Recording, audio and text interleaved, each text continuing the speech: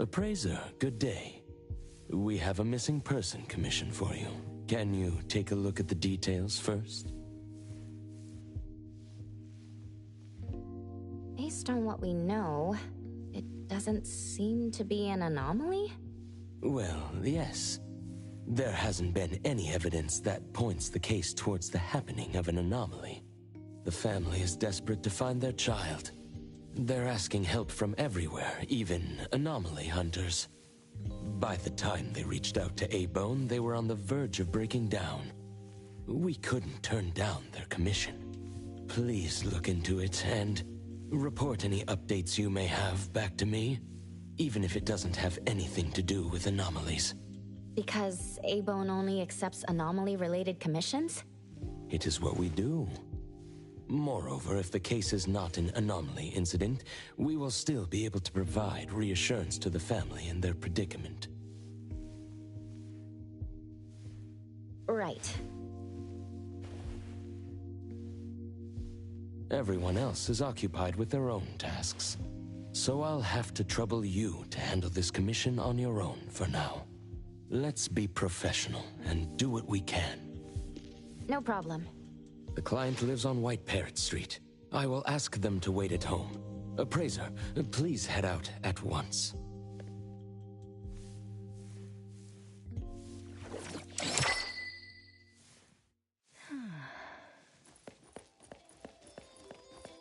Leave it to me!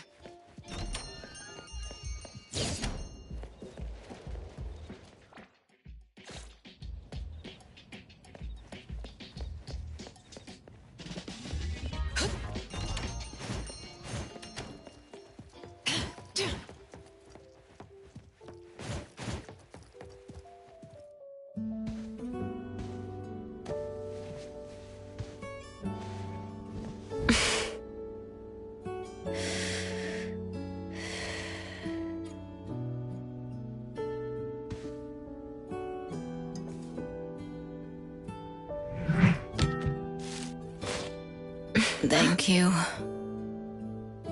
Get some good rest, boss.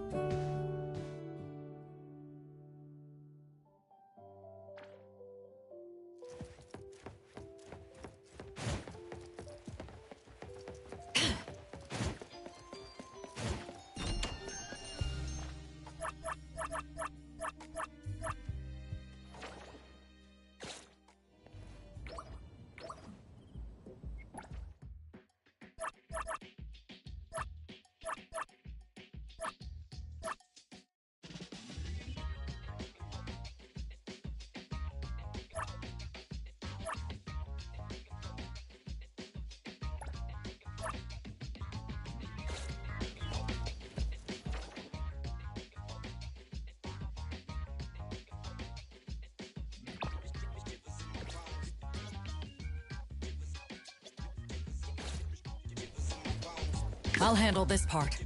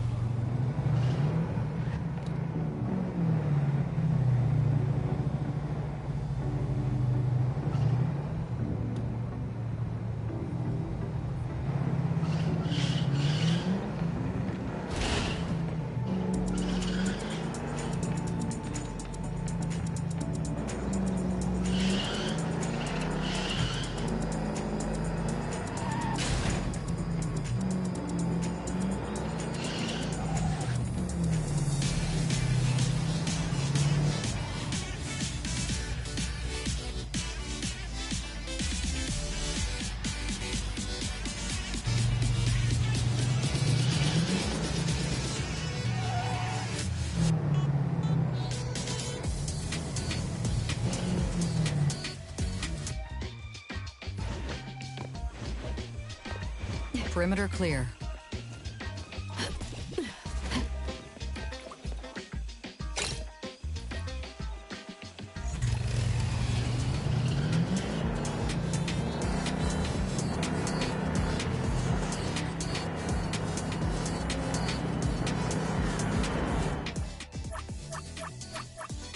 Clarity.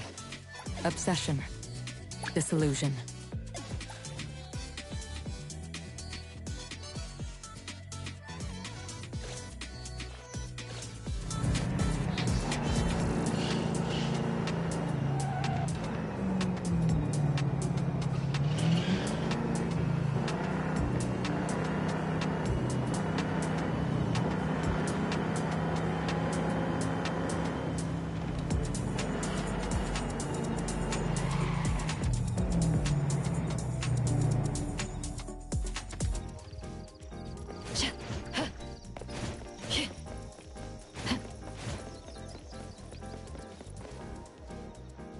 It should be around here. And that should be our client.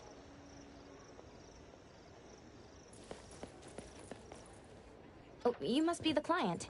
I'm from Abone. You're from Abone. You must have known already. Our son... Our son... Take your time. I'm here to help. Yes. Thank you. Please, come in and have a seat.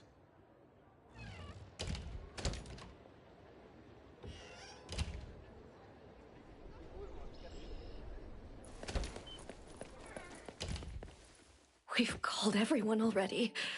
What are we gonna do? The anomaly hunter is here. Come on. Let's pick ourselves up and tell her what we know. Let me see. Your child, Maiyue, had gone missing since yesterday, and there is yet to be evidence that confirms the case to be an anomaly incident, correct? We've looked for him the entire night, and we still couldn't find him. There's no news from the security office either. That's when we decided to turn to anomaly hunters. Oh no. What if he really did run into a dangerous anomaly? Oh no. We just hope he isn't involved in an anomaly incident. We want to find him before it's too late. Please, help us. I'll look into it as soon as I can. But I do have a few questions that need to be confirmed before I get there. Thank you.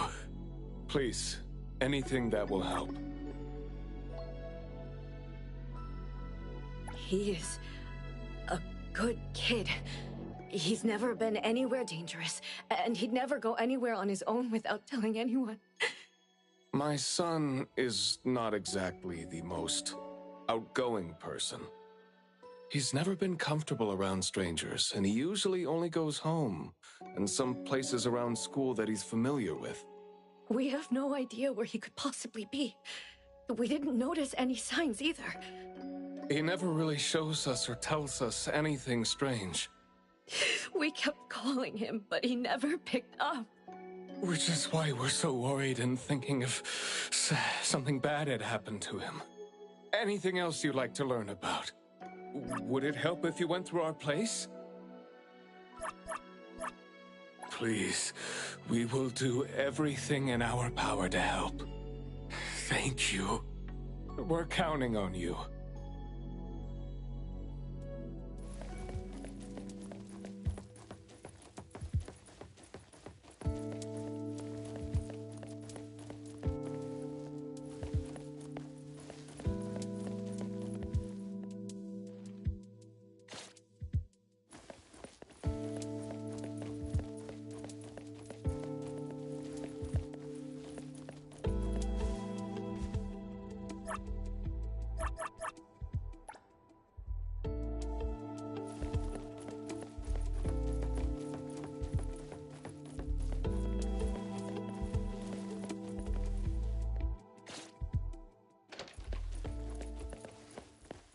I'm going to investigate the places that Maiyue often visits, but you two should rest now.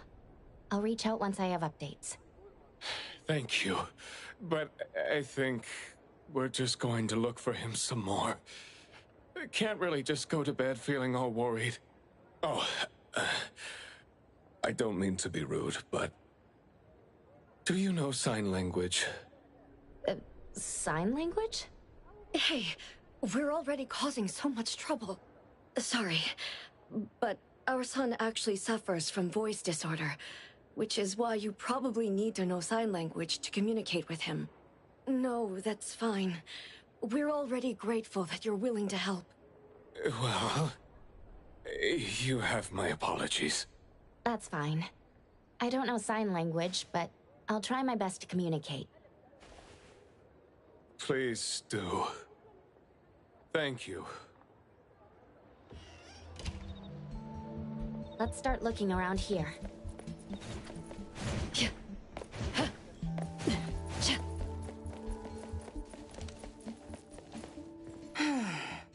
Poking your nose into people's families, huh? Oh, you came to help. That's a pity. I have no idea, and I don't know how I can help. Are you close to Maiyue? We make a pretty nice neighborhood. People here know Maiyue. I don't think the boy is unable to speak at all. He's been suffering from language impairment since he was a kid, which is probably why he just avoids talking and the embarrassment. Heard that he's been talking less and less since he went to school. Avoiding attention? Huh. Speaking of which, I don't think I've ever seen him start a conversation at all. The family communicates in sign language, and I guess the boy's parents learned it for the boy. I see. Yep, they share a very special bond, the three of them. Oh, there is this one thing I remember about them. There was this one time I made the boy some extra food because his parents were too busy with work to cook for him. And guess what? He gave me this flower card he'd made himself, just to thank me. And boy, was I touched. This really reminds me of those ungrateful brats of mine back home. Sounds like a good kid. And there was this one time when we were trying to organize an event for people to adopt green space. Oops, you came to look for clues to find the boy, right? Guess I should let you go already. You have my prayers.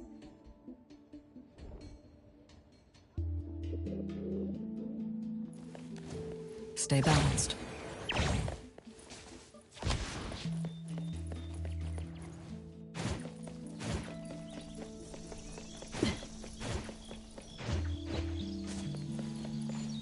Excuse me. I'm looking for this boy by the name of Maiyue. He went missing. We actually heard about it through our community news yesterday. Makes me wonder where the boy went. We currently can't say for sure if he's lost or if he was caught up in something. Are you acquaintances? Oh, of course. We take good care of this community garden here. The boy always puts his heart into it, day after day. He came up with all these nameplates for the plants with their information on them. He doesn't really talk, but he never slacks. Does he enjoy gardening? I guess so. He comes around every week from the florist with something. Would you happen to know where he might have gone? He doesn't seem like a kid who would just run from home and make his parents worry about him. And we didn't see anything out of the ordinary about him. I see. Thank you for sharing that. I should probably try my luck at some of the shops he usually goes to. Guess I'll hit the florist first.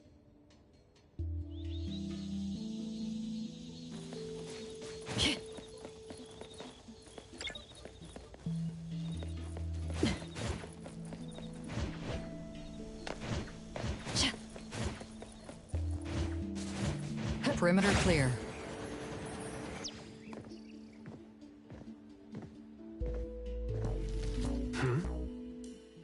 Oh, look who it is.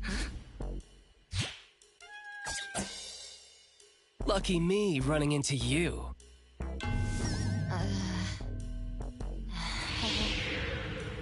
Hey, why the confused face? Don't you recognize me? Captain Baita? Bingo! I knew you weren't that cold-hearted. Oh, man. Ever since, what, the incident in New Helios? We haven't had a chance to talk, right? Settling in Hetero but not visiting the Bureau to see me? As a friend, I've been keeping an eye on you. I didn't think we were that close. He did most of the talking back then. Can't say we really hit it off. Huh? Not close? Ouch! Fighting side by side means so little to you, huh? But thinking back, we didn't really get a chance to know each other better. What a shame. But hey, it's never too late to bond now. It's high time for tea. You could join in. Come on, join in. Thanks for the invite. I have a commission to handle, though. Oh, already on official work. She put you to work so quickly. That is so her. He's talking about Hattori? Write this, stamp that, approve those, record these, rules, rules, rules. Just lovely in the bureau. Otherwise, I'd welcome you with open arms. Thanks for the offer. Maybe next time when I'm free, I'll be glad to know more about your story. Oh, don't rush off just yet. Since you ran into me, let me give you some advice as a senior. Looking confused but letting valuable info slip by isn't wise. From this commission onward, use everything around you. How about it? You're talking about yourself. Won't it trouble you? Oh, I am touched. You see me as a warm-hearted person. With that, I'll definitely help you. Plus, your task seems more important than tea. So, what's your commission? If you don't mind listening. So this is the deal.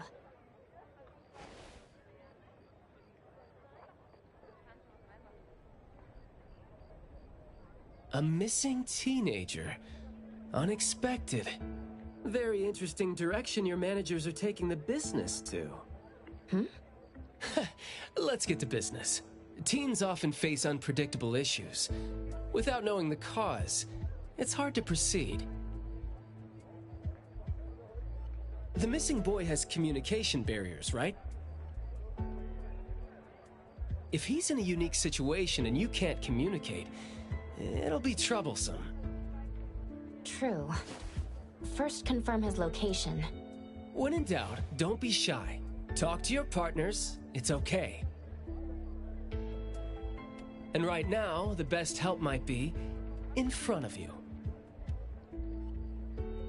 Huh? I know sign language. You do? Life's tough. More skills help.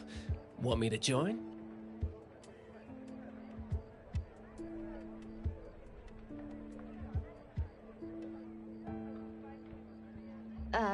Having your help would be great, but won't it be inconvenient for the ETD to be involved?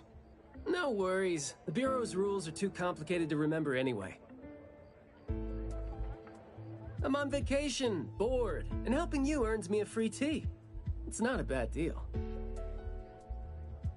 If that's the case, thanks. Haha, that's the spirit. Where to start? The boy often visited this florist. Maybe there are clues we missed. Then, we'll go to the school. Let's go in then.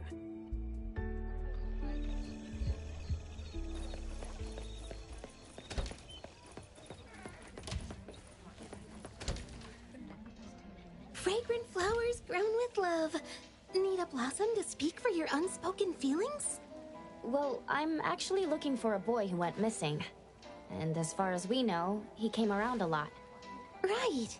His parents actually came here earlier, too.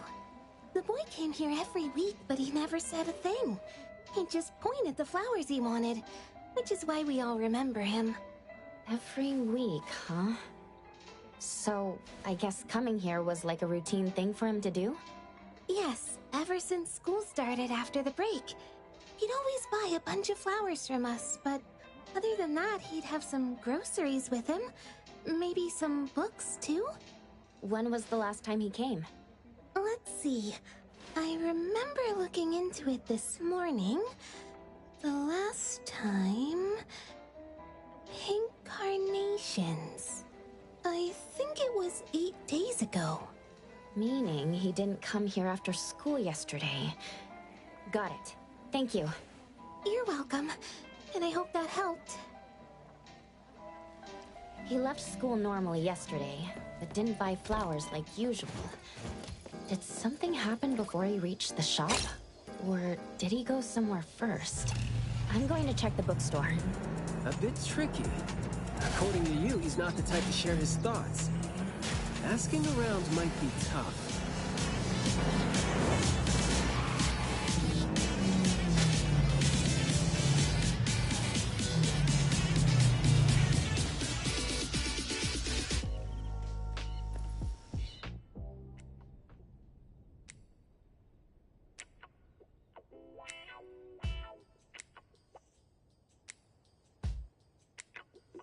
Oh, here? Maybe I'll sit this one out. Why? Yeah. Well, I'm allergic to the smell of books. I'll look for clues elsewhere. See ya. Huh? Surprised to see you here. Good afternoon, Skia. Afternoon. I heard you joined A-Bone, but haven't had time to visit. Must be busy in ETD, huh? Part of the job. If I didn't have to waste time searching for the missing captain, it would be easier. Captain? Captain Baitang? Yes. We were to handle something together, but he talked his way out. Oh, I'm sure my trusty lieutenant can handle it alone. I'd be a burden there. And now he's nowhere to be found. Baitang.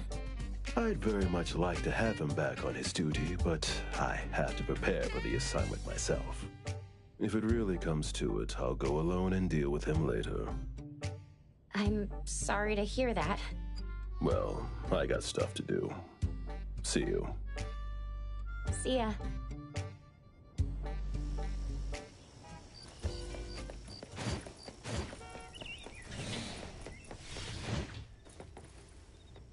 The boy in the picture?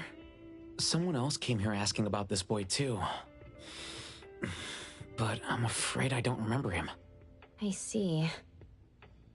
I mean, I wouldn't remember anyone like that since we get people reading books quietly here all the time. Guess you do have a point. Well, thank you anyway.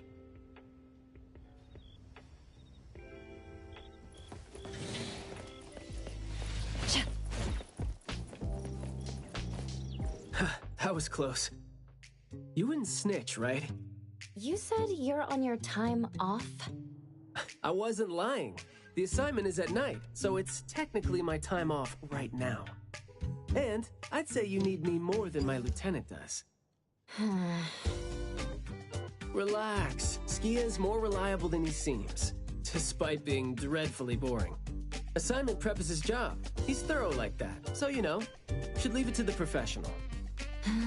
Excuse for skipping work. Going to the school? Well, we better hurry. School's gonna be off soon, right? We're gonna miss it.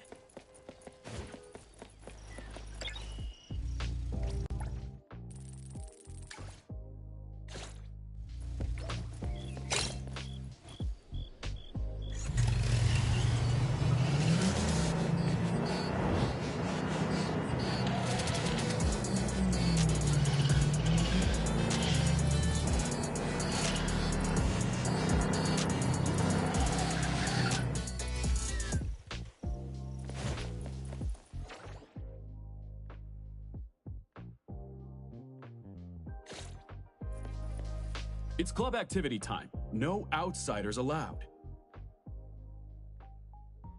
If it was an ETD mission, we'd have free access. Unfortunately... Maybe we should contact the clients and have them speak to the teacher. No need for that. Follow me. Is this, There should be some hidden routes students use to skip classes, right? We don't need to exert too much effort. Clever use of shortcuts can save us a lot of time. This is also a senior's wisdom. That doesn't sound... Look, footprints going in and out. Seems like a frequently used escape route. Let's quietly climb in from here. Just be natural. You don't want to be flagged and brought on a trip to the security office.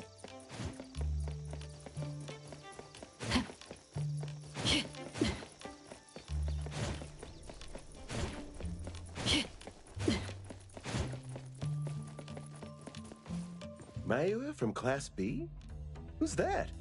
I know him, the quiet guy. Oh, the dude that came last semester.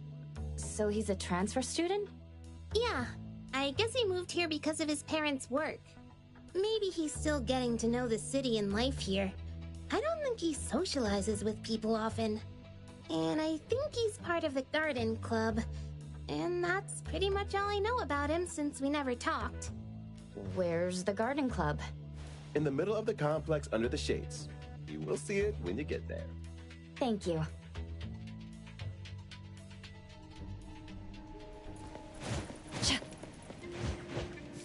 Stay balanced.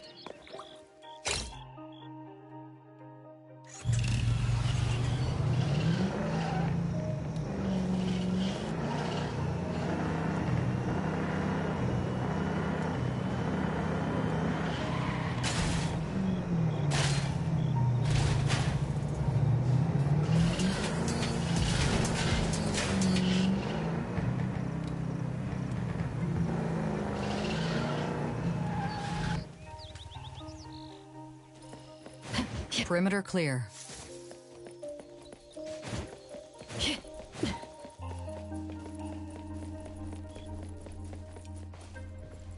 The school's club activities include quite a variety of interests, huh?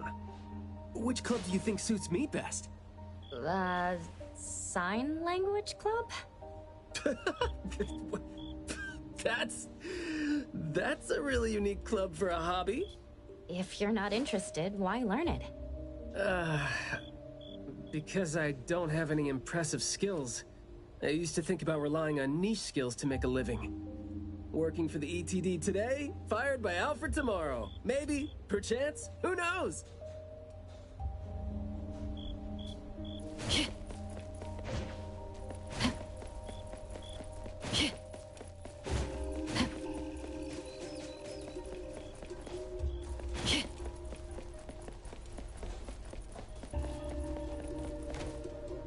Oh, so you're here to learn about Maiyue.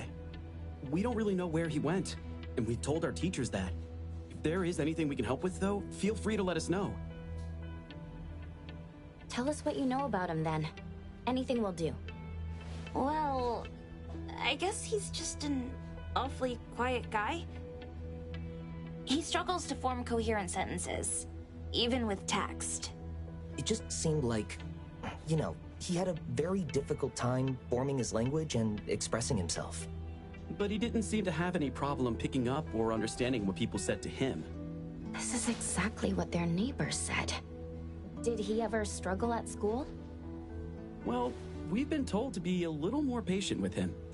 I don't think anyone would purposely give him a hard time. He was a really nice guy. He was in charge of growing the flowers in the club, and he actually put his mind to it. He'd give the flowers as gifts to people who were nice to him. It might sound a bit too self-conscious. He probably did that because he thought he always made people go out of their way to look after him. But other than that, we didn't notice anything else about him. I see. Thank you. Nothing really stands out there. Should we talk to their teacher then? I mean, it might be a little awkward since we came sneaking in, but... Don't sweat it. I'm seeing two kids over there. Let's give them a try. Guess I know why Maiyue never really spoke now. He stopped talking for way too long, and his vocal capabilities suffered as a result. He only seemed like he didn't want to talk at first because he had a hard time expressing himself. But that took a toll on his vocal capabilities as it went up. How did Maiyue go missing, though? We were still here yesterday, talking about how we were going to buy some more exotic flowers. Huh, yesterday. What else did you guys talk about? Teenagers never run out of things to say.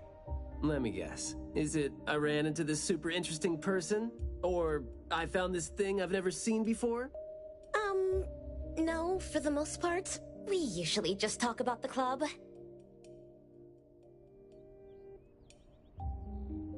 Let's see. We were trying to find out if we could ask the school to give us permission to grow more kinds of anomaly plants.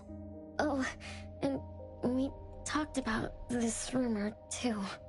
Oh? Rumor has it that there was this kind of flower that's unlike anything we've seen before.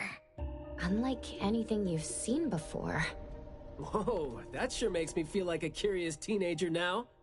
Well, it's just that rumor has it that there used to be a strange flower that grew by feeding on true, heartfelt emotions, and that somehow it could transcend language itself to convey those feelings. But a rumor is a rumor. Wouldn't be surprised if it turns out to be some kind of new marketing stunt. Ah, I like how the two of you don't just blindly buy into stories like that. Well, where did you hear about it? From my grandpa. He didn't know much either. But the story is apparently based on this deserted manor in the suburbs of the bridge crossings.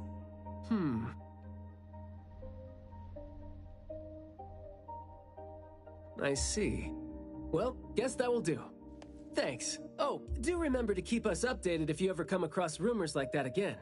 See, you really need things like that to spice up your life when you're a grown-up.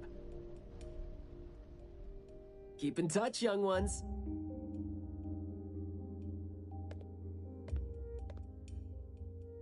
Huh? What a weird guy. Thank you for the information.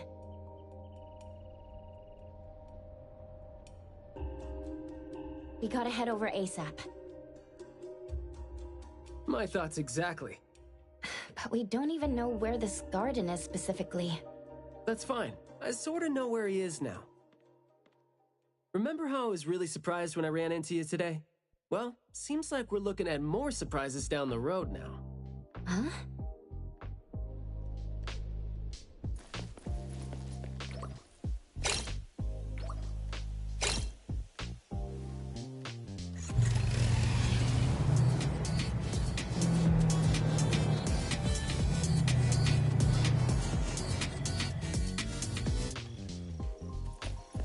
Stay balanced.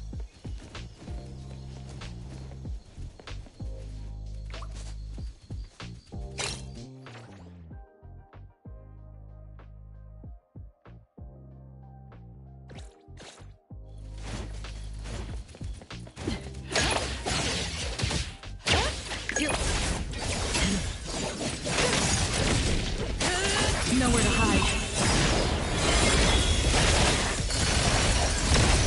Friendly fire! Let's confirm it. Blessing or a curse? Hand over.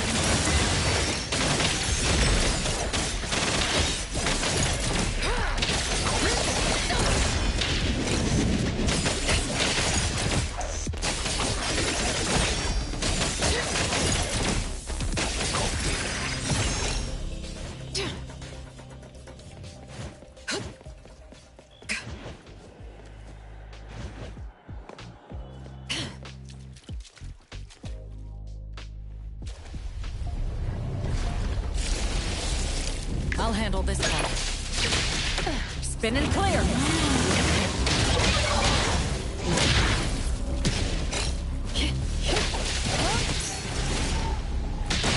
Here I come!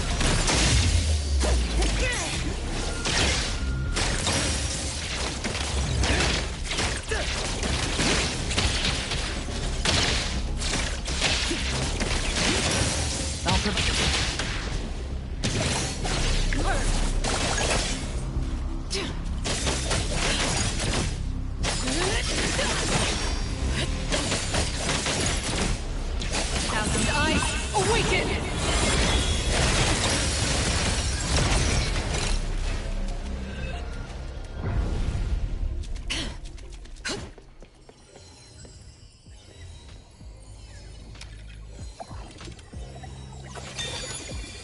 A pleasant surprise. That place is...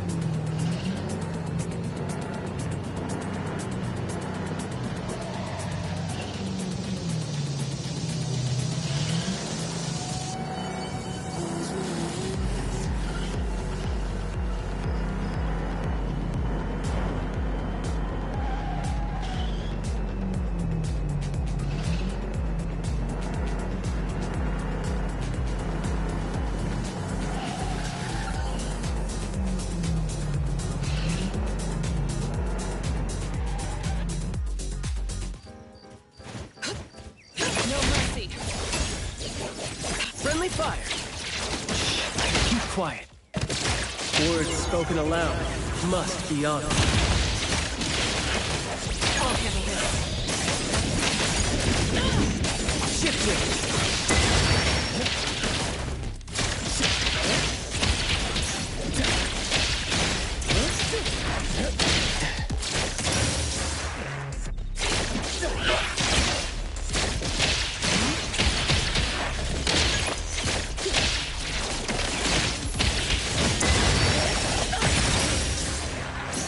I'll provide backup.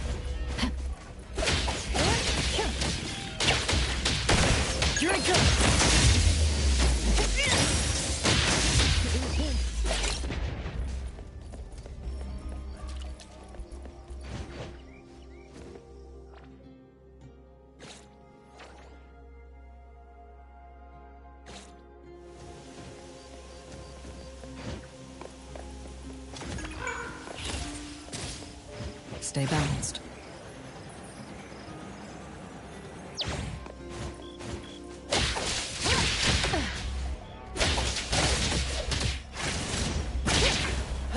Clear on time.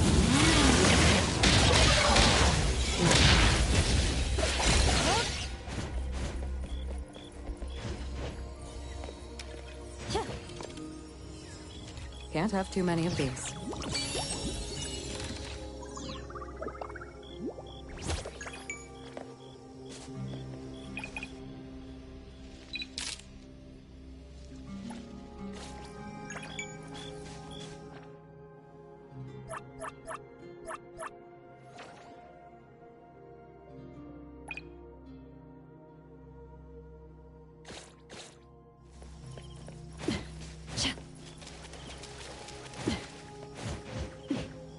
Perimeter clear.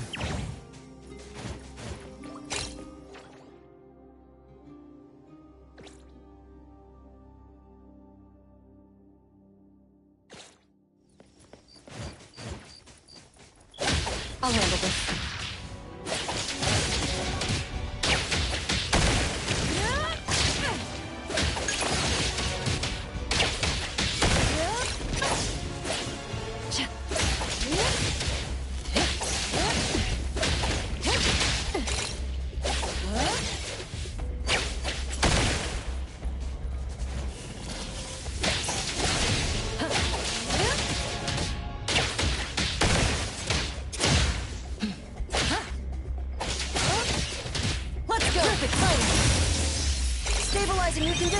It'll be fine soon.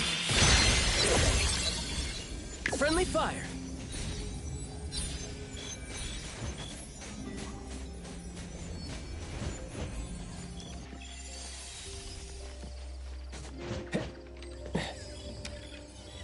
I'll consider it my overtime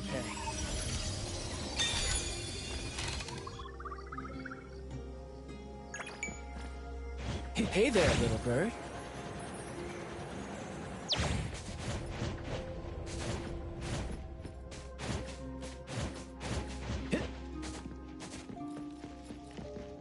Well, well, talk about range.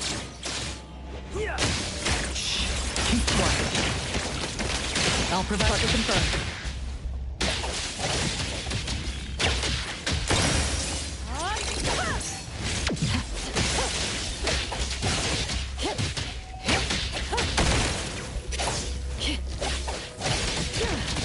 Spin and clear.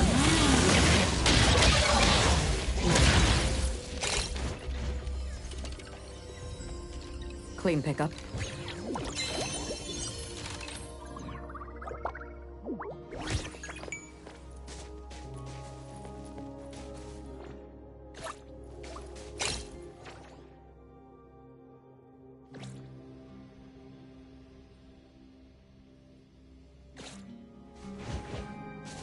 Stay balanced.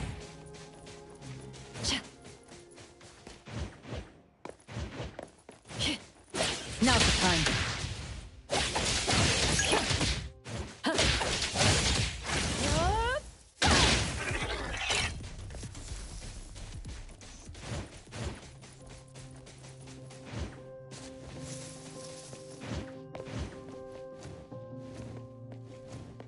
Perimeter clear.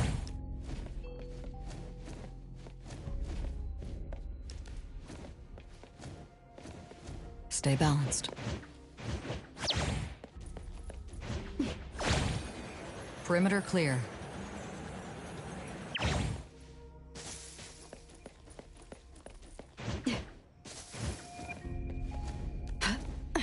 Stay balanced.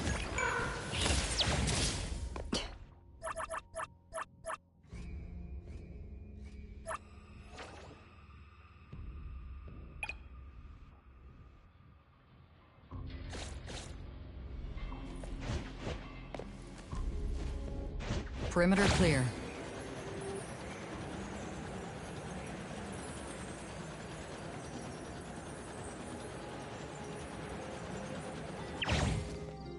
Stay balanced.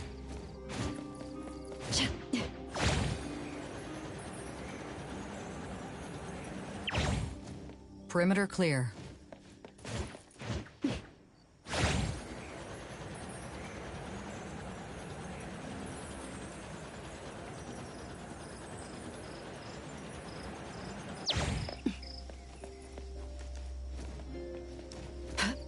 Stay balanced.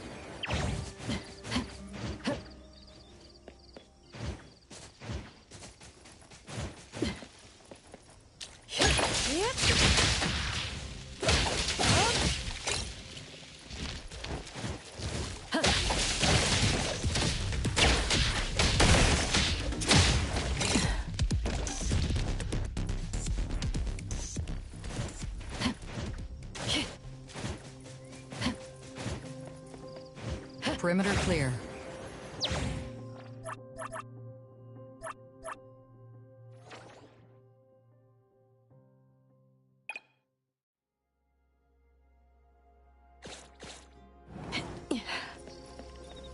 Hey, Skia!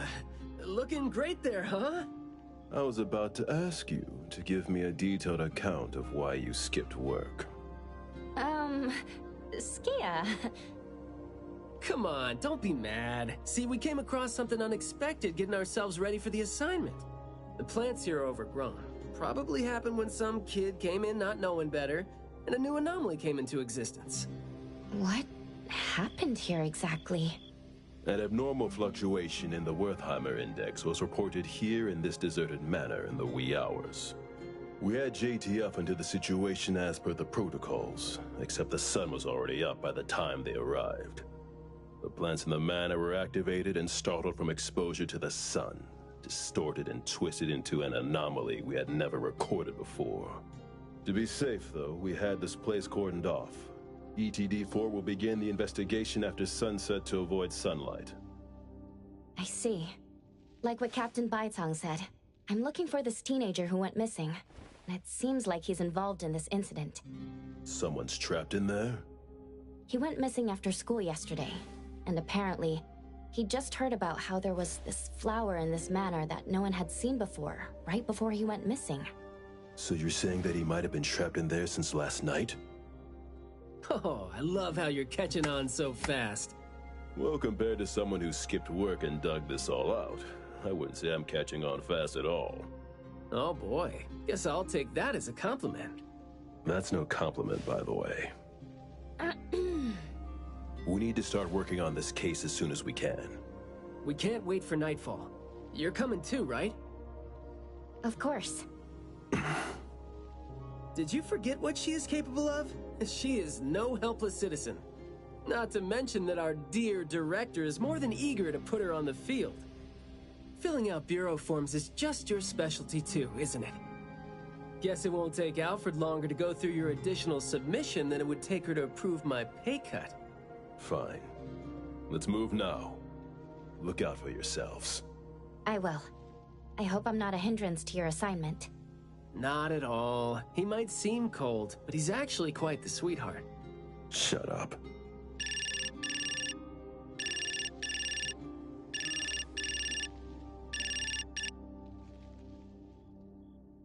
Hey.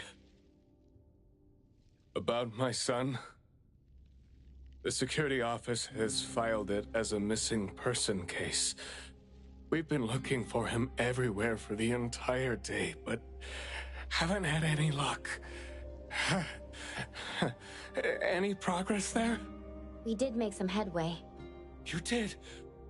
Where is he? What happened to him? Is he doing okay? What exactly is... Sorry, but I can't say anything right now.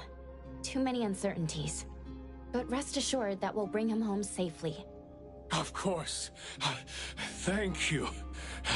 Thank you so much. If, and I mean if, our boy went missing because of what's been on his mind, if you do see him, please bring our words to him. No, wait, never mind. I think we should just tell him what we want to tell him when he's back. We should leave this to you now. Thank you. Ah, you didn't tell them anything that would set off another panic attack, rookie.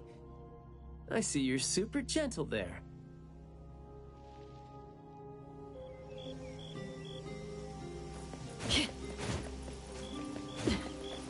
This place is so green it looks anything but deserted. The air smells a little nauseating. But as far as the plants go, I'd say whoever picked them does have good taste. They have a bunch of plants that seem hard to keep alive, and they seem like weeds now. But at least they're partially similar to your normal plants. They become less active at night, for instance. If you don't want trouble, be careful not to disturb them. But this is a novel anomaly, right? Should we try a little something and see what we can learn about its nature and how it works? Sounds like you're just trying to find an excuse to be loud and noisy there. But I guess you do have a point.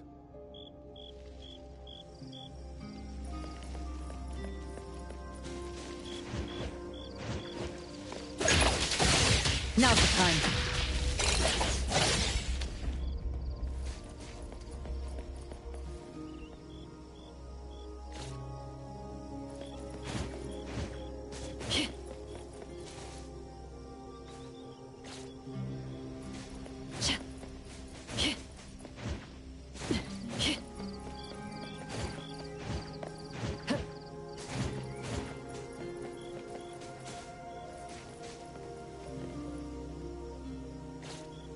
That glass house over there.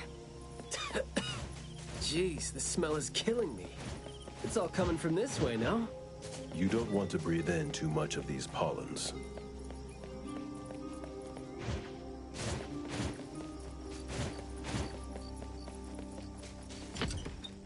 Hard to get over there from here. Are there any other doors?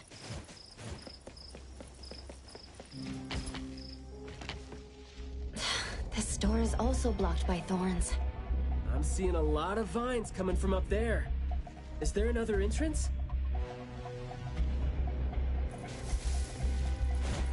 Stay balanced. I'll handle this.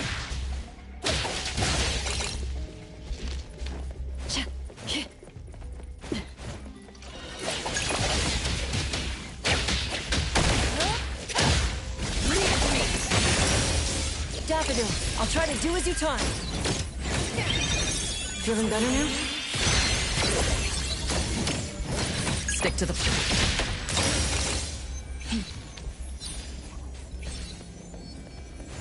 Friendly fire!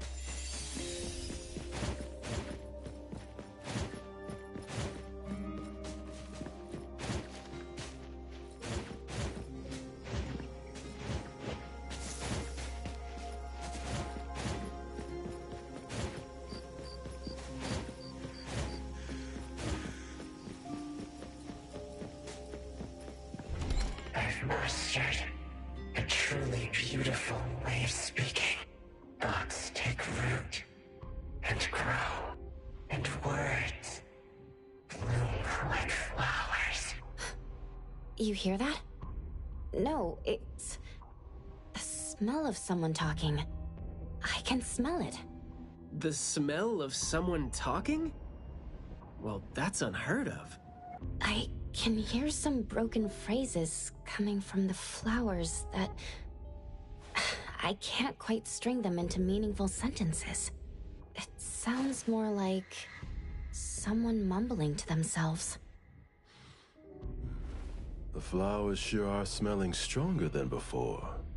Skia, is the dope fursuit the only thing you got from your ability? I mean, did it sort of, upgrade your nose? Hey, don't be so upset. I was just trying to lighten up the mood. But, well, I'm not hearing anything weird either. Guess this is your anomaly perception at work? I can tell this place used to be luxurious. Let's take the chance to look around? Long story. Just say whatever that's on your mind. Manner is the master's elegant and solemn hall. Family members are decorations that are exactly where they should be. You should try to behave and talk as elegantly as a flower. Restrain yourself with the vines and discipline yourself with the thorns. Not a single bit of noise. An absolutely quiet place. Noble families that were highly regarded once lived here. And now, people don't even want to joke about them.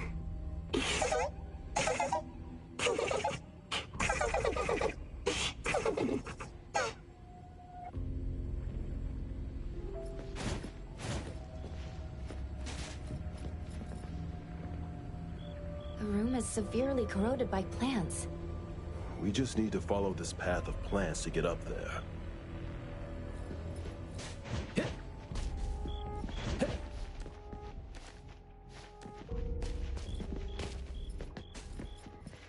It's a little dark here. Watch your steps. Skia, can you take the lead and turn on the lights? It's glowing? What did you guys do? Guess it's because I spoke too loud and accidentally set off some reaction. Want to try saying something else as a test? But I thought we're supposed to be careful with what we say so we don't get attacked again.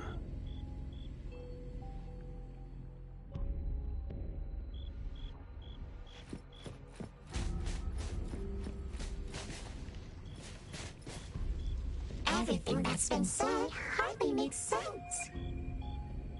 Love between siblings doesn't come with a color or smell and can't be used to decorate the garden or the house. Master is completely useless when he's old and bedridden.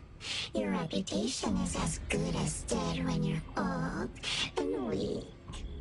Who amongst the children is the meanest and most malicious? We'll have a good time squeezing money out of the dead man to make up for their lost childhood. This flower sure looks like a talk tube. Should I... Hey! Don't you think those few branches over there aren't looking too safe to be around? Seems like they can just corrode the plants around them. The desire to destroy. It was quick to react to that. Corrosion that works this fast?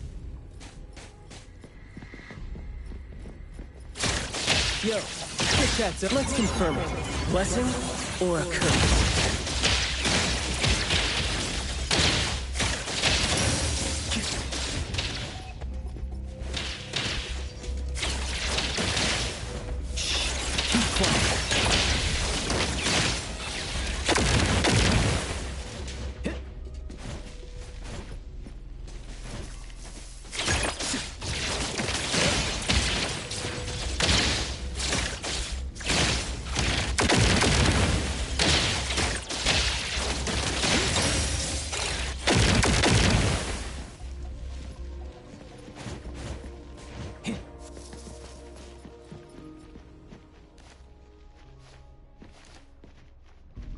Hey there, little bird.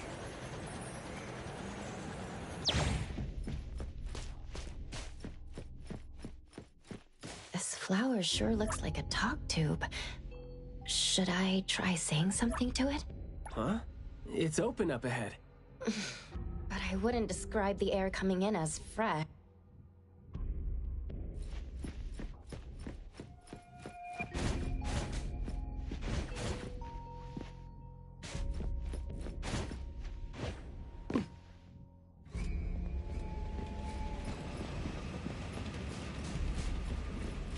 You aren't welcome. It's moving. I just heard it again. I mean, I just smelled it again.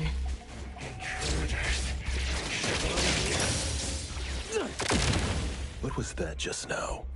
This secret tunnel sure is something.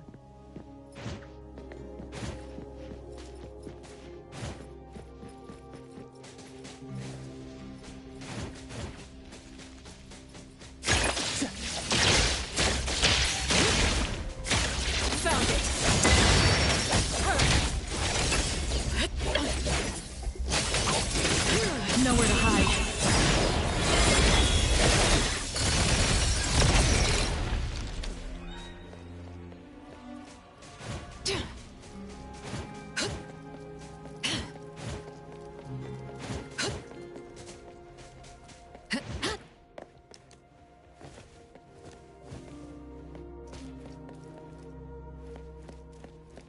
This flower sure looks like a talk tube.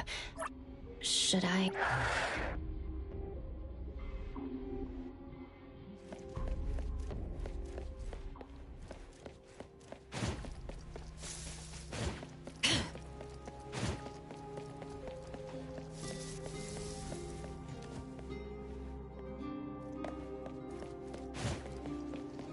This flower sure looks like a talk. Do not say. Guess I'll have to find out myself.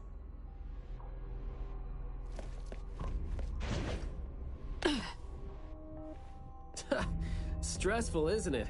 Must have been a struggle for the kid trying to live with a family like this.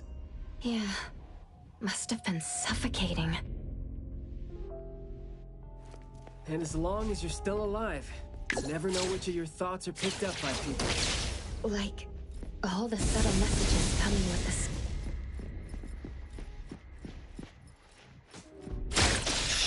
Keep quiet. Saw it coming.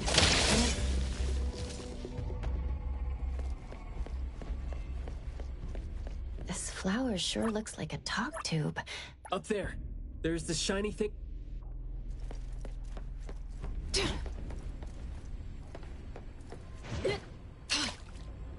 Truly full of life. For me, though, dealing with living things is a bit easier than non-living ones. You should save your strength. Let's look elsewhere for a way to clear the path.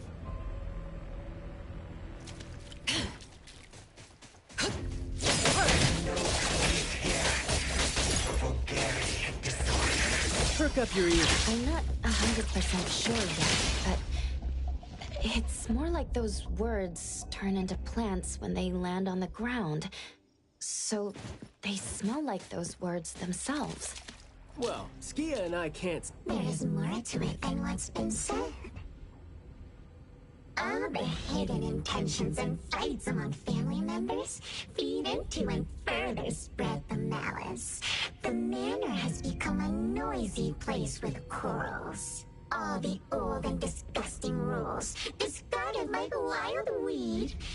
Master has a new wish. After that, silence is back upon the garden, and all the noise-drained plants. The garden is a place where Master commands absolute power. In a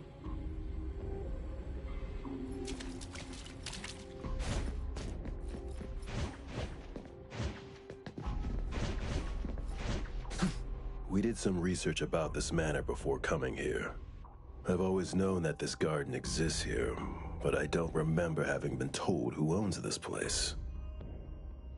Poof, this place seems old, judging from its interiors. And it's super dusty, too. Don't think anyone wants it. It's probably just been left to rot here because people think this place is too far for redevelopment. Intel reveals that this house belonged to the Serenetti family hundreds of years ago. The family's descendant, who is also the owner of this manor, does not live in Hethero. The BAC Intercity Affairs Department has been trying to get in touch for the entire day, but to no avail. Would have been nice if we could ask them a few questions, which I'm sure would have been better than nothing. I think we're on our own to figure out their behavioral patterns now. Should we try to share what we already have figured out? I can feel the energy of an anomaly that's spreading out from the glass house toward every corner of the manor. These plants that underwent rapid growth are like the arms and legs, or sensory organs, if you will, of the manor. They can hear and understand what we're saying. They're language organs at the same time, right? Do you smell the language and the scent coming from the flowers too? Probably not as strongly as you do, but these flowers here are indeed spreading the emotions they're meant to represent. Anger, malice, and unwillingness to have their inner worlds looked into. Yep, my thoughts exactly. The pollens are suffocating. It's almost like our throats are being constrained by something.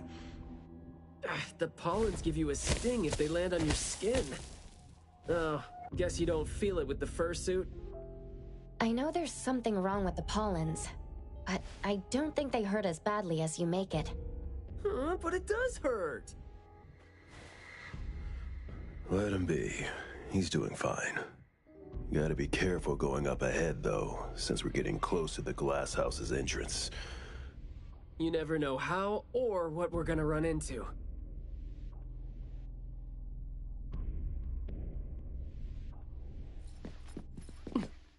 Long story short, conflict spreads like pollens, and malice comes oozing out like poison. Some had formidable thorns growing out of their throats, while some had their ears swarming with pests. Some of their teeth came falling off with the rotten fruit, and some had their tongues twisted off by the vines that had infested them. A family raised with hard work and a house that once made him so proud. Refined, elegant, beautiful, stunning, marvelous work. Truly enviable. Family bliss, family bliss. Harmony, harmony. Wishing you happiness. Wishing the whole family happiness. Wishing the whole family happiness forever.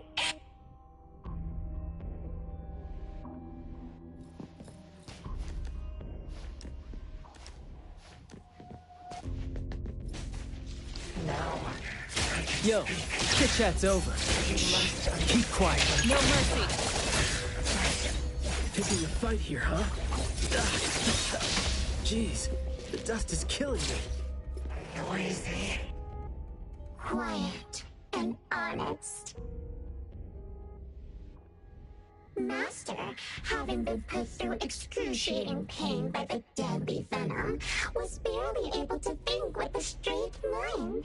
In his last days, he still cried for all those compliments and good things he loved to hear. No one was there. No one was there to tell him, "You've worked hard for this family." But we all become nutrients anyway. We squeeze Master dry down to his last gulp of rotten breath. There is no chance to make ourselves hurt anymore. This is a regretful, happy, and satisfying end. Sorry, we're not supposed to tell the world about what happened in the family. All these... We're sorry. Master never allowed us to talk about these things. We want to say it. We must say it. We have to say it. So, we said it. Did we say it? We said it, right? We said it. We said it. We said it. Just because these feelings and thoughts are never expressed doesn't mean they never exist, right? The human animal seeks connection. As long as we're alive, our thoughts and feelings always find a way out of our minds into the external world. And language has never been the only way our thoughts and feelings show themselves. What was that just now? This secret tunnel sure is something.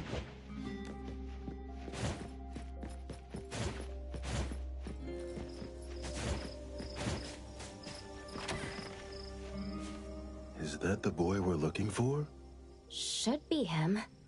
No, not that. I've already become something new. Don't you think you can hear what he's saying now?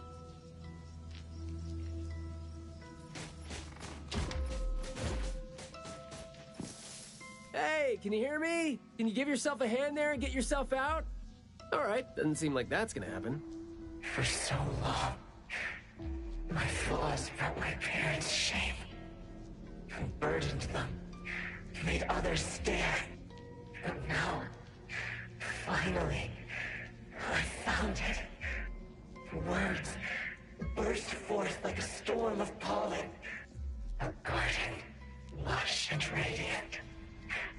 I will stay here and live as one with it. I thought we were here to save the kid, but it seems like we're not needed here. He's not thinking straight. Listen to what he says, and it's clear that he doesn't mean to say any of these. I can feel the nexus. It's around Mayue. Wait, no. I think it's inside him. I'm almost sure that something is making him say these things. This anomaly has run deep in him. Yes. See? These roots here all feed on his body. They might not have grown directly out of him, but they definitely seem connected to something inside him. When he talks, I can see slight vibrations traveling to all these plants here at the same frequency. Well, to sum it up, if we just destroy these plants, it's going to put Mayue at risk too. Let's try and see if we can come up with a safe way to reduce the degree of coexistence between him and the plants. I don't want to. I don't need you. Don't interfere with my rebirth. Wait, you don't want what? Why is he not saying anything now? Did he give up trying to communicate? It's not necessarily what he meant to do, of course.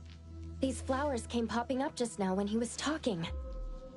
These are rock roses, and their florography means sensitivity and rejection. Right. Language is not the only way we communicate, like you said. He's trying to tell us something with these flowers here.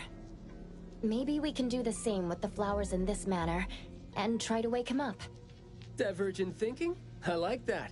I'll tag along. I'll stay here then, in case things get worse. The florist said Mayue would bring a bunch of fresh flowers home every week, right? Did he visit you yesterday to find a unique flower that...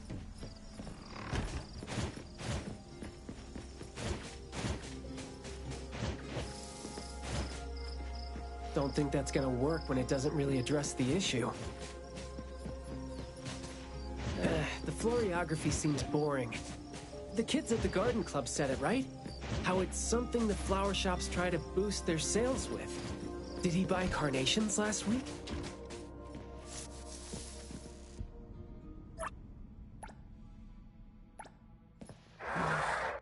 Not this one?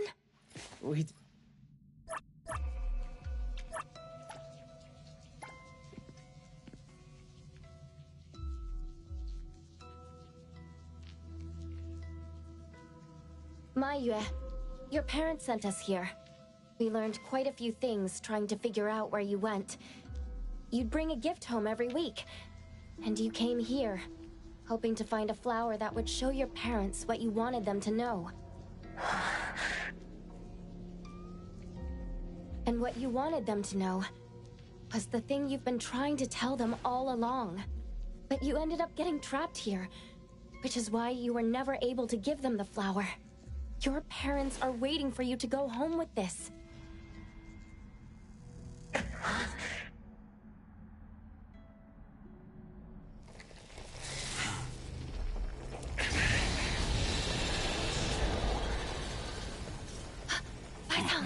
Look, didn't we agree that I'd be the one to communicate with him if we find him under special circumstances?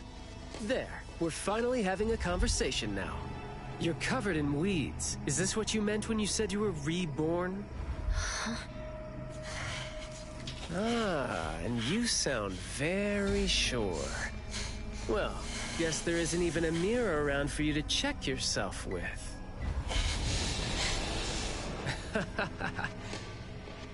Just kidding. Guess you've made up your mind to never show up again on the streets of Hetheros, yeah? Wait. Or were you just waiting for your parents to come here for you?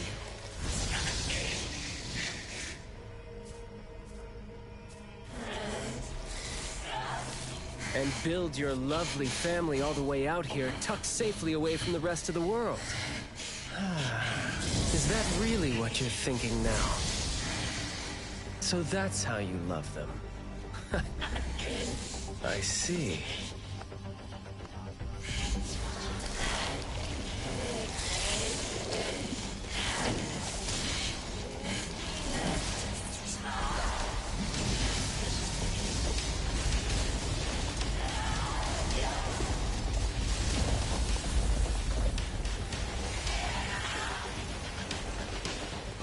If you think I'm wrong, well, why don't you do the talking instead?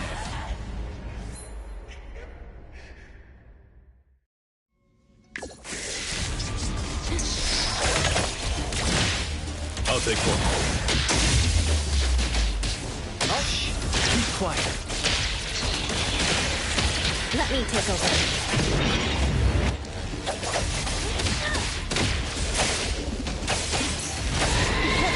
Friendly fire!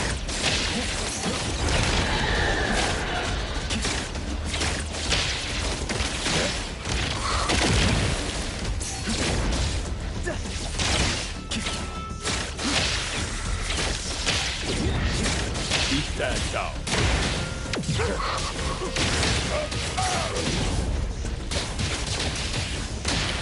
All in a day's work.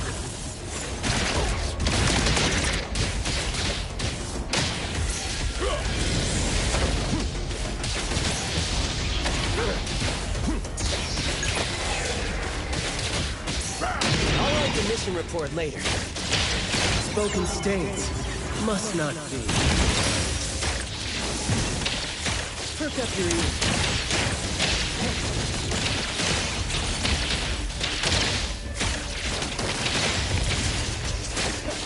Nothing more than a pathetic bunch of weeds. Makes me want to laugh and mad.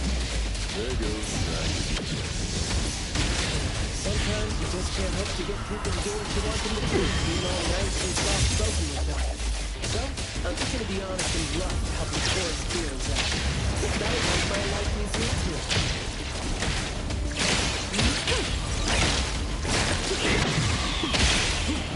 Let's confirm it. Blessing or a curse?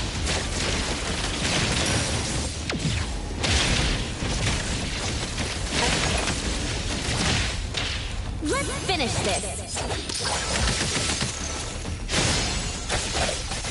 Providing back. Stay out of time to take a harder approach.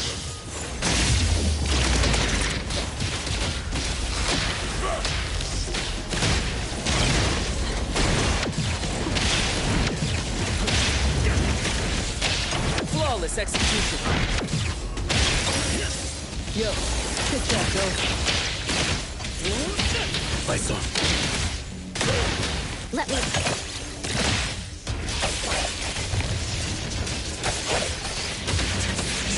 Engage.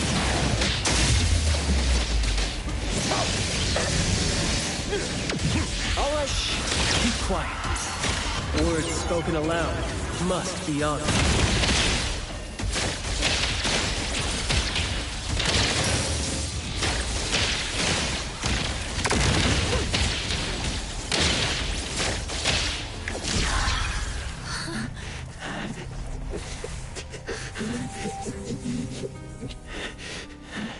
Is he trying to say something?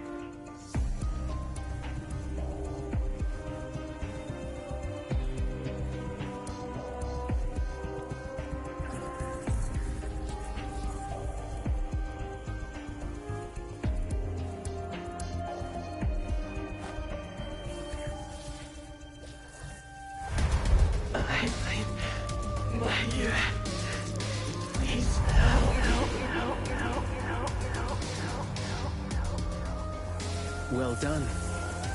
I heard your every word.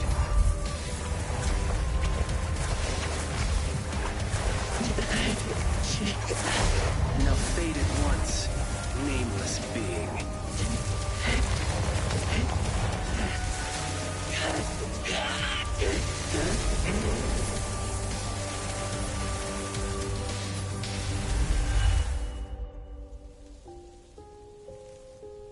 Well done.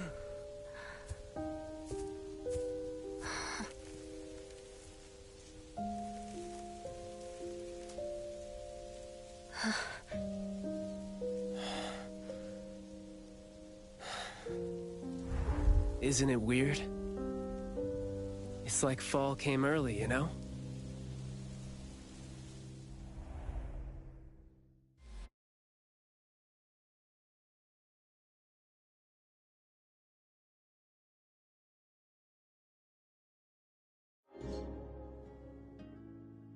I'm done with all these flowers and weeds here. Thank God we're leaving. How are you feeling? There were so many of them. Boy, was that a lot of work. The kid had a lot of plants growing out of him with their roots deep inside him, which is why we found him in such bad shape. Thank God it wasn't life-threatening, though. Yep, thank God is right. We still need to wrap things up here. Are you still good?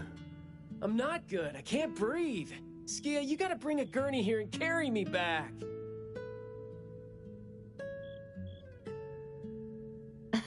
Looks like you're doing just fine. Since you're doing okay, get to your feet on your own and come back with me for the mission report. Hey, that is no way to talk to your captain when he almost died from a mission. So I see you still remember who you are. Good. Ugh. See? This is what I hate about all the red tape. Thank you so much. Good work. Hey, remember you promised to chat over tea with me? Yep.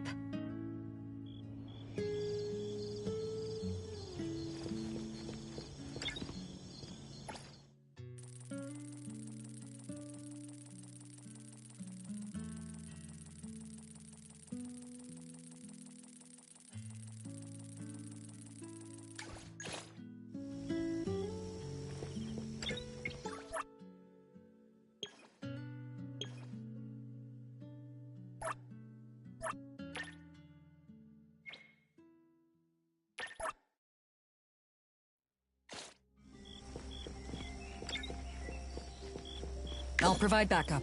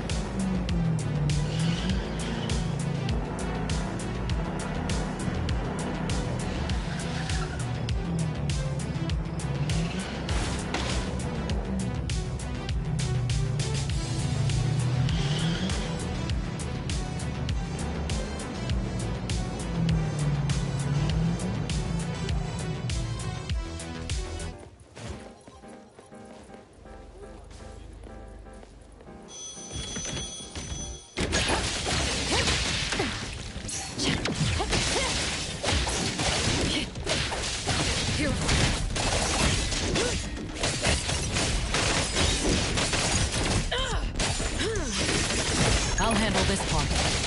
Shift.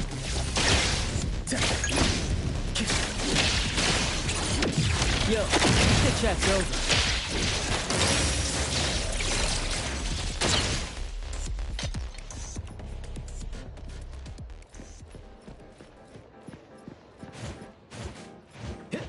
Well, well, talk about range.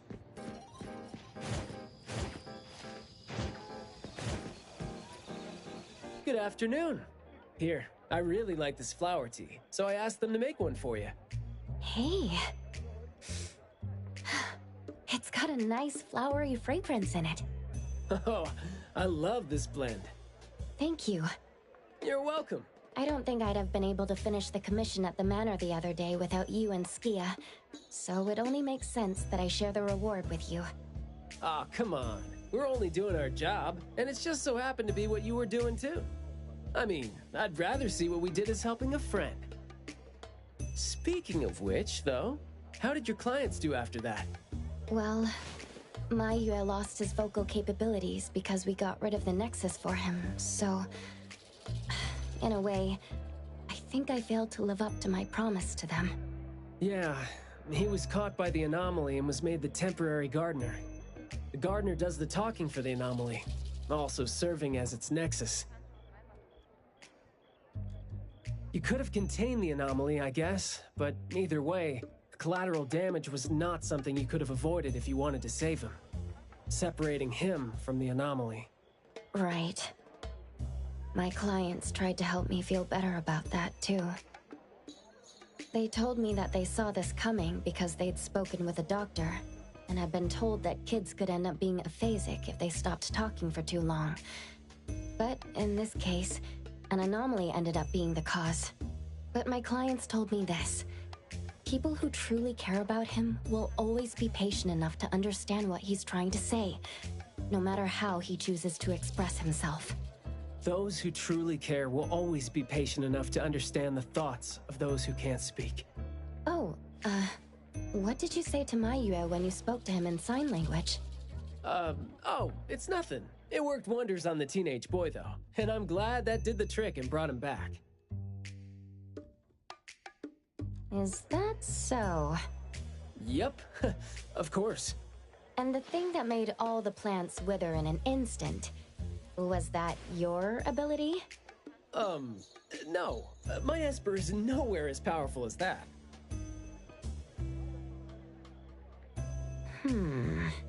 Well, fine. My ability is plant talk, and I had a meaningful and soul-touching conversation with the plants in the glass house through a frequency neither of you could pick up. I asked them to wither for a second to clear out a path for us to save the kid. Alright. Sounds legit. Here. Huh? He made this in bed in the hospital and asked his parents to give it to us.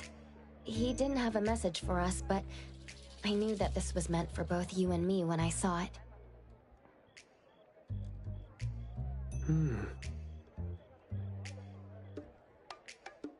To the big bro with a soothing voice. Thank you. I think this flower is more suitable when you're trying to thank your parents and teachers. Well, aren't you a good teacher? Yeah, I mean, in the end, people assigned meanings to flowers, words, and phrases. No need to fuss over it. So... when and why did he learn sign language? No, never mind. It's nothing. Huh. Even though you were totally going to ask me something? I decided to drop it since I didn't think you'd answer me anyway. But I like what your client said. How did it go again? When you do care about someone, you will always find a way to understand him. So, why don't you try caring for me? My answers might be right here. Okay. Understanding without language, huh? That sounds fantastic. Yeah.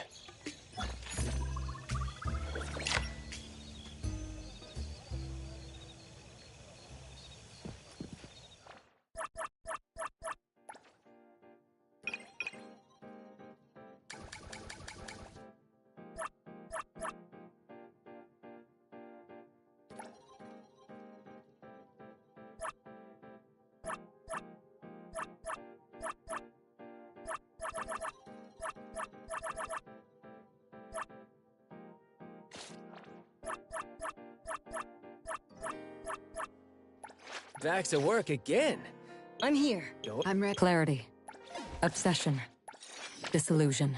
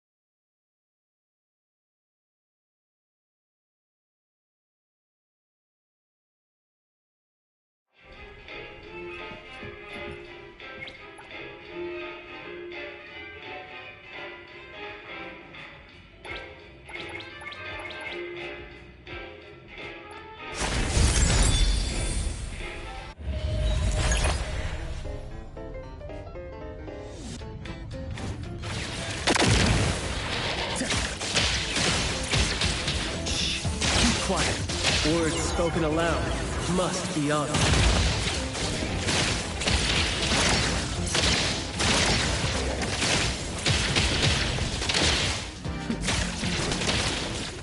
Leave it to me.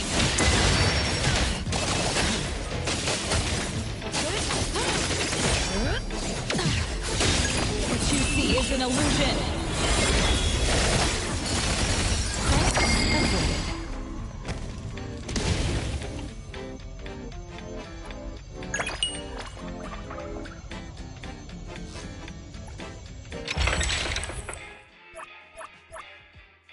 I'm ready.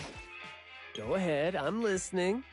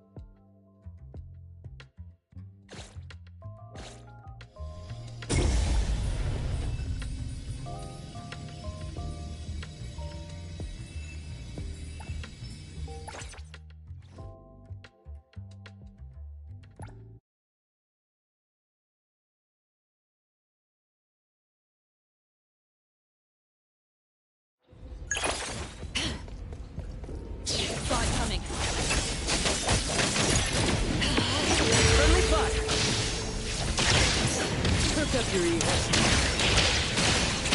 Here I come. It'll be fine soon. I'll handle this one. Target confirmed. Spin and clear. Shifting. I got careless.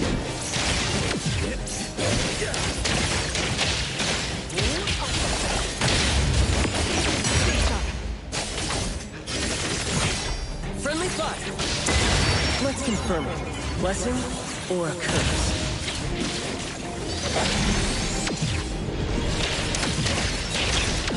That was close. Let's go.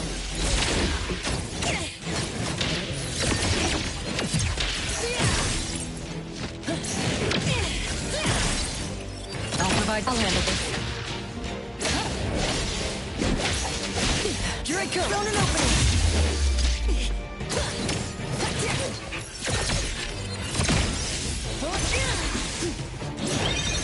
Feeling better now? Mio, get that though. Watch and learn. Shh. Keep quiet.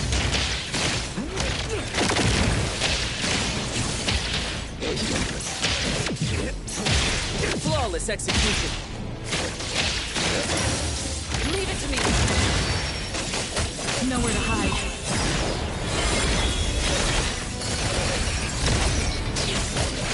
doing. I'll try to do as you taught. Right now.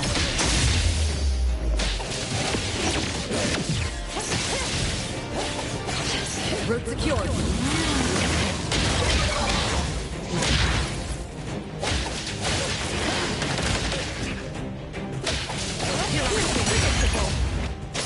Shifting.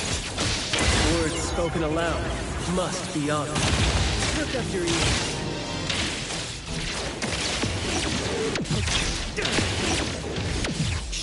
Keep quiet.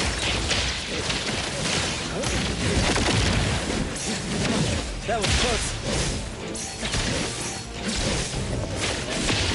That's it?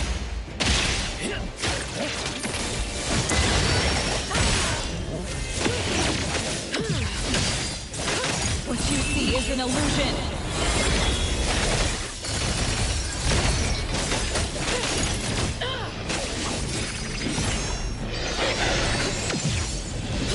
You don't know how to give up. I'll provide backup. I won't fall.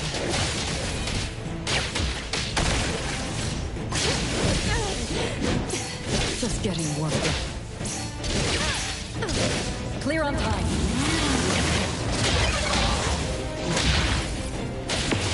One moment is enough. Me? Yo, good chat's over.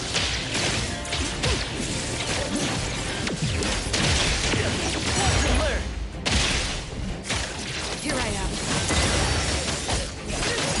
No mercy.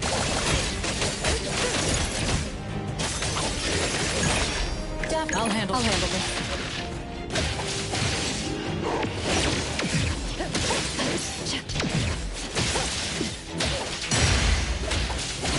As expected. Thanks for the waiting.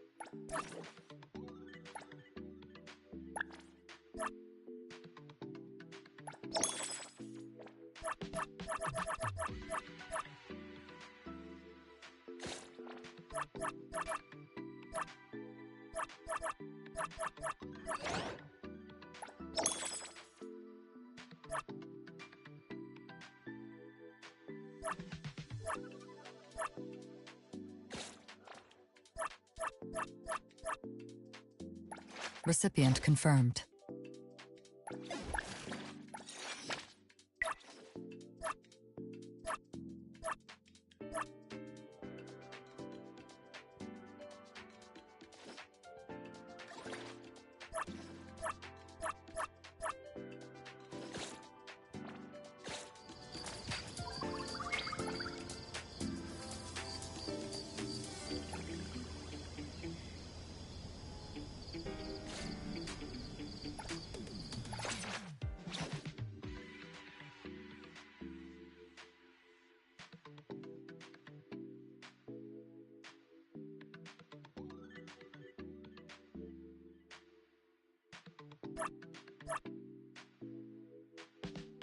Clarity. Obsession. Disillusion. Pleasure working with you. Invited guest here. I don't want this to be a wasted trip. Go ahead, I'm listening. What should we do today? What is it this time? Another new day. Back to work again. Don't worry, I won't run away mid-fight.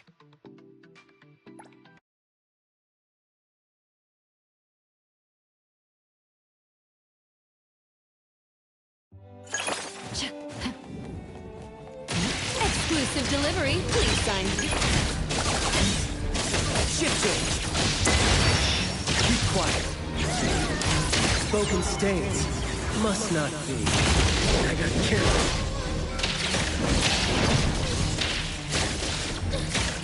Leave it to me. Nowhere to hide. Daffodil, I'll try to do as you taught. Shit, I'll deliver this one myself. Son for delivery.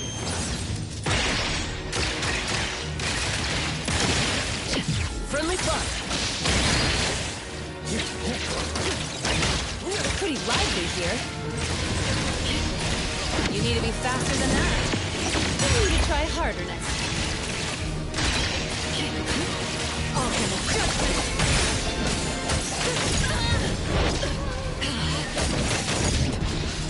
Daffodil, I'll try to do as you... Let me heal you. Shit.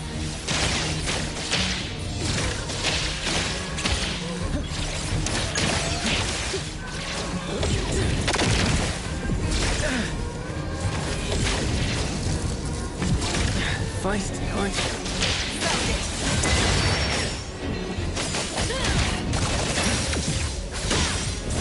What you see is an illusion.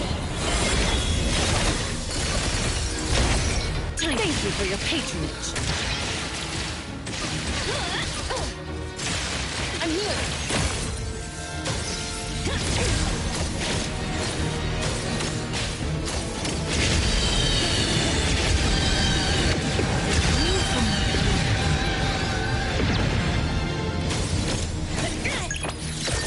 Intel confirmed.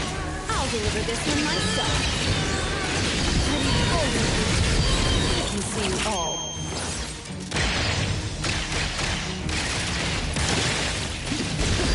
No big deal. Continue. Pretty bold of you. Daffodil, I'll try to stabilize your condition. Here, this should help. Thank you for your patronage. I'll handle this. Me? All right then. Yo, let's confirm it. Blessing or a curse?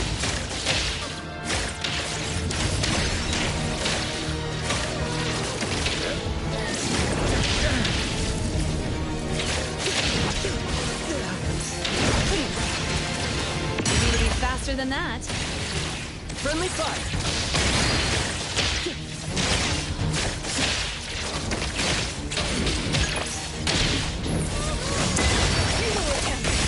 Nowhere to hide.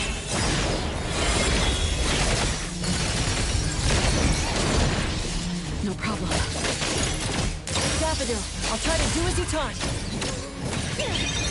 It'll be fine soon. Shift change. Don't make me clean up for too long. I'll deliver this one myself. Son for delivery.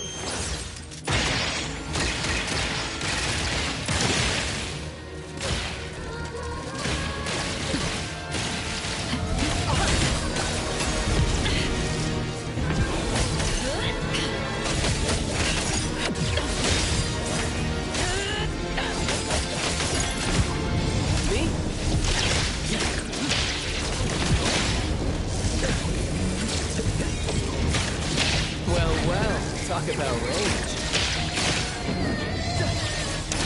Spoken states. Must not be.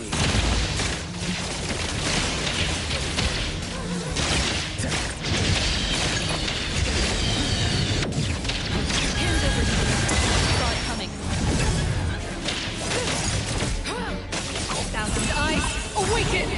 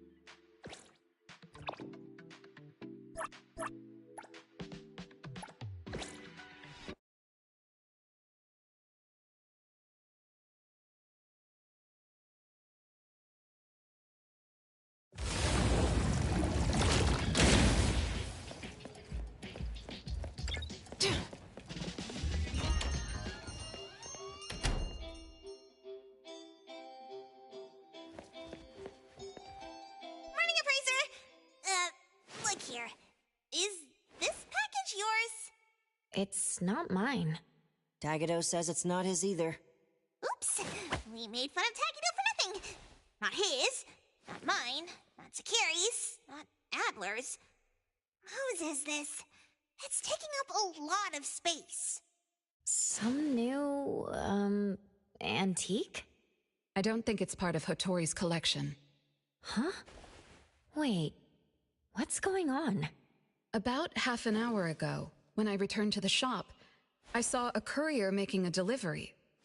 The package wasn't addressed to any person, just a bone antique shop. I saw that she was in a hurry, so I simply gave my signature for the package. I may have made a mistake. Maybe Kiromaru learned how to shop online? Wait, check this out on Bagel. Oh, what is it? Let me see! Mysterious puppets in Hetero. Performance art or terrible omen? Wait, doesn't this look just like the one in our shop? Are they from the same collection? What's going on? Seems that similar puppets appeared overnight in populated areas throughout Hetero. There are 5 of them so far. At first, people thought it was Giovanni's doing, some kind of puppet-themed art exhibition organized by the Dvorak's or something like that. Others thought it was a promotional event for Miss Ellie's puppet project 1,000 Faces, which has been trending. Until someone claimed it was the work of an anomaly that drains life out of humans to make puppets. That's when people started to take it seriously.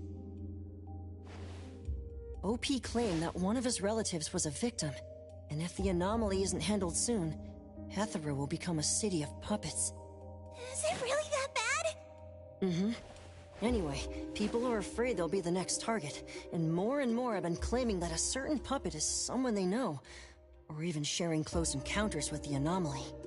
BAC has stepped in and urged citizens to exercise judgment, refrain from spreading rumors, and share relevant information to help the investigation. So, one our shop received is the 6th puppet? Wait, was the puppet still human not long ago? Maybe it's better to get JTF involved. I'll contact the Bureau. Can't even chill this morning. Not all of us can skip beauty sleep and still be beautiful like that woman.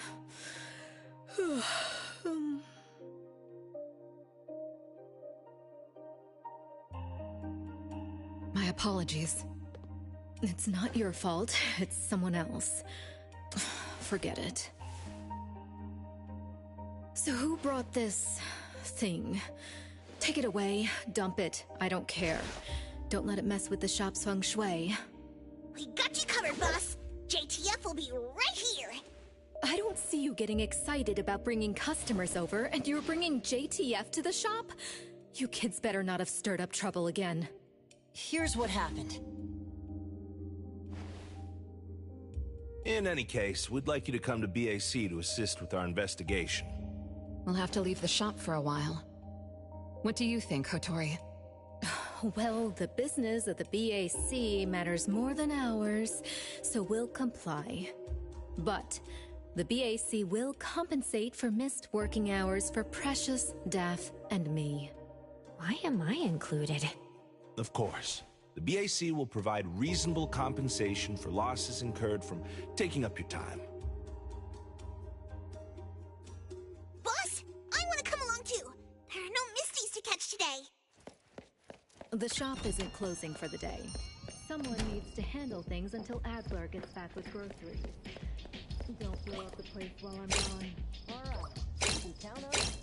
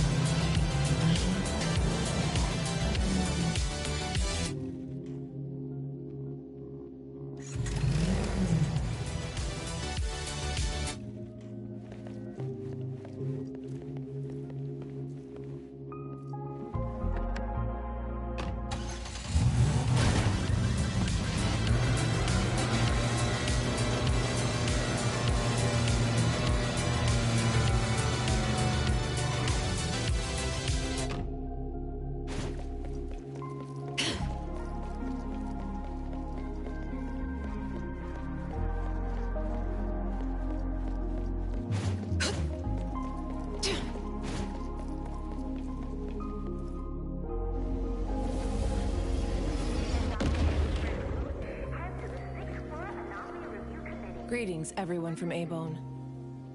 ETD-6 is taking over this case. I'll introduce you to the operation lead in a moment. If Nellie's handling the introductions personally, this must be quite the complicated case. Since there's already online unrest, we decided to assign a team specializing in anomaly crimes and meme anomalies. Anomaly crimes? Those refer to human criminal incidents that involve the exploitation of anomaly characteristics, or espers. So, the Bureau suspects that this isn't the work of anomalies alone. There are more and more divisions in the Enforcement Tactical Division nowadays. The puppet from A-Bone has been transferred to TempCon. Please follow me.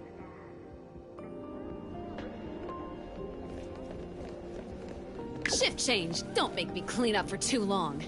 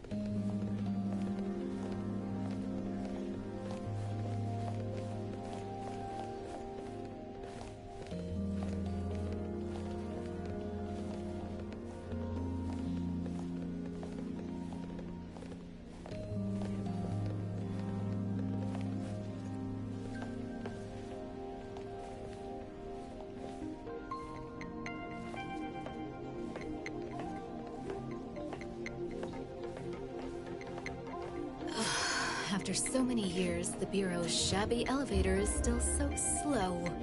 Why wouldn't Alfred spend her budget to upgrade it? She hired so many new employees. Indeed. There have been many new hires after you left ETD. This is awkward.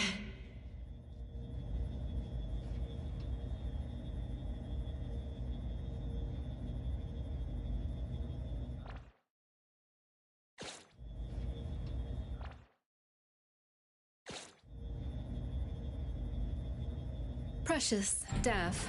See you later. Aren't you coming? I'd love to hang around and meet teams I've never seen before, but my dear Director Alfard needs me for some grown-up discussions. Is it about Ebisu? Should I go with you? Our Precious wants to feel the cool AC and expensive sofa, as well as the endless lectures from the director. She only asked for me, but I'm sure she wouldn't mind another one, especially one who's such a good kid. You mean I don't have to go with you? Don't worry. The containment level needs your expertise more. Next time there's a chance, I still won't drag you along to suffer. When you're done with your work, just head back. Don't wait for me. I just hope today's parent-teacher conference doesn't set a new record for length.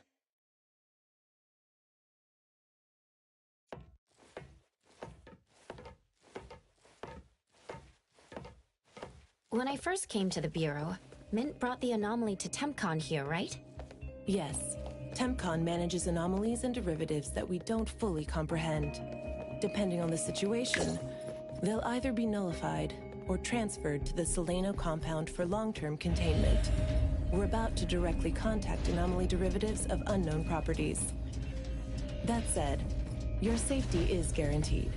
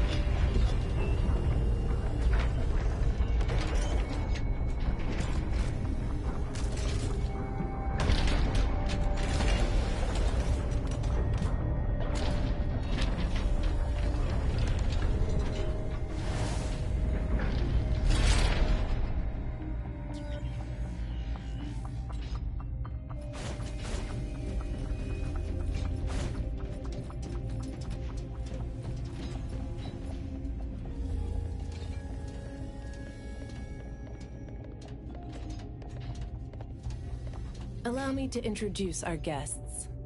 These are anomaly hunters from A-Bone Antique Shop, Daffodil, who witnessed the suspect in the puppetization case, and the appraiser, who has keen perception of anomalies. This is Chaos from ETD-6. Hi there. This is Lavinia, an operative from the Egosh Court. We'll be relying on the court's support for intel related to unknown anomalies. Blackbird was unable to attend today's meeting in person, so I'll be covering for her. Greetings to the people of A-Bone. Greetings. Now that everyone's here, let's get started. Who received the package? Tell us what happened. It was around 7:30 in the morning. I saw the delivery person place the package at the shop entrance. She approached me for my signature, saying she was in a hurry for the next delivery. I did not think too much at the time, so I signed and took it into the shop. But looking back now, the whole thing was pretty strange. The package was marked fragile, and the delivery person told me to handle it carefully.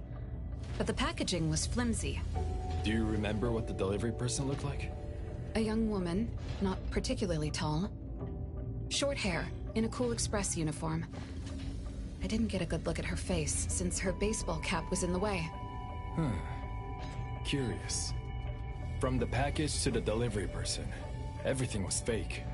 According to our investigation of the Cool Express in Bridge Crossings, the delivery person responsible for Hankaku Street does not match Daffodil's description, and their work records show no irregularities. The shipping records from the package center also show no fragile items being delivered to A-Bone. Someone disguised themselves as a delivery person just to give A-Bone a puppet? Correct. The question is, why would anyone do this?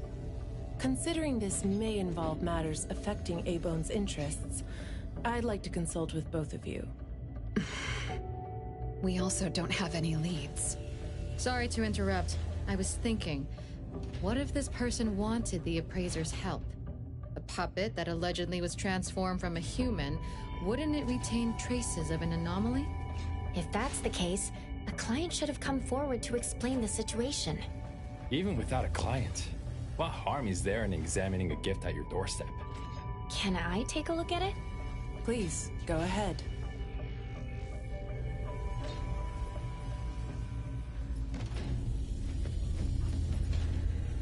A puppet of a teenage boy who seems energetic.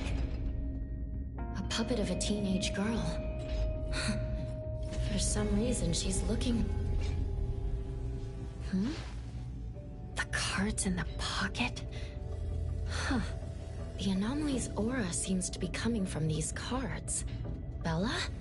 The red letters are names. And the number... 0? All 6 puppets have a similar aura. It should be from the same anomaly, or the same type of anomaly. But it's very faint. I think the puppets should be ordinary puppets. They were simply in proximity to an anomaly. But the black cards in the puppets' clothes... The cards are the derivatives, aren't they? Very likely.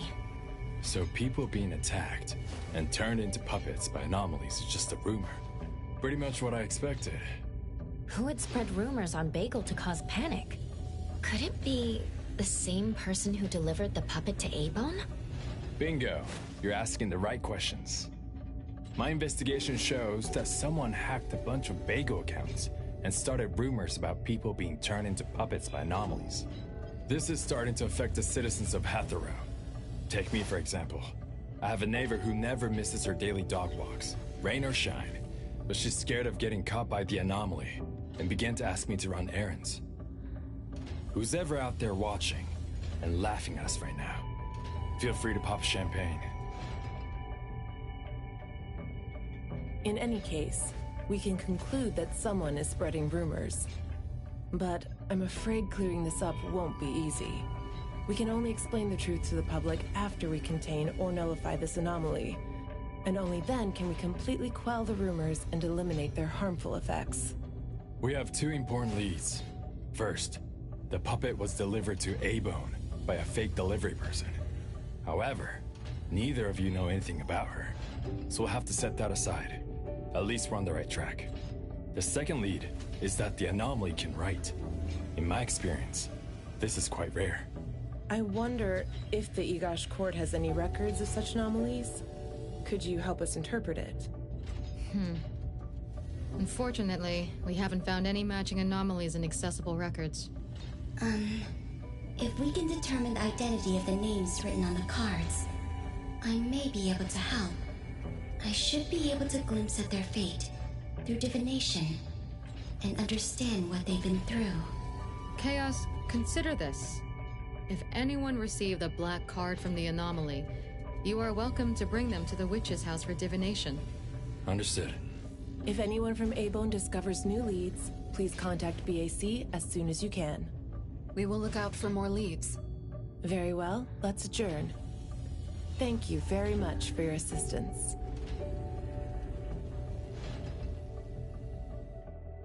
Who could it be?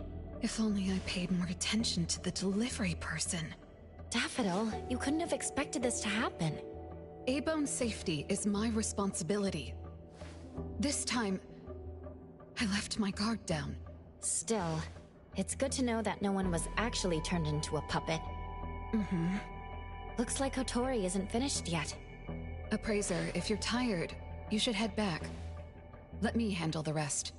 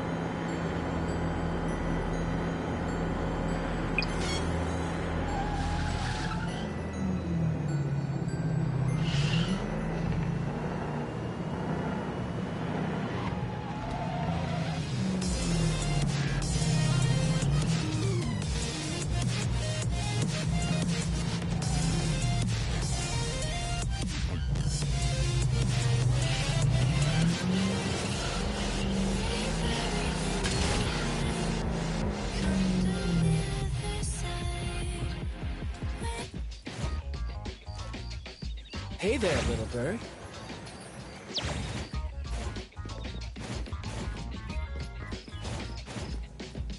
Well, well, talk about range. Hook up your ears.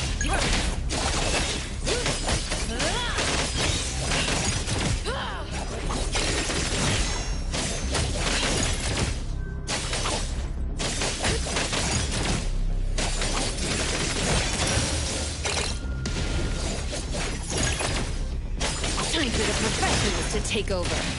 I'll deliver this one myself. Sun for delivery.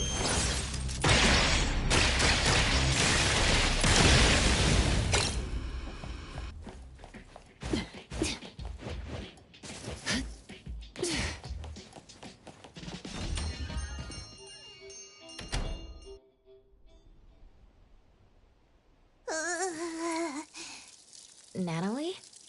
Are you okay? One last part. Alright. Natalie's special training of watering flowers and horse dance. Complete. Watering flowers in horse stance? I'm learning from my master. Integrate every bit of training into daily life. Using the weight of the watering can to increase the training intensity. How's that? Pretty clever, right? Oh? I water flowers like a normal person. Exactly. To Master, this is just normal.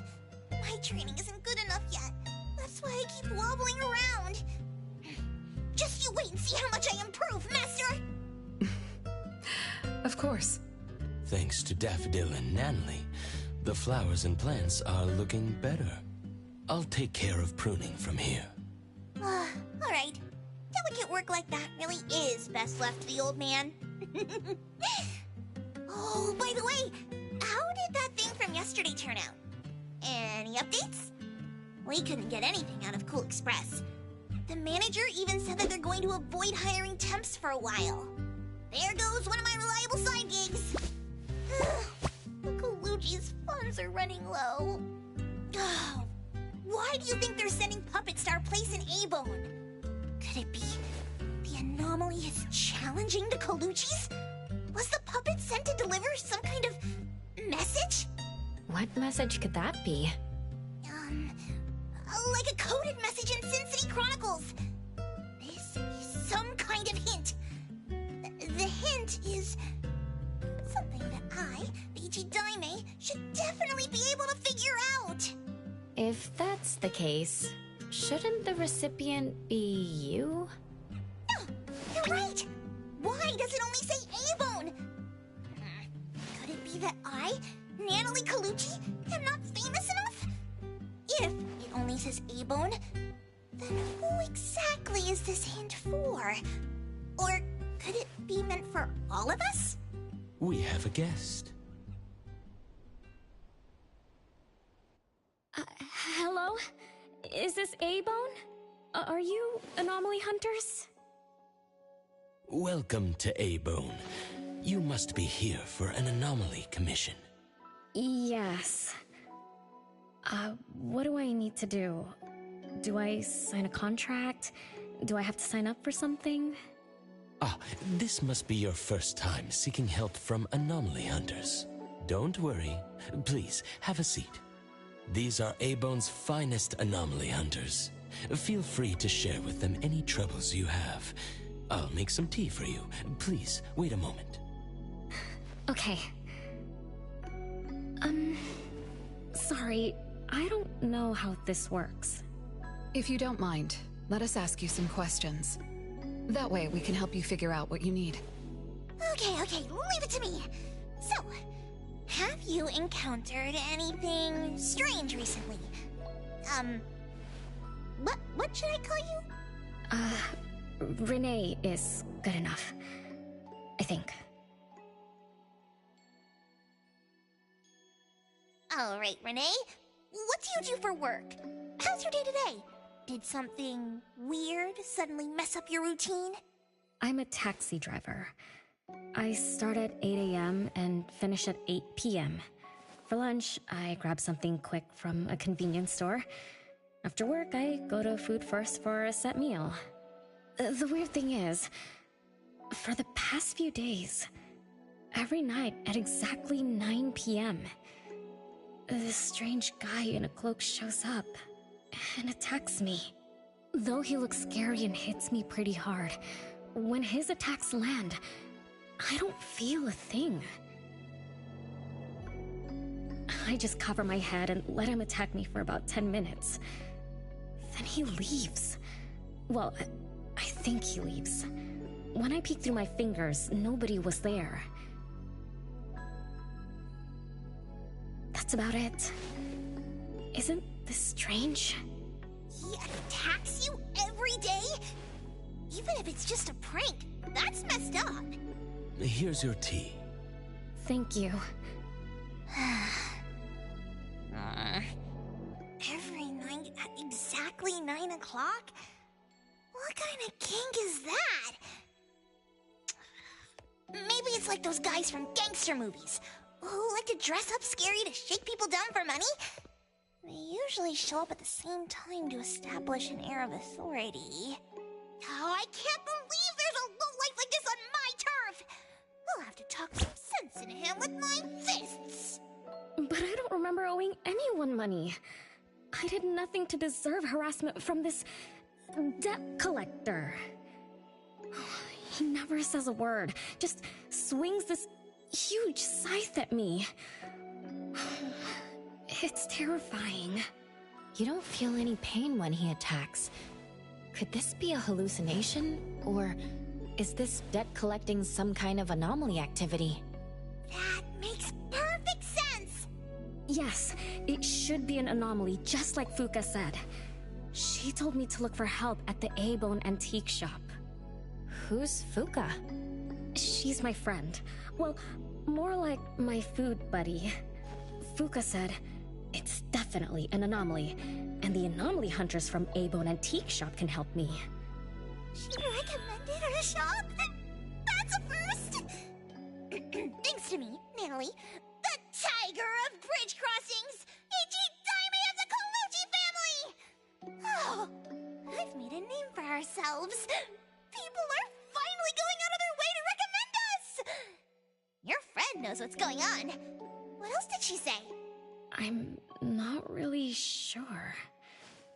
I just know that she said I should get your help as soon as possible. Are there any other strange things going on besides that? It's hard to say. I don't know. Sorry, I don't have a great memory. I only have vague impressions of most things. How about you go ask Fuka? She also saw the anomaly in the parking lot that day. I think. She seems rather scatterbrained. It'd be good to hear what others have to say. It's almost mealtime. Fuka should be at food first. Shall we? What do you think, Appraiser? Master? This is our first commission of the day. We'll help figure this out and see if there's really an anomaly causing trouble. Let's not disappoint this very tasteful person who recommended us. Let's go take a look. How about you, Master? Huh. Master hasn't worked on a commission with the Appraiser yet. Maybe this is a good time to show you my latest training results! Hattori has no plans to go out today. Rest assured, I'll watch over the shop. Very well. Let's head out. Let's go. It's been a while since I had food first. Oh, I'm craving for their hamburger steaks. Hey, old man, we won't be back for dinner tonight. Take care.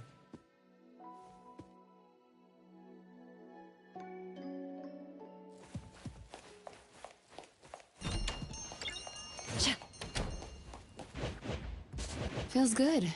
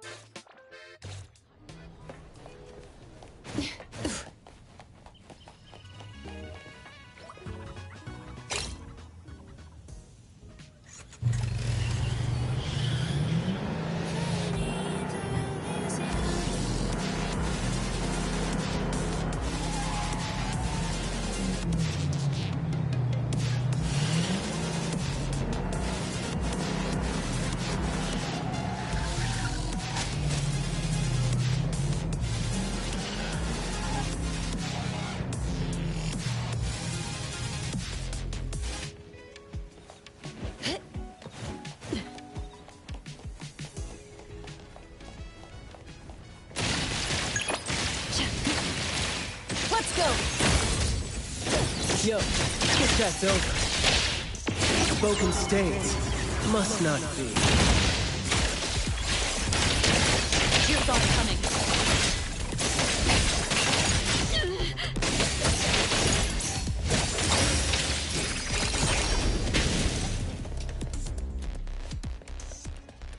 Shift change. Don't make me clean up for too long.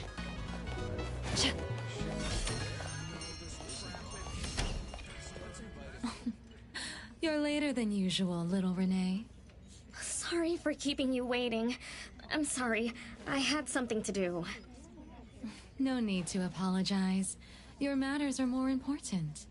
Are you anomaly hunters from A-Bone? That's right! The A-Bone detectives are back in action! I am Natalie Colucci, Ichi Daime of the Coluccis from Bridge Crossings! This one one is the core of our family, the appraiser! And this here is... It's been a while, Daffodil. Oh, you already know Master? Your master helped our family solve quite a few troubles in the past. Mother still can't stop talking about Daffodil's moves. Oh, no wonder you recommended us to Renee. Master's commissions always get perfect reviews. Sorry, I don't quite remember. It was probably back when the shop first opened, right? After all, we have monopoly on all anomaly commissions now. Fuka, we'd like to ask about the strange thing happening to Renee. Can you tell us about it? Of course. Let's sit down and talk.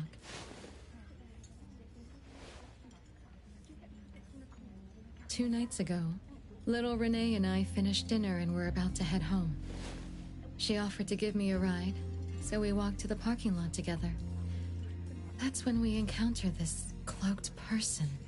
Cloaked person? Didn't little Renee tell you about it? The anomaly she saw was a strange figure that looked like someone wearing a cloak. Oh, did I really say that? You little scatterbrain, forgetting what you said again. I'm sorry, No need to apologize. But to be honest, I don't know what this so-called cloaked person actually looks like. You don't know? Weren't you there? I was. Renee was walking me to her car, but halfway there, she suddenly crouched down, trembling all over, looking panicked like she was hiding from someone. I asked her what was wrong, but she couldn't answer. She just kept muttering things like, "Don't hit me." Nobody else was around, let alone anyone hitting her. So you didn't actually see the anomaly attack Renee? Mm-hmm. I did see her curled up on the ground, but I definitely didn't see the cloaked person she described. After about 10 minutes, the kiddo just stood up and asked me to follow her to the car, acting like nothing had happened. Isn't that strange? Are you sure this isn't some hallucination? Like, maybe she ate some weird shroom at dinner or something? I thought she was hallucinating at first, but on the way home, she told me that this weird thing happens every night at 9 p.m. It didn't sound like she was lying. Not a hallucination, only she can see it. Harasses her every night at the same time. With something this bizarre, it's gotta be an anomaly causing trouble. So, any leads yet? Hunters from Maybone? I see. Can I ask one more question? Of course, Daffodil. When Renee was clearly unwell, why didn't you contact a doctor? That's right. She acts like she's nice, but when her friend was in trouble, she didn't seem to be concerned or help her. Well, I was worried something might be wrong with her, so I told her to go to the hospital. But the girl insisted she was fine. So I just let her be. You also suggested that she should seek help from A-Bone. That's because I later realized Renee must have gotten herself into trouble with some anomaly. So I thought of you. Wouldn't it be better if you experts helped her, instead of having an amateur like me mess around? Daffodil, you may be thorough, but you always get obsessed with details. Same old habits. I'm the one who told Fuka that I was okay. Really, I'm fine. It didn't hurt at all. It's just that the anomaly was scary. Thanks to Fuka for explaining everything that happened. I'm not so good at that. I feel like I don't really know what's going on. We've been talking for so long, we almost skipped dinner. I'll buy everyone food tonight. Take a look at the menu.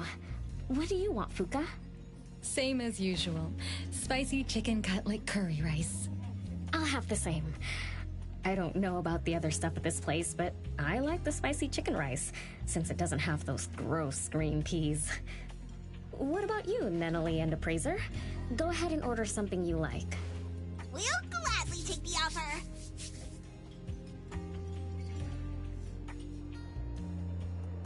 It's 2 minutes before 9 o'clock. According to Renee, the anomaly will appear in the parking lot right on time. I wonder if we'll get to see that cloaked person show up to collect debts. From what Fuka said, not everyone can see it, right? Or maybe ordinary people can't see it? It might not be a weirdo in a cloak either. After all, she's a bit scatterbrained. She could have gotten it wrong. There are many anomaly hunters here to protect you today. No need to be afraid. Thank you. You always take care of me. Then I'll walk ahead. He'll show up soon.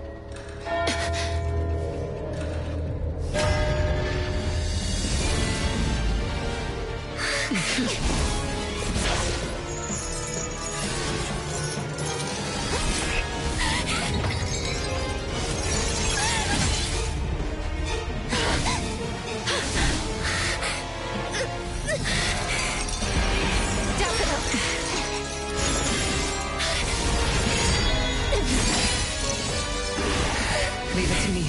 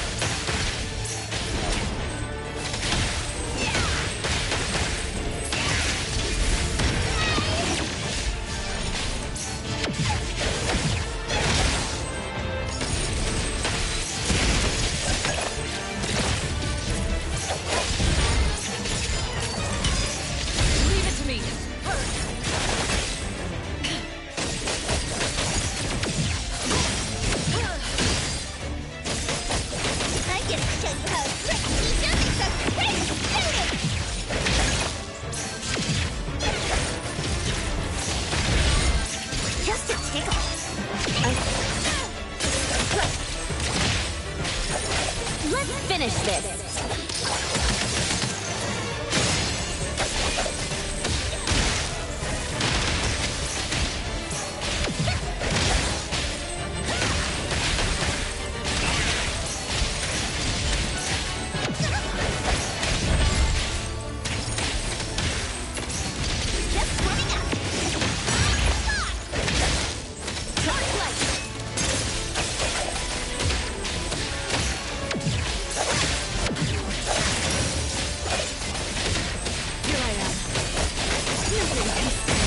Nowhere to hide. I'm gonna show you how a great teacher makes a great student! Just a tickle.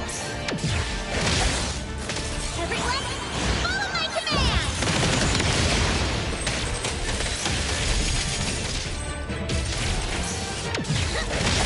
Think you can challenge me?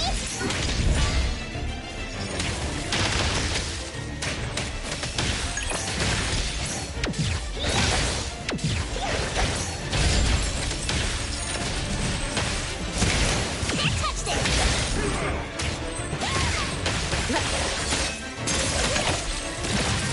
Take Splinter and Fracture!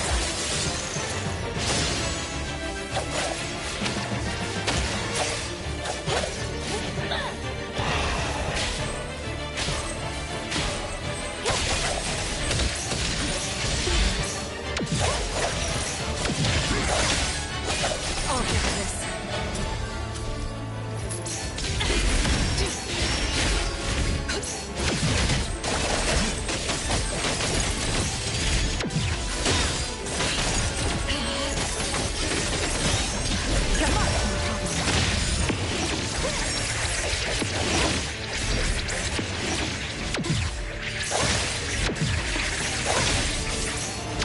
Not too difficult.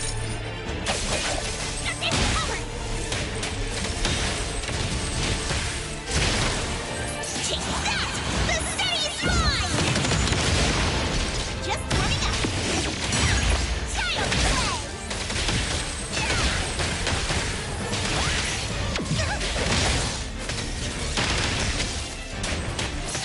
play! Let's finish this!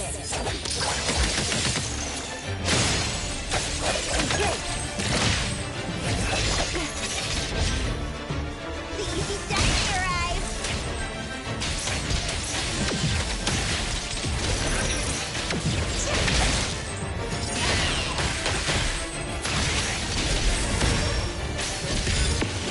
Think you can challenge me? Child's play!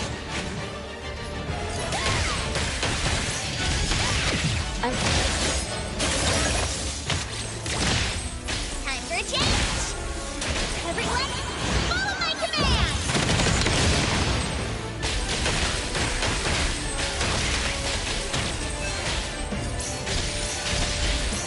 No future behind!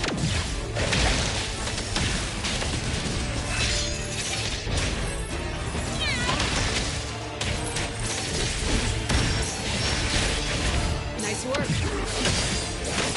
Thousand eyes, awaken!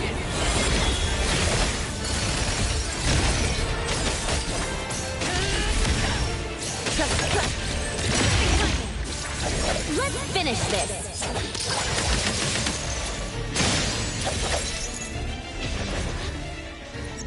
How did it get away? Don't tell me I'm getting rusty! Ugh. Stay away. Stay away from me! Are you okay?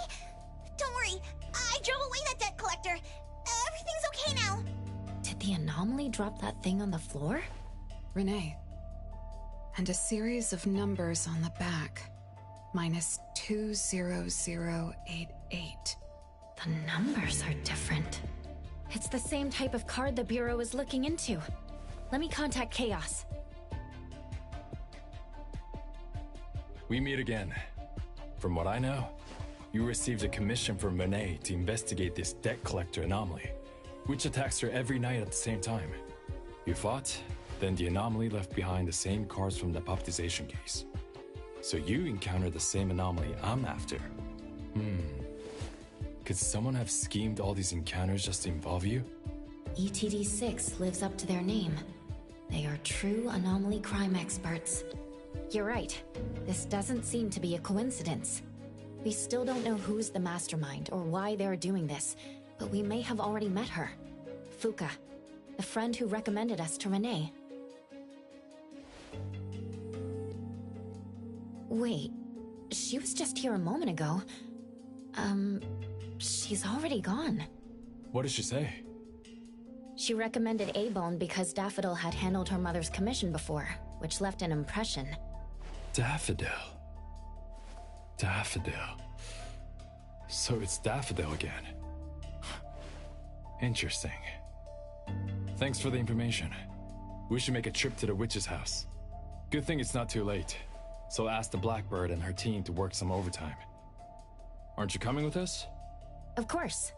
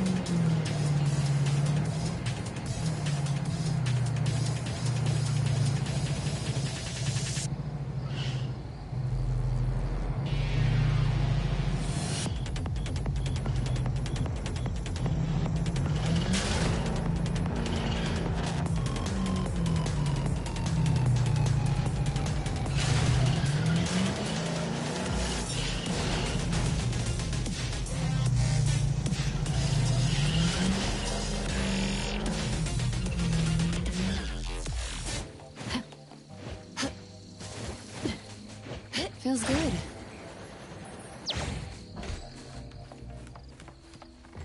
Greetings. Welcome to the witch's house. Hello. Sorry for disturbing you this late. Good evening. This young lady was attacked by the puppetization anomaly tonight. Huh? Wait, what anomaly? The one that turns people into puppets? So, those people really were... Well, we aren't certain at this moment. In any case, could you please share the entire incident with us? Oh, I'll tell you. Renee came to our shop because she wanted us to deal with some weird thing that appears every night at 9 o'clock to attack her. We were escorting Renee to the parking lot of food first, and at exactly 9 o'clock, there was a poof, and a wild debt collector appeared. We don't know its real name. Natalie has been calling it the Debt Collector. That's right. It was swinging a huge scythe at Renee. I don't know if my eyes were playing tricks, but the scythe went through Renee's body. I was worried. I think I saw that too. Luckily, the appraiser blocked its weapon. Then, they started going at it, trading blows and stuff. But the fight didn't last long. Oh, I was just getting started when he ran off. Do any of you remember how long the fight lasted? 10 minutes sharp.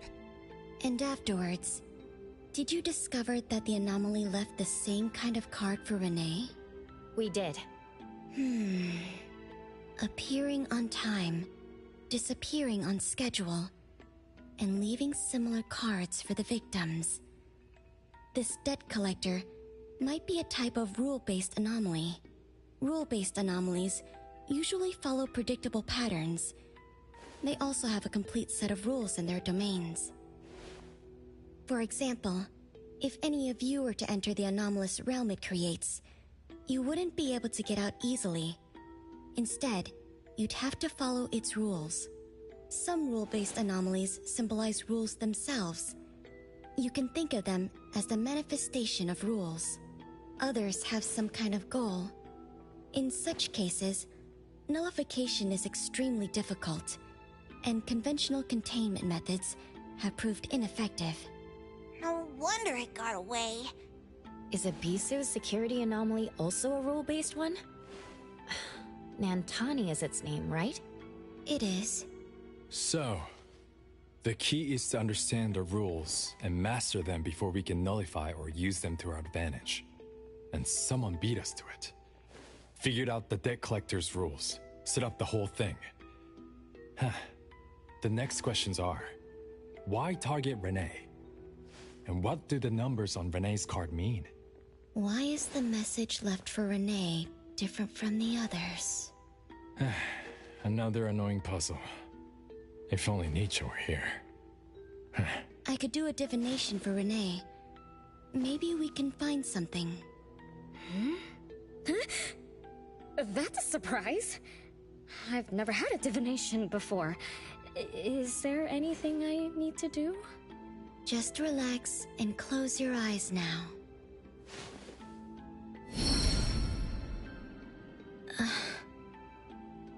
Oh, lost child of fate. Your tomorrow is trapped in blankness. Wait, what? What trap? What blankness? I thought divination is about tomorrow being lucky or a sunny day. Oh. Your fate is rather unusual. I'm afraid I can't give you further interpretations. But I once performed a divination for another woman with the same result. You might share similar fates. Her name was Dolores, head of the Constantine family. She was tired of her life, saying she was never truly alive. Yesterday, today, tomorrow, each day was equally empty and void of meaning. I think that was because she lived for far too long. Uh-huh. She lived for a very, very long time? They say that Lady Dolores is an immortal with eternal youth. That she made a deal with the devil for unlimited lifespan at a huge price. However, eternal life can be a curse, and the Constantine family met their demise decades ago. That was when most people didn't know about anomalies. People simply believed in curses. From what we know now, she was either a long-lived Esper, or she made a contract with an anomaly. Lady Dolores told me that she is one without heart, which is the truth about the curse of immortality. No heart, no bonds, no attachments. Alone, her memories of the past grew dim through the years. Neither does she pay attention to anything happening around her. All she had was a numb void, but she still yearned for lasting companionship and loyalty. So she sought divination from me to find a way to change things. Perhaps because her future extended indefinitely, with no end in sight. All I could see was blankness. Were you able to help her make a change? If I remember correctly, I told her, if you want something, you must first give. I'm not sure if this helped her, but I remember her face when she left. She seemed more at ease. Both that lady's divination and mine resulted in blankness. Maybe that advice applies to me too? It's just a reference. You could see it as a fun story.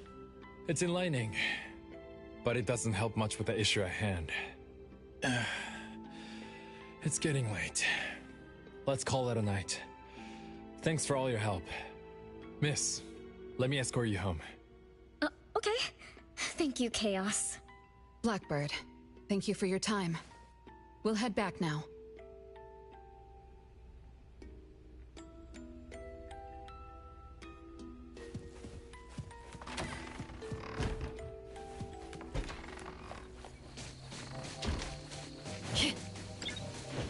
Feels good.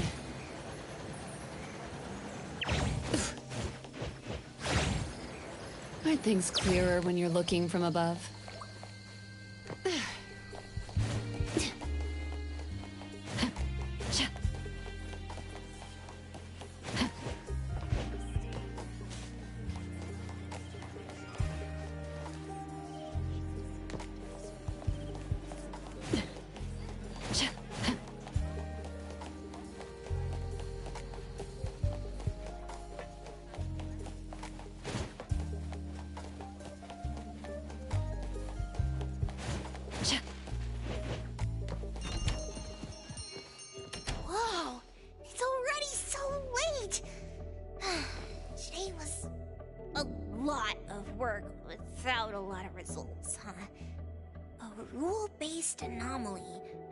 weird messages on a card. Then some story from way back. There seem to be a lot of clues, but there isn't a way to connect them together. They must be related. What could be the missing link?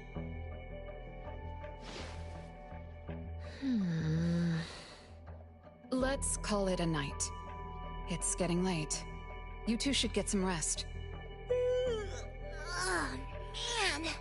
After running around so much today, getting home, relaxing for a bit, and now that Master mentions it, sleepiness just hits you like a truck. Good night, Master. Good night, Appraiser. Good night, everyone. I apologize, but bedtime is going to have to wait. Is there an emergency? The debt collector left me another message. I found this in Renee's mailbox. Isn't this the card from last night? An anomaly is back again? Appraiser, take a look at this. Renee's name and an address? It looks like an ordinary card. Did someone try to copy the card's style? They need to have seen the original to make such a convincing copy. That narrows down our suspects. You mean Fuka, who witnessed our battle with the debt collector last night. And the person who delivered the puppet. Don't you think they're working together? They sent Renee a formal invitation and are waiting for us at the old Constantine family estate. That address belongs to the now defunct Constantine family. Renee, are you somehow connected to the Constantine family? I knew last night's story was different. I don't know. I don't remember. I'm just a taxi driver who's always been alone. How could I be connected to some strange family? Oh, I'm sorry. I'm not helping. All right. We just have to find someone who has an answer. Let's go. Wait, don't go yet. This is Ebone's commission. Daffodil must come along. Others can join us too. I don't have stupid rules about not getting others involved. Master, the Appraiser, and Natalie Calucci. The mystery of the debt collector is about to be revealed!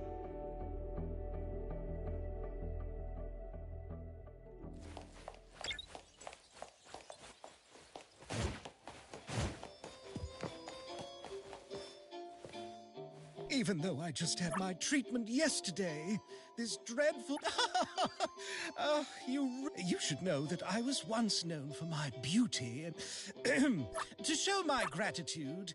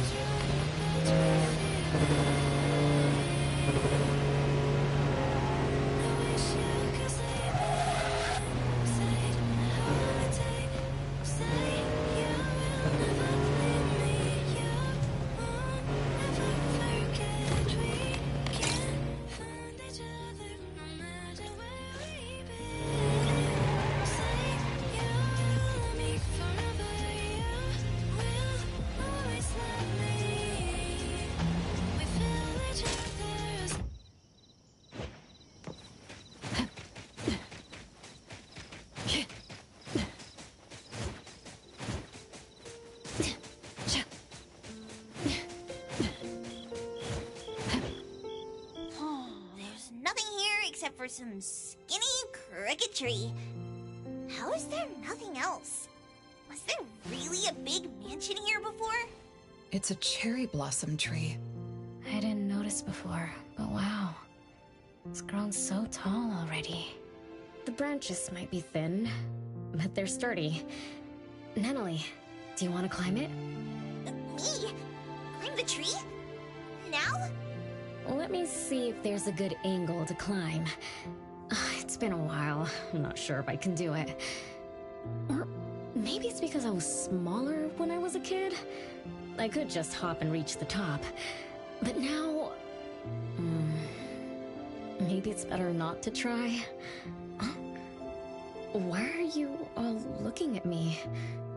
I'm sorry. My bad. This isn't the time to be fooling around. Let's have a climbing competition after we solve the mystery. Let's get back to the case. Renee said she's been here before, specifically when she was a kid, and that she used to climb this cherry blossom tree. You are connected to this family after all. Did I just tell you all of that? Yep. You said you climbed this tree when you were a kid. When you were a kid.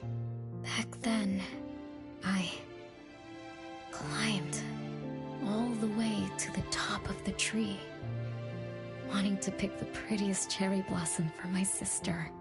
But it was so tall, and I was too scared to climb down the same way. Luckily, someone caught me. Huh? Was it my sister? Or Mom?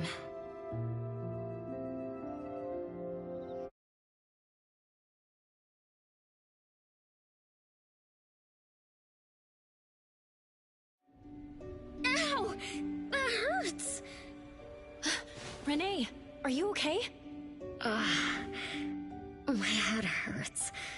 But my limbs are where they should be. What about you, Appraiser? I'm okay too. Where are we? What just happened? I'm not sure, but it looks like we're in an anomalous realm. You remembered climbing the cherry blossom tree as a child, and we got pulled in. Natalie and the others aren't here. We might be separated. This is my fault. I'm so sorry. I had no idea this would happen. No worries. It's not your fault. Besides, we hunters are used to being pulled into anomalous realms.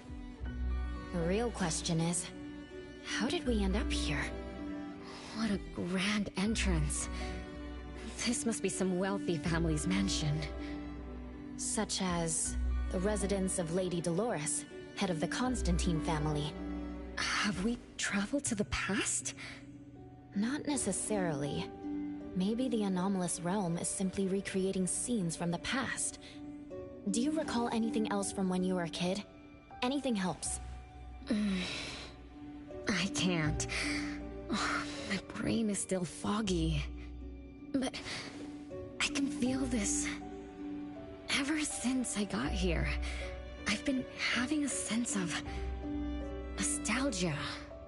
You must be somehow connected to the family. Whoever brought us here knows that. But didn't the Constantines disappear decades ago? That doesn't match up with my age. You're right. What you just remembered was from when you were little. If you can remember more, maybe we can get closer to the truth. I'll do my best. But how do I do that? Let's look around. Maybe we can find the key to your memories.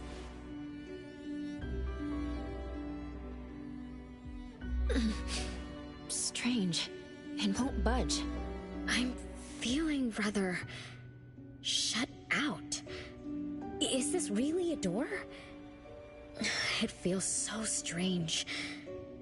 Maybe it needs to be opened from the other side? Maybe. Let's check over there.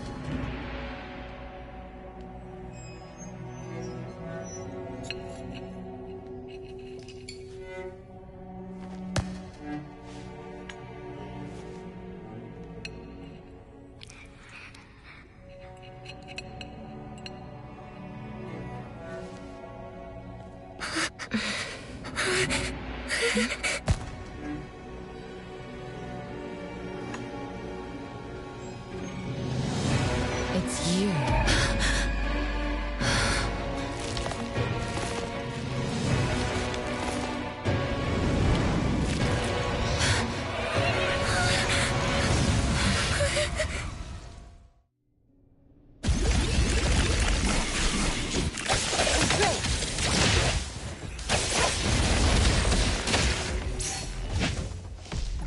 Be careful.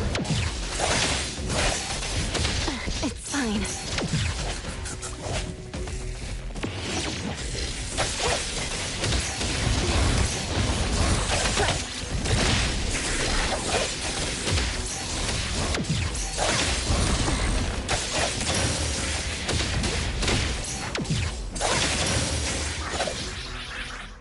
What was that just now?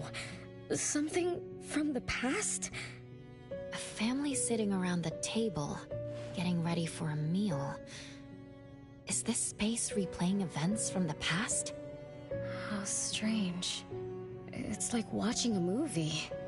That's called a reenactment of the past. But did I just upset them? They don't seem too happy to see me. Don't worry about that. Anything can happen in an anomalous realm. In fact, hostile anomalies are rather common. Do you have memories of what we just saw? It somehow feels familiar. Especially with the person who lit the candle. But, I'm not sure. That lady. If she's from a memory, how could she make eye contact with us, who are in the present? Am I just overthinking? 1 o'clock? It's 1 o'clock already? Bell chimes? When the debt collector appeared, it also sounded like this. Could this be related to the rules it follows? Let's go check the entrance hall.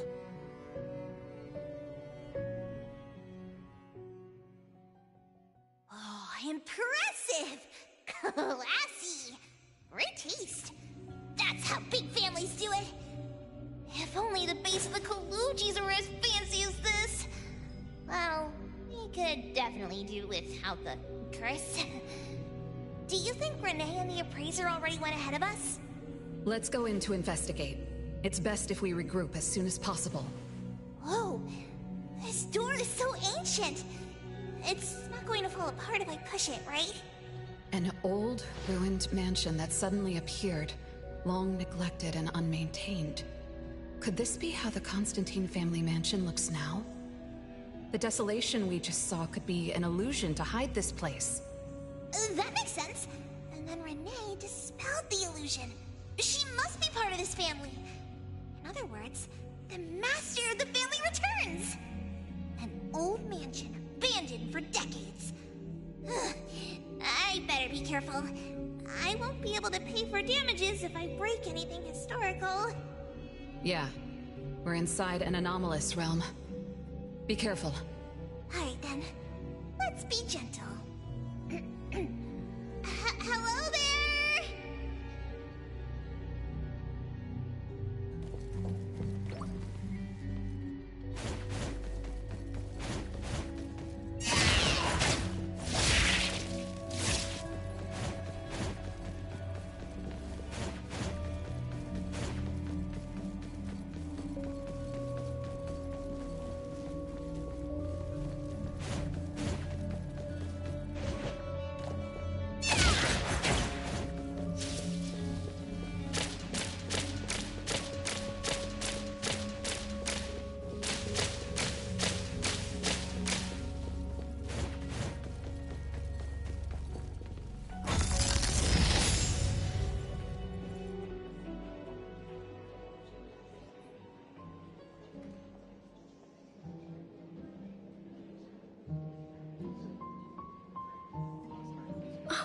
It's that lady from before. Excuse me. Sorry. Wait a minute. Were you talking to me? She just walked away without responding. I'm so confused. We can talk to people from the past? It's like an interactive movie. No, wait. It's more like a stage play. Maybe we're also on the stage. Are we the audience? Or are we unwitting participants? Let's just say we're on the right track. You could try talking to the one who just lit the candle. Ask about how things are going. That lady. Oh, there she is! We'll have to squeeze through the crowd. It's going to be tough. Why are there so many people here? Are they having a banquet, salon, or something like that? Before I talk to that lady, should we talk to the other guests first? We can figure out what's going on in this mansion. That's a lot of people, though. When I drive a taxi, I don't need to speak to more than 2 or 3 passengers. No need to push yourself. Want me to handle this instead? Appraiser, you've done a lot for me. I have to step up. Besides, this is the first time I want to figure things out. These are probably things I never should have forgotten.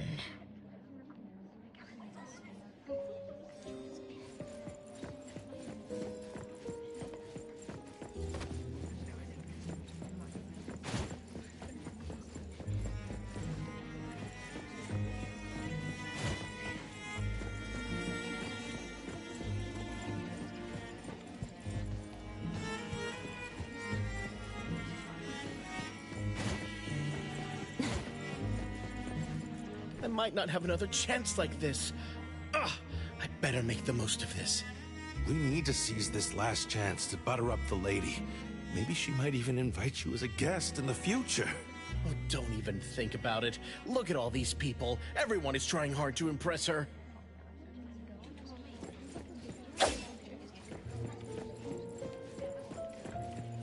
Which family does that young girl with the white hair belong to? How come I've never seen her before? That should be Bella, the eldest daughter of Lady Dolores. She is the organizer of this farewell banquet. Her daughter is already that grown up? She doesn't look that much older than her daughter. Shh, keep it down. You know that woman is cursed. What a shame. I was hoping to introduce my brother to Bella.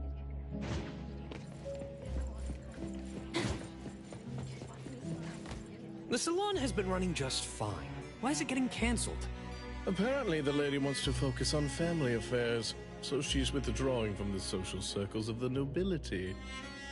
Such a shame. Dolores has an amazing chef and the finest wine I have ever had the honor to taste. Dolores is also the most gracious hostess. Always.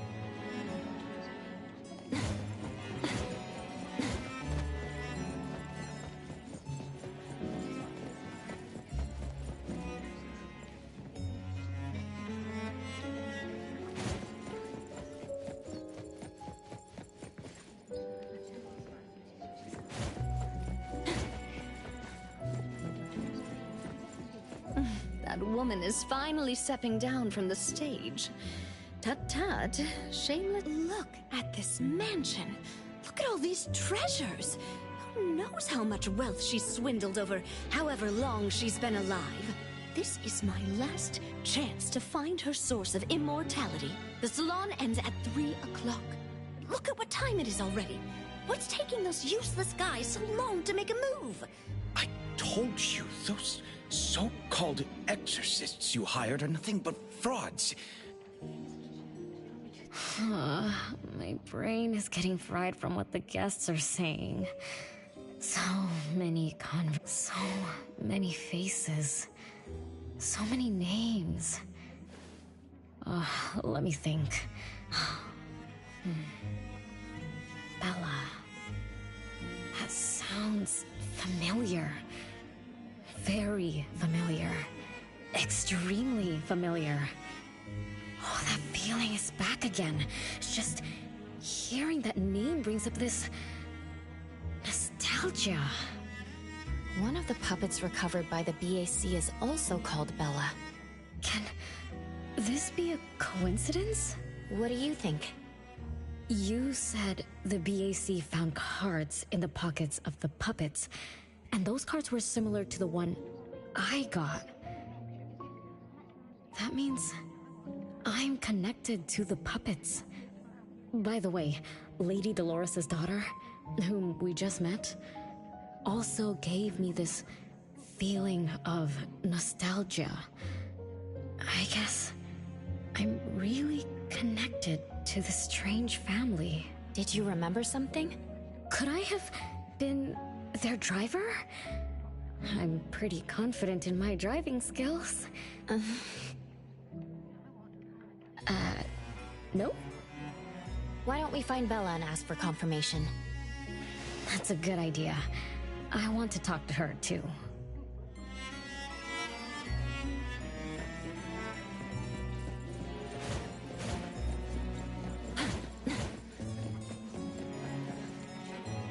Renee, this isn't a place for kids.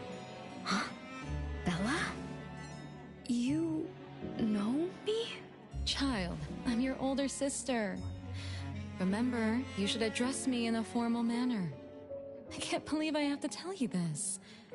Mother has indeed spoiled you. Sister? My big sis? Why are you so confused? Oh, did you oversleep again? Mother warned us not to interrupt her salon, but you just had to go see what's going on. Like the time you hid in that cabinet to peek through. You ended up very disappointed, remember? You said adult social gatherings were boring, so you dozed off. You fell asleep in that cramped cabinet. When you woke up, you were so groggy that you forgot where you were and what you were doing. And then And then you woke up, but someone had shut the cabinet door, leaving you in a dark, cramped space. You snapped and started to cry. Desperate to escape, you threw yourself against the cabinet door. That day, every guest witnessed the extraordinary commotion you caused. You completely ruined Mother's salon. I didn't mean to, big sis. Is that so? Do you really think I'm your sister? Huh? Big sis? But aren't you? No, Renee. I'm just a shadow bound to this place, destined to meet you.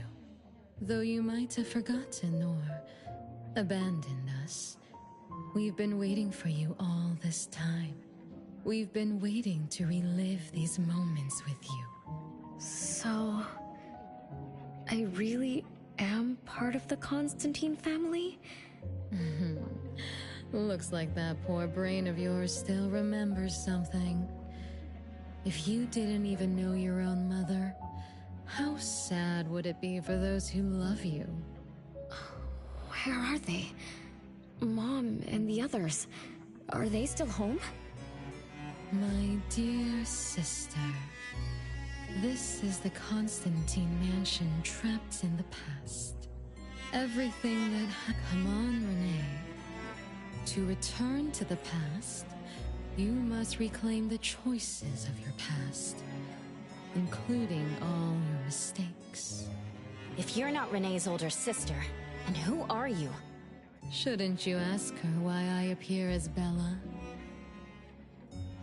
The answer has always been in her heart. I don't understand. Wait, sister! It's all right if you don't understand now. I've been waiting for you for so long. I don't mind waiting a little longer. Bella. I think I'm starting to remember. She was the sister who caught me when I fell from the tree.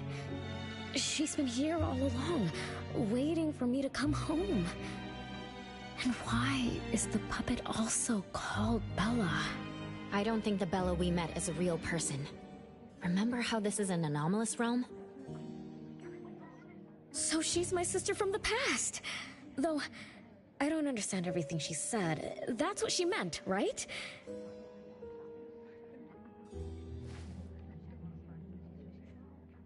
then I really am part of this family. Didn't this family disappear over 50 years ago? How could I... How about we ask Lady Dolores? My mom?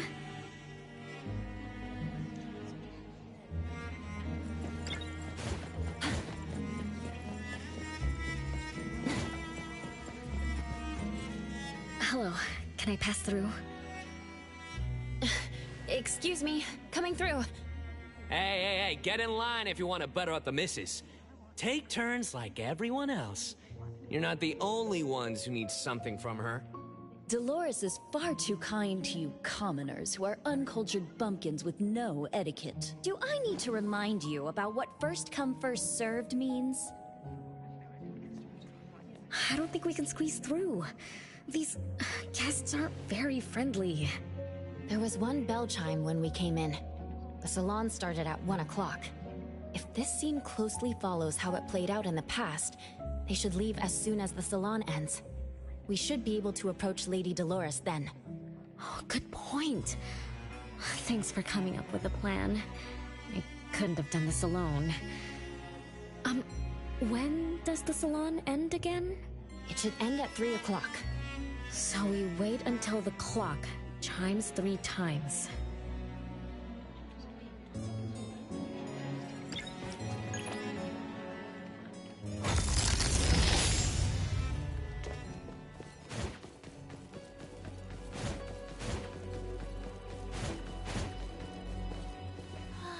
What a beautiful clock!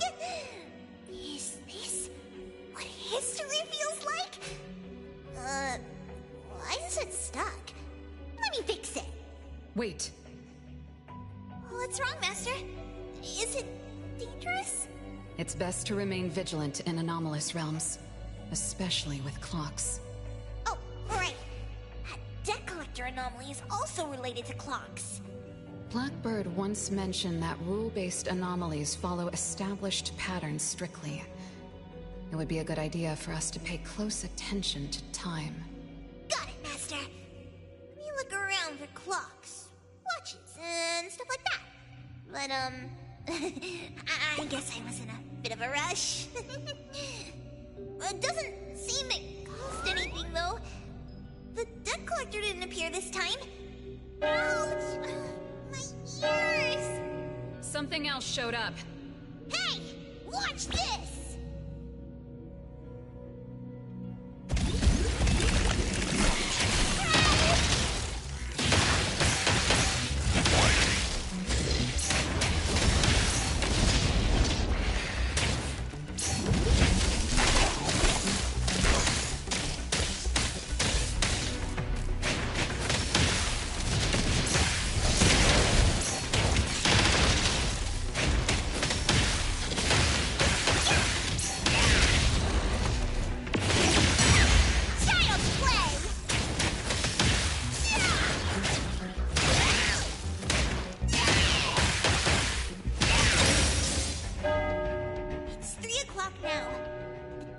Shows up every night at 9 o'clock to attack Renee.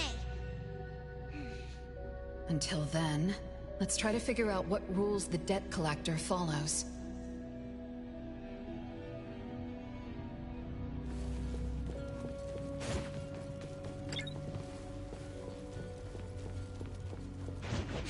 What's that smell? Smells amazing!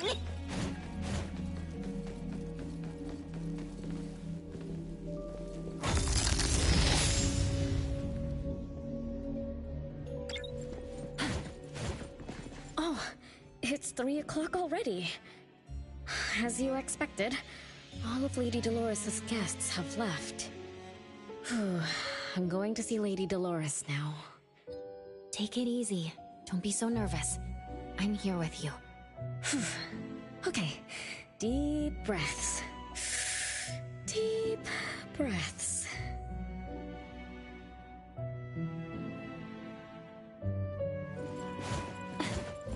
Perfect angle. Lady Dolores? Renee, my dearest little daughter, come here to Mama. No need to hide anymore. The troublesome people are all gone now. Mom? Are you angry with me? I was too naughty. I hope I didn't interrupt your salon. Angry? How could I be? I just didn't want you to see those people too early. To witness the greed, foolishness, and ugliness of those who long for so-called immortality. Are you talking about the people who were just around you? My little petal, they must have frightened you. I promise nothing like this will ever happen again. This pathetic charade will soon be over. Mom, you've always hated the salons?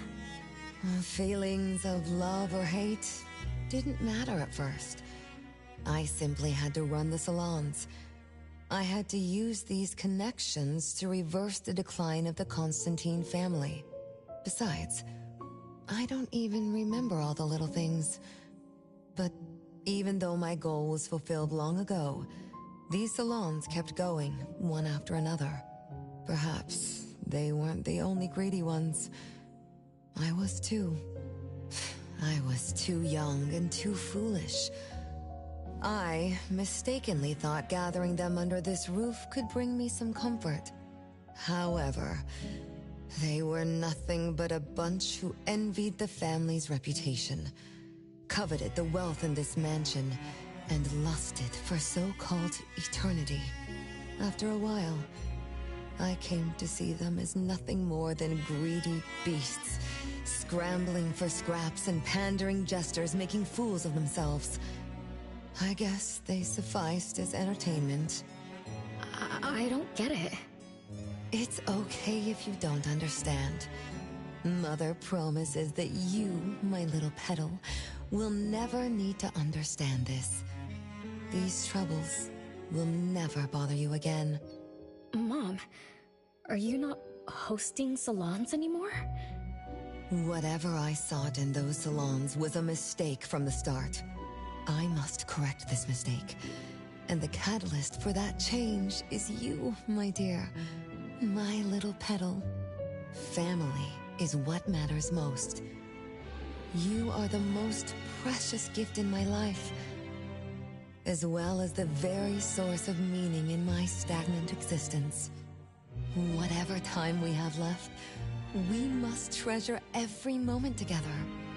From now on, as long as I'm with you, as long as our family lives together in harmony, a moment of happiness with family is worth more than an eternity in solitude, even if it's just for a brief moment. Mom, wait! Little Renee, what would you choose between an eternity in solitude or a moment of happiness? Big Sis! You appeared out of nowhere. That was spooky. Oh, wait. What did Mom mean? And the rumors about the family. Is Mom cursed with eternal life? But how can eternal life be a curse? Isn't it great to live forever? So that's your answer. Well, having something is better than having nothing, and having more is better than having less. Right? Like, if you have endless time, couldn't you do as many things as you wanted? If I had eternal life, I wouldn't know what I wanted. And I wouldn't know what I could do. I wouldn't even remember what I've ever done. This is my life right now. All this time, what have I been living for? Days with nothing to do, with no meaning, and with no end in sight. So that's why it's a curse. Poor Petal.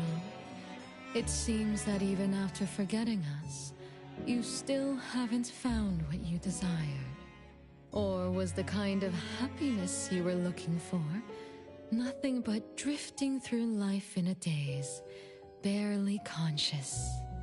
No, I didn't forget you on purpose, Big Sis. It's not like that. Little one, you self-contradict and don't act as you say. But I believe you, because you've already paid the price. Just like your first answer, you made a choice before. That choice allowed you to return here by yourself, but it also made you forget everything, including us. You're saying Renee chose eternal life like Lady Dolores? What do you mean? Me? Eternal life? No way. Did I?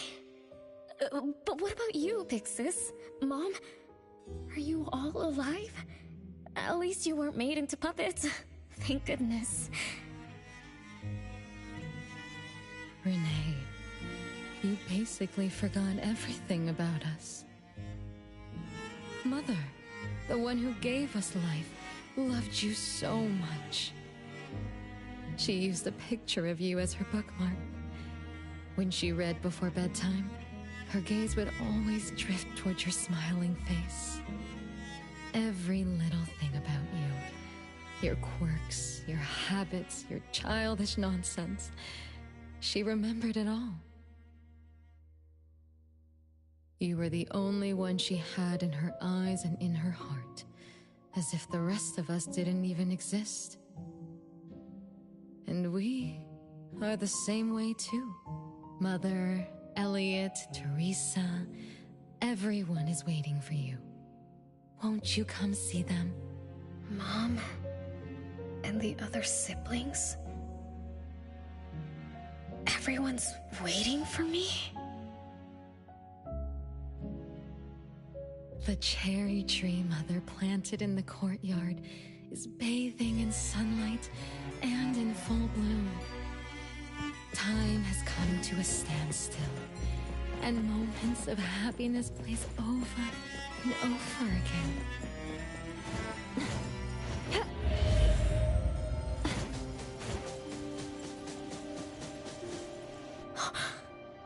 It's the same tree from before. The cherry blossoms. Oh, they're so pretty. Back then, when I was looking up at this tree, I suddenly wanted to pick the most beautiful branch for Big Sis.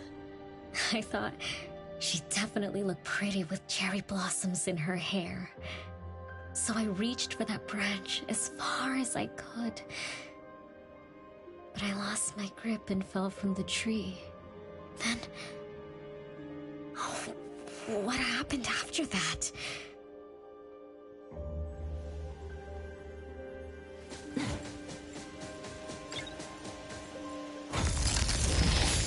This is the crooked tree we saw when we first got here.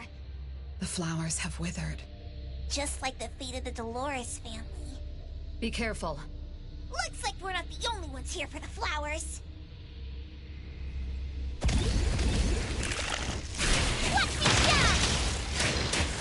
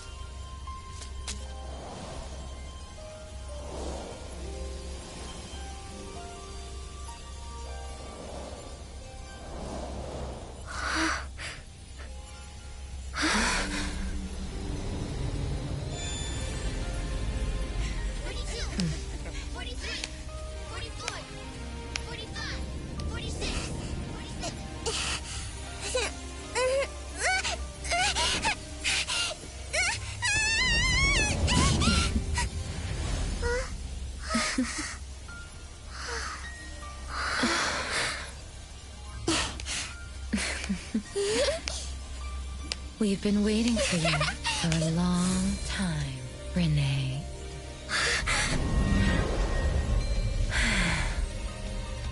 Do you remember the reason we were born? And the purpose we must serve?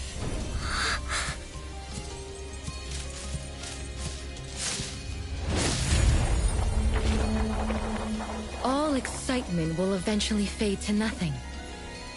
Mother has long grown tired and numb to it all. After enduring long and lonely times, a wish began brewing in her heart. We thus awoke to the blazing call of Mother's heart and came to her side. We swore with our very existence that Mother would never be alone again. Surrounded by her children, Mother found the companionship and happiness she had longed for. But she didn't stop. She kept yearning for more. Because we weren't able to satisfy Mother's deepest wishes in her heart. However, our Mother's wish was never fulfilled. And that day will never come. The last child to wake up, the most beloved of all, brought nothing to Mother and this family but curses, betrayal, and destruction.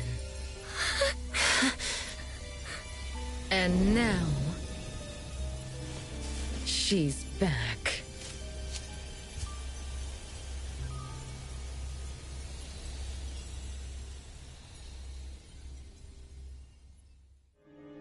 Do you remember about the time our family spent here?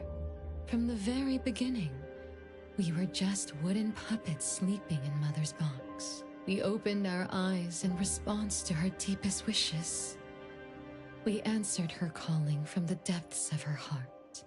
Teresa, Elliot, Yvette. One by one, the children woke up and gave everything they got to put a smile on Mother's face. Those names are the same as the puppets found by the Bureau. This was Mother's miracle. She gave life to the wooden bodies of her puppet children. All of us shared Mother's gift of eternity. In return, we brought her laughter and companionship. The happy times seemed to last forever, but Mother still felt lonely. She was still yearning for more. As long as Mother's wish remained unfulfilled, more children would continue to come to her side. And you, little Renee, are the last child to receive her favor, and the one she treasures most. So, we used to be puppets, and I woke up because of Mom's magic. That must be the Esper ability of Lady Dolores. Our existence, our calling, and our purpose. Everything was dedicated to Mother. Thank you for helping me remember all of this, Big Sis. Unfortunately, you abandoned all of our duties. You betrayed us and committed an unforgivable sin. Sin? I don't get it. You forgot your family. You even forgot the sins you committed. But that's okay. I'll make you remember everything. That's exactly why I am here. The sin is recorded on Mother's registry in the study. Won't you go see for yourself? You could give us a better explanation. Everything started because of you. My ignorant little sister. Oh, wait a minute. Don't leave me, sis!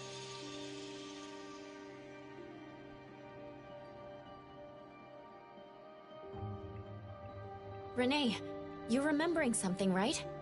Just like what Bella said, we're all puppets that woke up in response to Mom's wishes.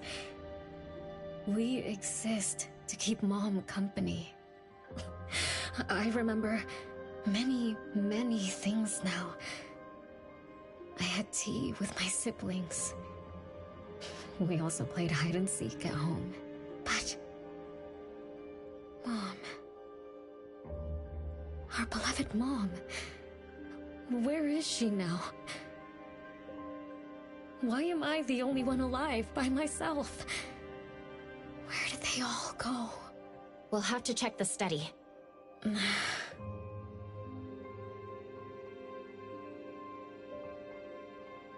What's going on?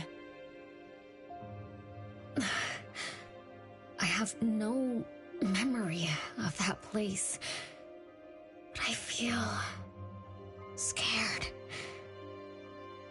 There is something in the study.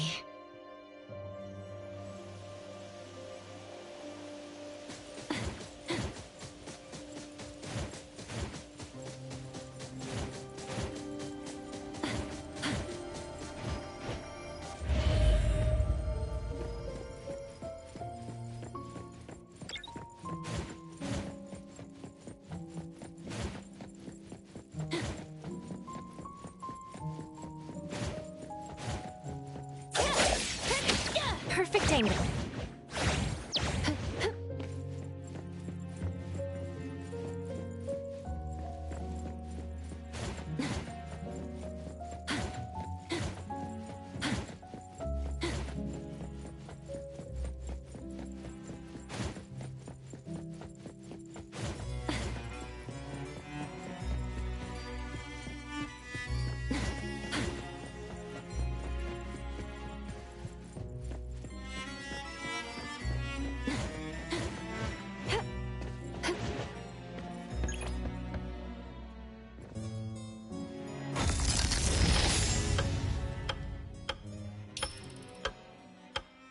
No way a crappy door can stop Master of the Ichidaime! This is the only locked room in the whole place! I smell secrets! Do not let your guard down. Be careful. Yes, Master! Another grandfather clock? Ugh, either Lady Dolores is a clock nerd or this anomalous realm is related to the concept of time.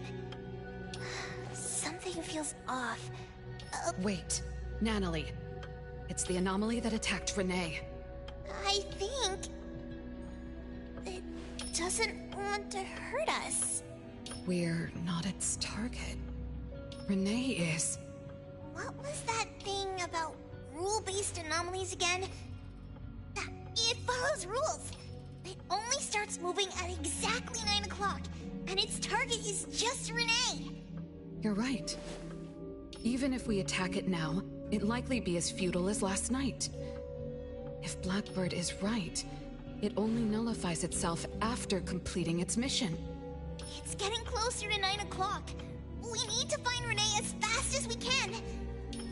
I don't know where everyone else is. I hope she's not alone. Let's search the area first.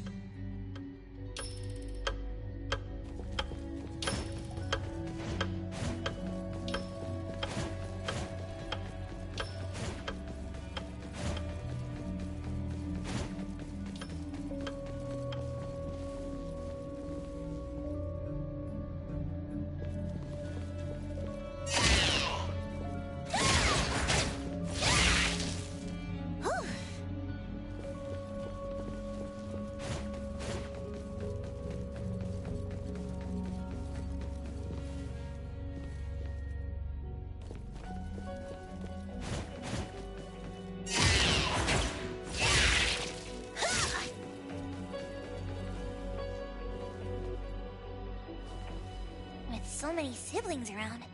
The house must be crowded, right? I wonder what it's like, playing and messing around with them every day. Master, do you have any siblings? Yes, and no. I did once live in a garden with many sisters, but none of us were related by blood. Huh? If If you're not related at all, why did you have to live together? Mother collected beautiful flowers as she saw fit. Of course, she was also a woman with no blood relation to any of us. That's so weird. Oh, but isn't that not too different from the Constantine family? There are some similarities, but knowing the Constantines, I find it somewhat ironic that our mother and Dolores are complete opposites. I can sense Lady Dolores' sincere feelings as she cared for her children. Though they are puppets, she treated them as real children. In contrast, the other mother simply manipulated the children she collected into decorative pieces for her own fancy. Master, I don't know what was going on, but I'm glad that you got out of the garden. Mm-hmm. I think so too.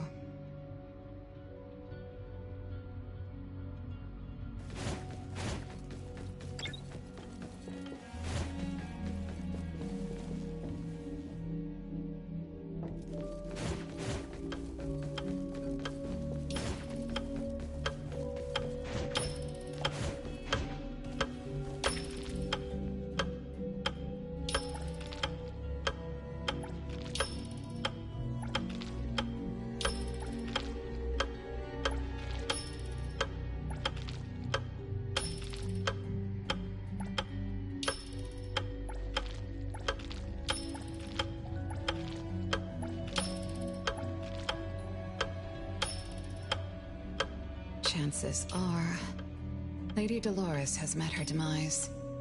Only Renee's number is different. We won't let it turn into zero. A curse of eternal life, a fallen family, a blank tomorrow. Hints about time are all over the place. Could the numbers represent lifespan? Huh? Let's see. 20,000 days is roughly 50 years. Blackbird also said that the family was gone for about half a century. Wait, does this mean 50 years ago? Renee should have... Based on this line of thought, she should have withered along with the family. But for some reason, Renee still exists in this world. So as the days go by, she's just... racking up life debt? If the debt collector abides by the laws of nature, then I believe you're right. All creatures abide by the laws of nature. Birth, aging, sickness, and death. Those who defy them must pay a price. Even espers with near infinite lifespans pay a price when they gain their abilities. Renee, what price did you have to pay? Why did your life freeze 50 years ago, instead of reach its end? The debt collector must be hunting you because the laws of nature require your removal. So the puppets at the Bureau, they were Renee's family? Removed by the debt collector? Master, what should we do? Renee's commission... A-Bone accepted the commission. There's no reason to break our contract. I'll do my best.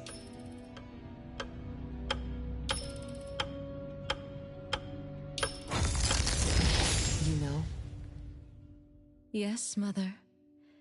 Even though you never allowed us to enter the study and never let us touch the registry, I understand.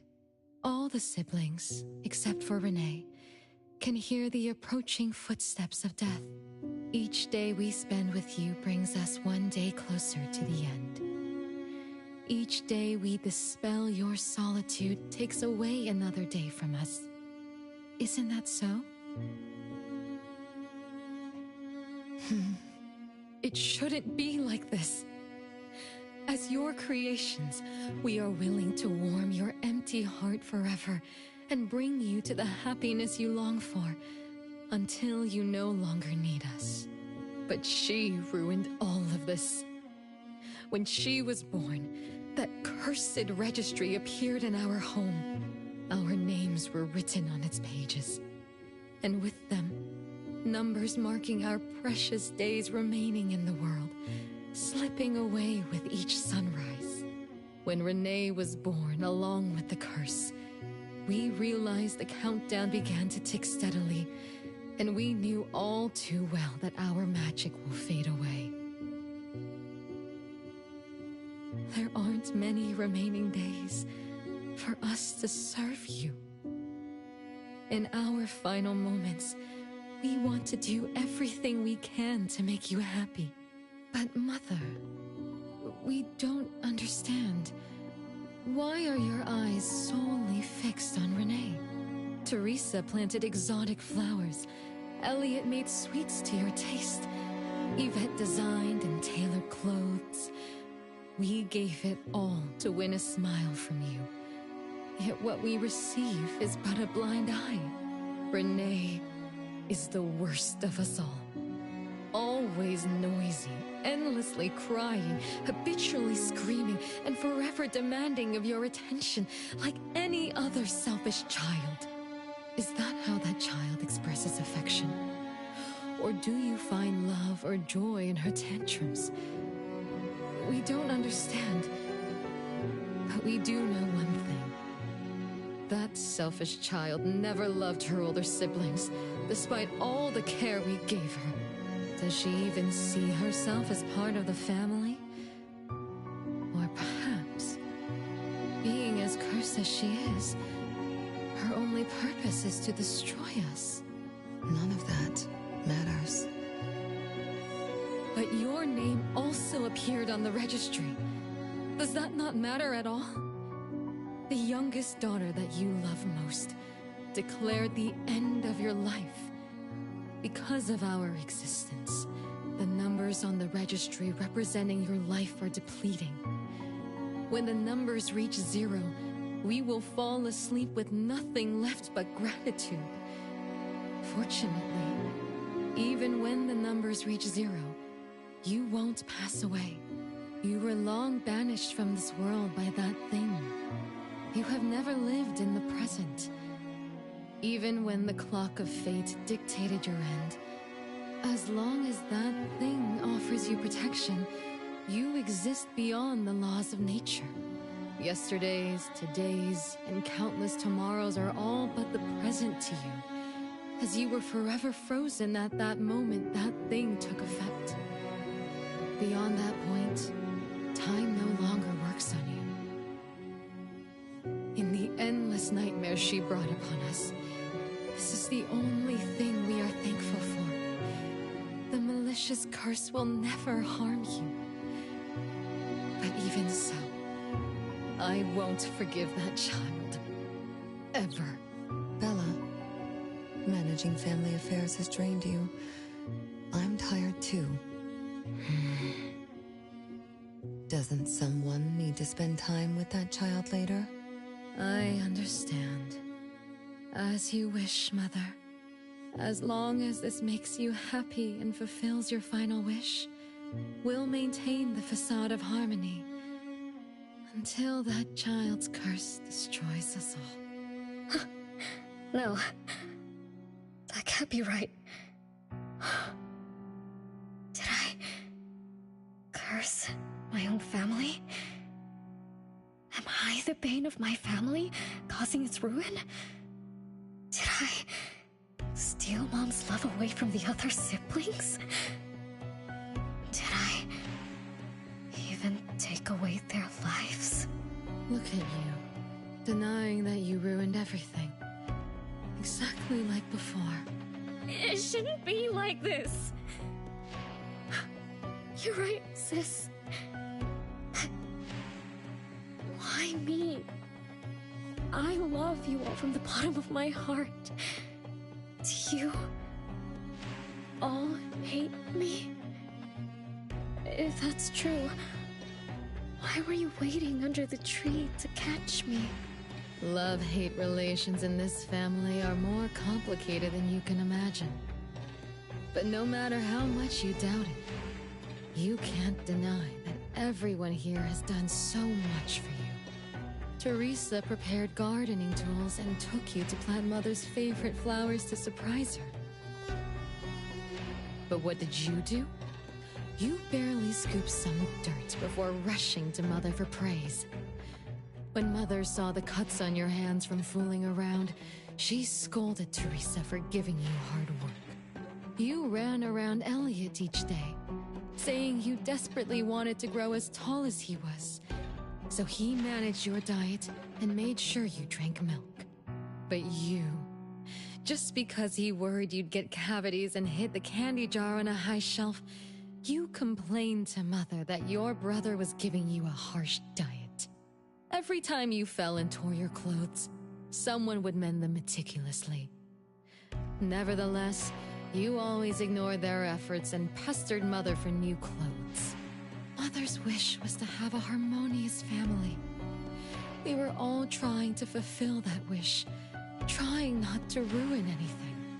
It would have been so much easier to pretend and spoil you the way Mother did. We could have created the harmonious family Mother wanted, even if it was just a facade. That would have sufficed.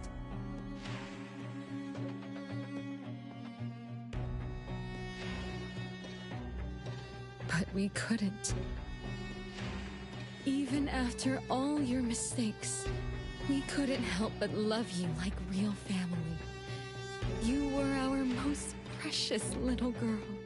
However, in the face of death, in the face of the curse you brought upon us, even the most sincere love wears out.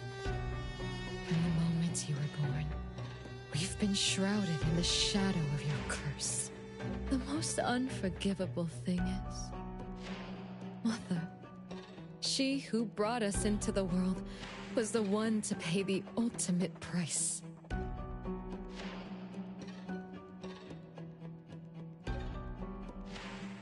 Look, it's playtime again. Your favorite game of hide and seek. You were always the worst at hiding. Anyone could find you easily. You were bad at hiding, but worse when you were it. Once, you turned the house upside down and still couldn't find anyone. I remember.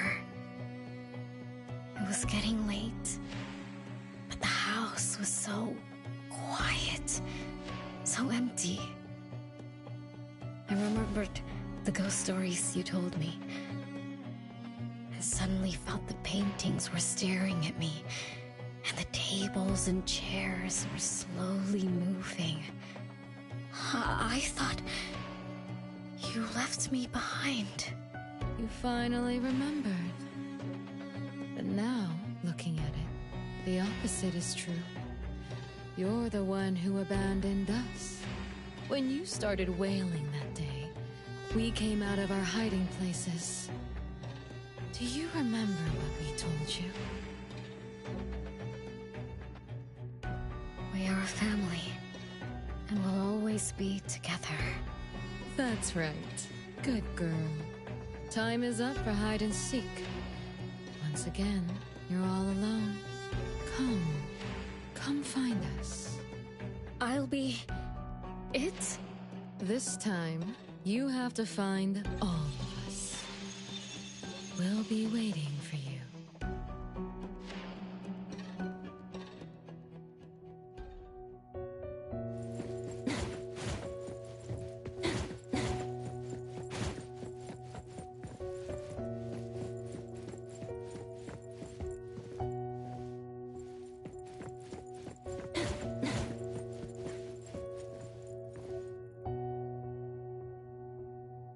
It's a gift from Mom to all of us.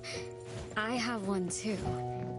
Though I carry it all the time, I've forgotten where it came from and what it means. Oh, it's so good to be back. I found you. I finally found you.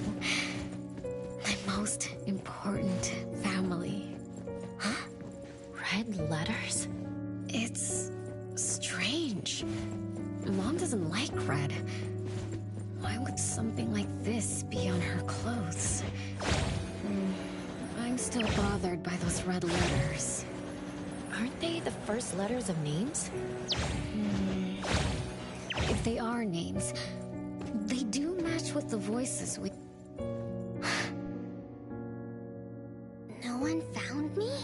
Yay! I'm about to win! I already told you I'd win this time. No one will think Renee is hiding here. It's Renee's secret hideout. Who's that? Me?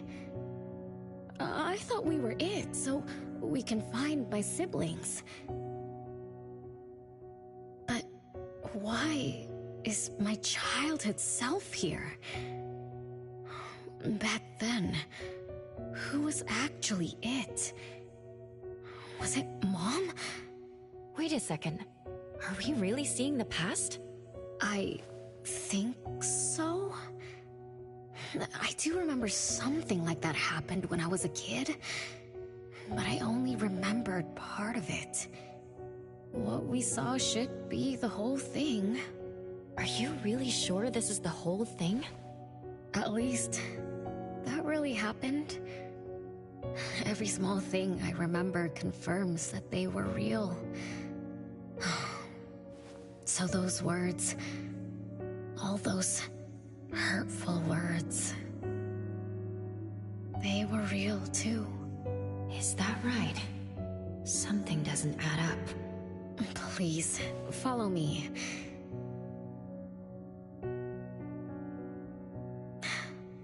That's my hideout.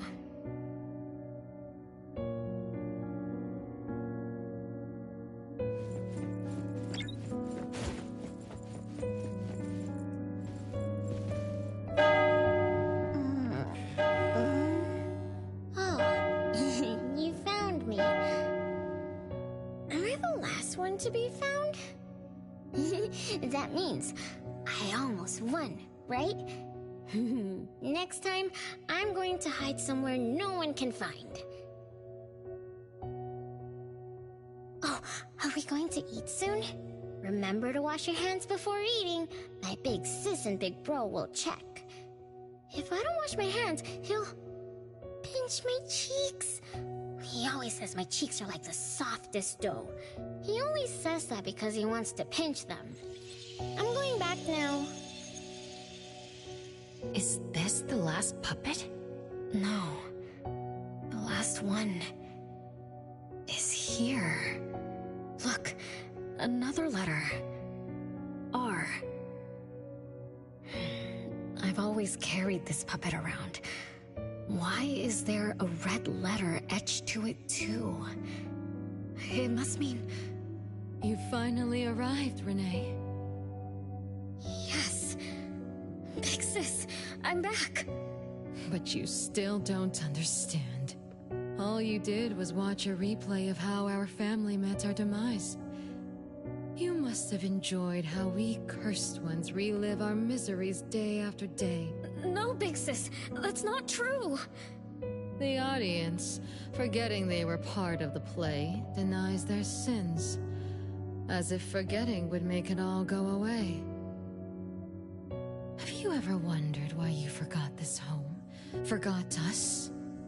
Were you forced to forget, or were you unwilling to look back? Renee, you can't lie to yourself. I forgot about the family because I was escaping the past. Looks like you've finally found the answer. Yes, I was born from your desire to escape everything. You left all the painful memories of home with me, so you could live carefree in your blissful ignorance. And I will forever call you back, trying to make you remember. You belong here. You belong to our family. So one day, you will knock on our door again.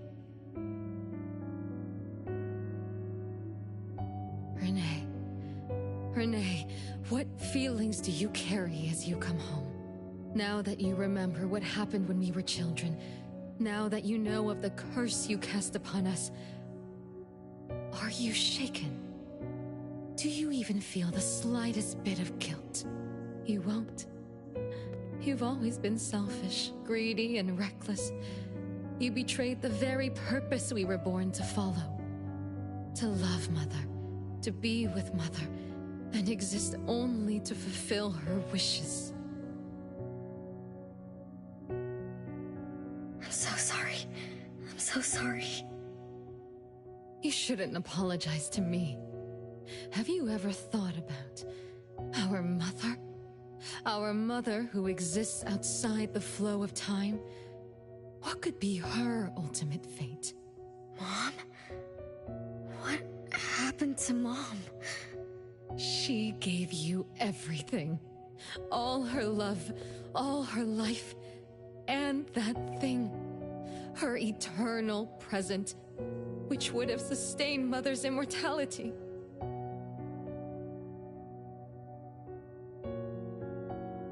Wait a minute. Vixis, don't leave! The clock still turns backward. Let's return to the past, to witness that final day of destiny where you are forever frozen. Come then, child of betrayal. I'll be waiting for you on the final stage.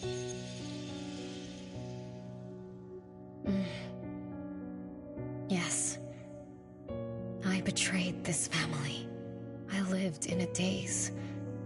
Left my family behind. Just to forget my own sins and escape from my endless guilt. That sin. An unforgivable betrayal. I lived for so long, without purpose.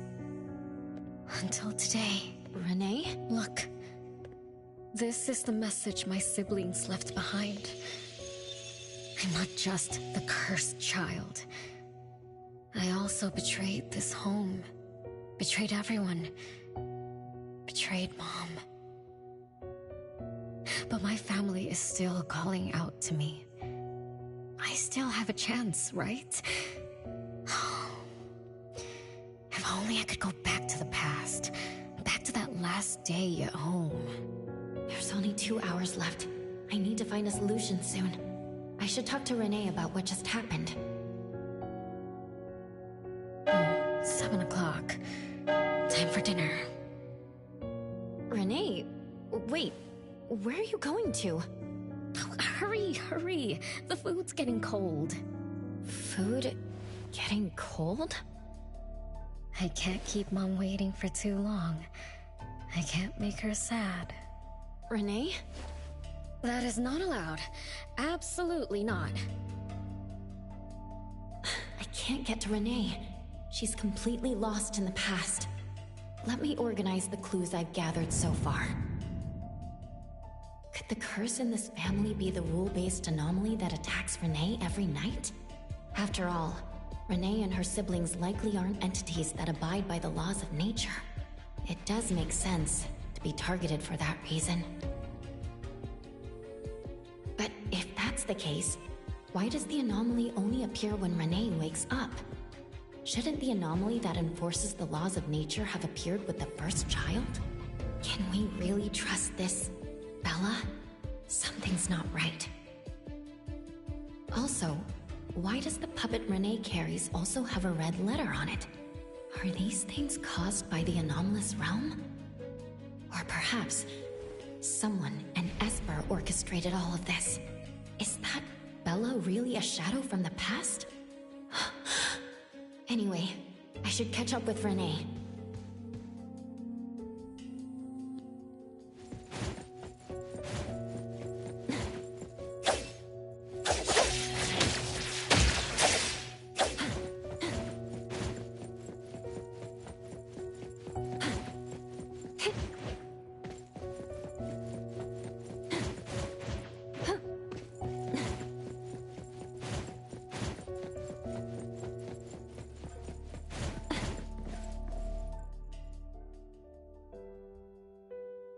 What's wrong, Renee? You haven't eaten much. Big Bro's cooking is great. I'm just not hungry. The Mighty King looks tired. He's not moving at all. He won't even sing anymore. Your little cricket? Yeah, my favorite one.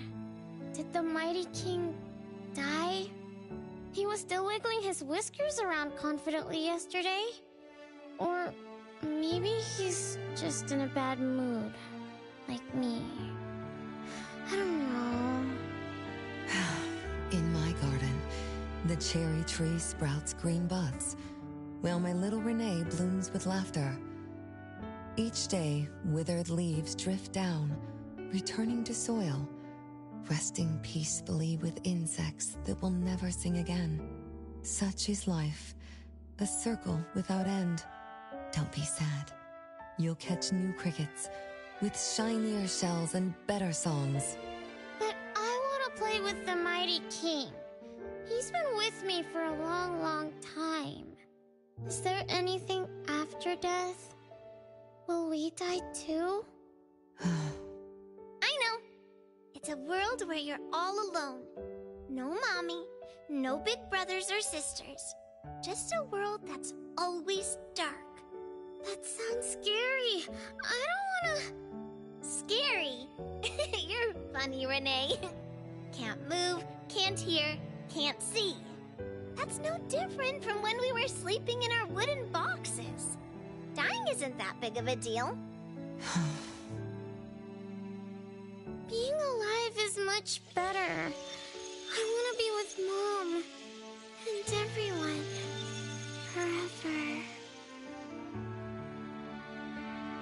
Appraiser, you're here. Wasn't I immature back then? My time with my family was running out. Mom had to witness my siblings enter the final countdown. Yet she still had to answer questions like that. Mom, who loved us deeply, must have been terrified of losing us, too. Appraiser, could we go see her? I just need to see her a bit more.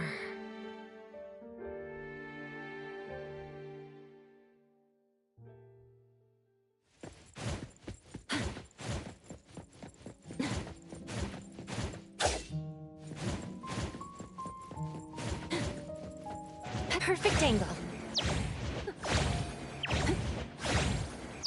The wind's just right.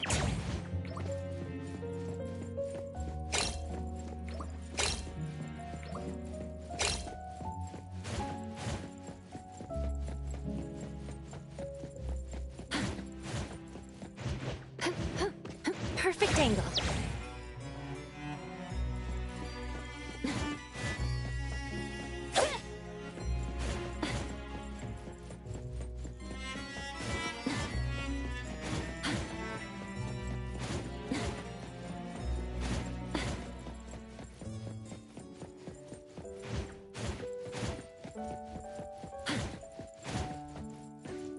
It's way past your bedtime, little troublemaker.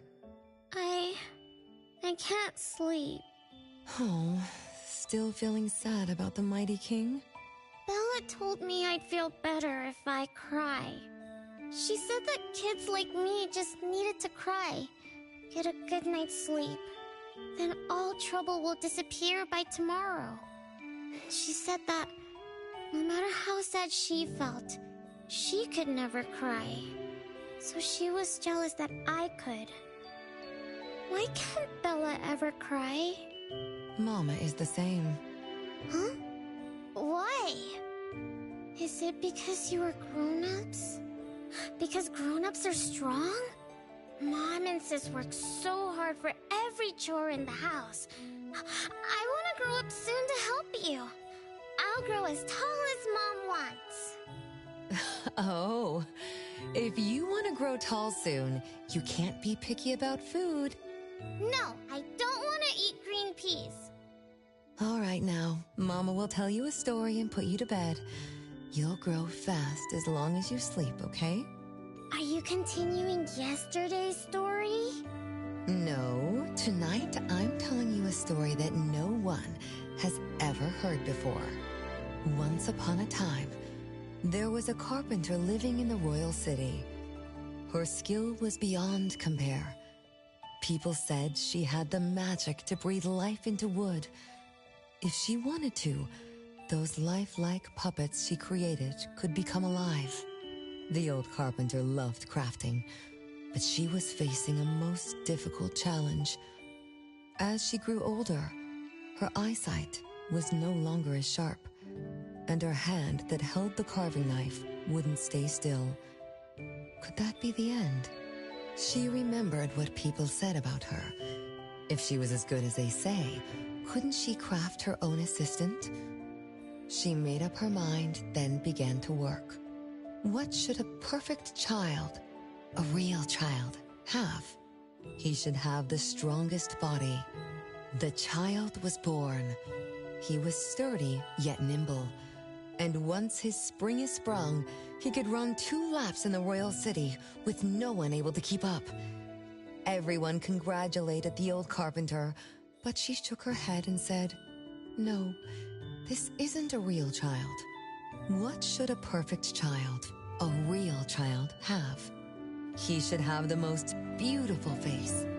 The child was born. His beauty caught everyone's eyes. The king invited him to dance at the palace for foreign guests. Everyone congratulated the old carpenter, but she shook her head and said, "No, this isn't a real child. What should a perfect child, a real child, have?" More puppets were born from the old carpenter's hands. An entertainer who could make children burst into laughter. A grand magician with unpredictable tricks. But no, she shook her head and said, "No, these aren't real children." One night, the old carpenter sat at her workbench, designing the blueprints for her next child. All the puppets quietly stood by her. Suddenly she shivered. The window wasn't closed shut. The howling wind swept away all the warmth from the room. The old carpenter stood up to shut the window, then went to the fireplace for warmth. For a moment, she had an idea she didn't fully understand. Perhaps the dancing candlelight added some warmth to the puppets' faces. She realized that puppets get cold too. The old carpenter took off her scarf and picked up the blanket from her lap. She made sure all the puppets were snug and warm, then went back to her table. Her pencil swooshed around as she began sketching. Soon, a puppet took shape on the paper. She picked up her knife and began carving on the most ordinary piece of wood. Soon enough, a new puppet was sitting on her workbench. There was nothing special about it, but the old carpenter let out a satisfied sigh, as if she completed a masterpiece. She leaned down to kiss the puppet's forehead gently, just like an ordinary goodnight kiss from a mother. Then did the same to the other ones. After that, the old carpenter went to bed and slept peacefully. The next morning, she woke up with someone kissing her forehead. She opened her eyes to find a child, a real child, smiling at her. Whoa. Why did the last puppet turn into a real child? What magic did the old carpenter use? What do you think? I understand. A little. But also don't get it at all. Is that so? It's okay. Oh, it's getting late. Good kids should be sleeping now. Mom, I'm scared. I don't want to sleep alone. I'm worried that if I do, I won't see you and my siblings after I wake up. Isn't it better to be alive? You really are different from your siblings. Being alive is good. But what exactly makes it good? I can eat meals with my family, or play hide and seek, and listen to Mom's stories every night before I sleep. How wonderful! Mom, don't you think days like these are wonderful too? You're right. This is the best life being with you. The best times in Mama's life is when I spend time together with you, my family. it's not. When I grow up and can do so much more, that's when it'll be Mom's best time.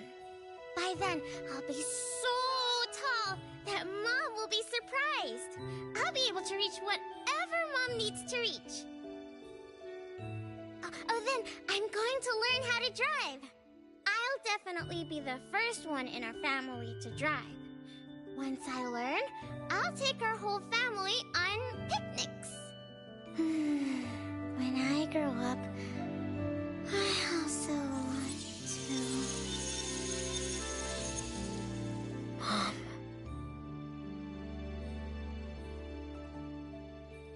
Live. Live forever and ever. Do you remember now?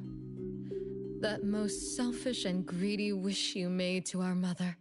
With our death sentence, we should have turned back into puppets over 50 years ago. Have you ever wondered why you've been able to escape the debt collector until today? That's the secret that granted eternal life. The secret that froze Mother's body and soul at that very moment. And the price she paid for this eternal moment. Exiling herself out of the mortal world, living without worry or care, without joy or sorrow, without thought or feeling. She should have been enjoying her unmoving life, and we should have been nothing but puppets she made on a whim, with the sole purpose to serve as her children. All we had to do was live under Mother's roof, love her, be loyal to her, and fulfill all her wishes.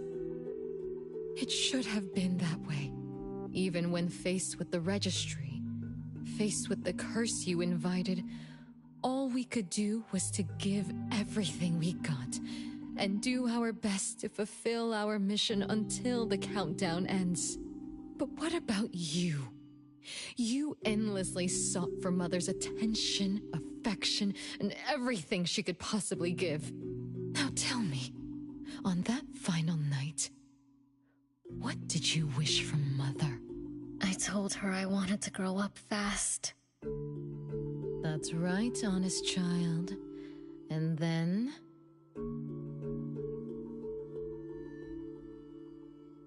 So, Mom gave it to me. Her eternal present. No! It shouldn't be like this! I didn't know! What have I done?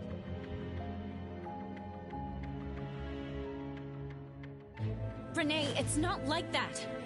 Yes, the eternal present that should have protected Mother is now in your eyes.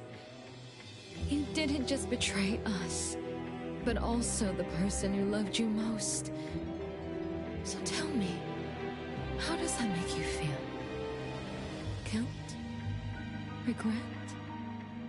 But you don't need to apologize to me. We'll forgive you, and Mother will still love you. You're still our adorable little one, our innocent troublemaker. Forgive me? I can still earn your forgiveness? And Mom will also? Yes. As long as you give up the eternal present, cleanse yourself of your greed for life, we will forgive you for the sins you committed. Come, Renee, my sister. Come to us. We're all waiting on the other side to reunite with you, never to be separated again. Don't listen to her!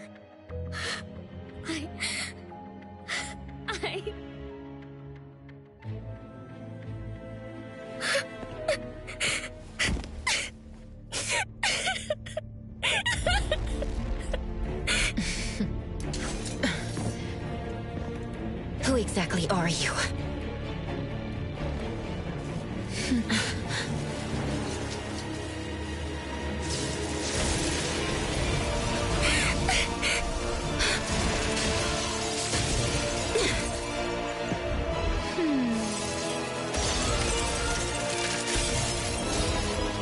Watch out!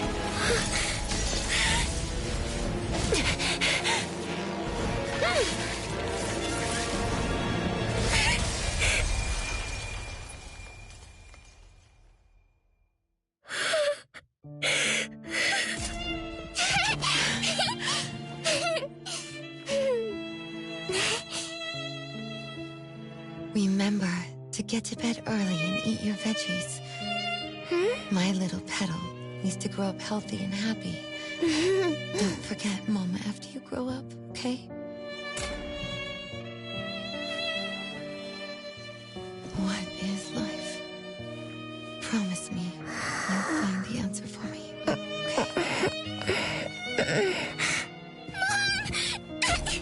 Where are you going?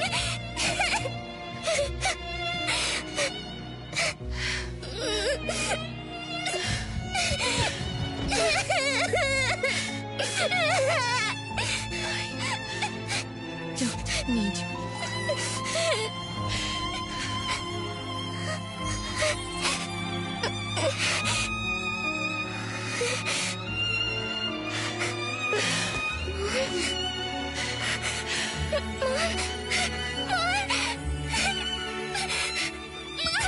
Don't go!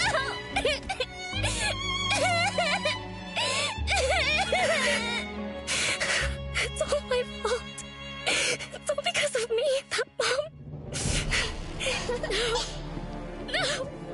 I don't want this! See? Now I can live forever. I don't need you anymore!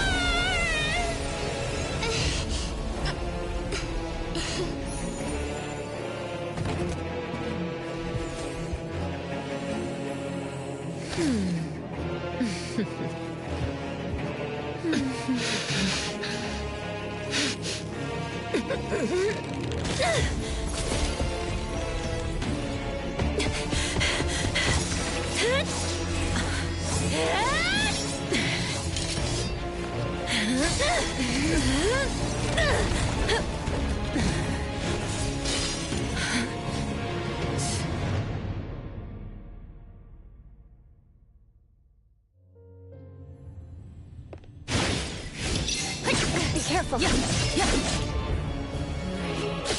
Hatred, resentment, with fierce emotions, as if engulfed in flames.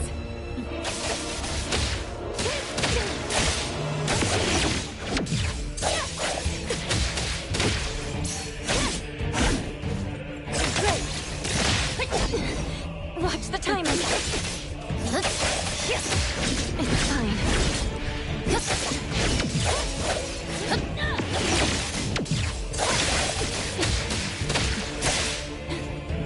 Let's finish this.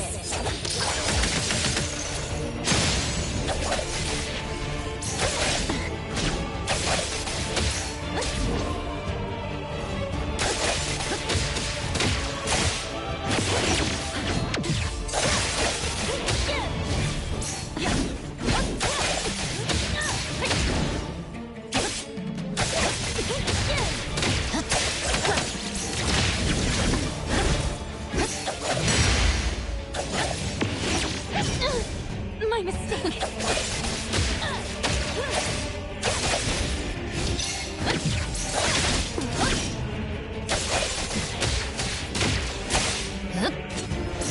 Be careful.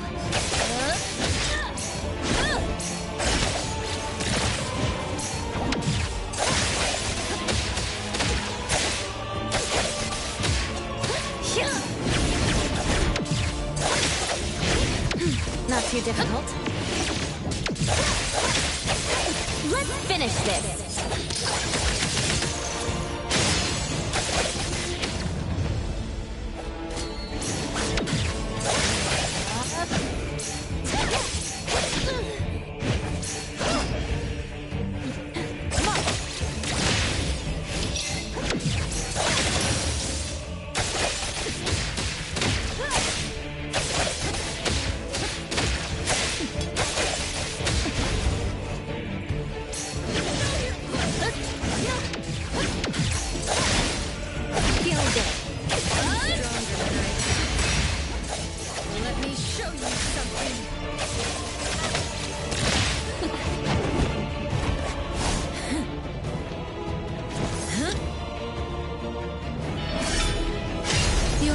just a plaything in this illusory realm.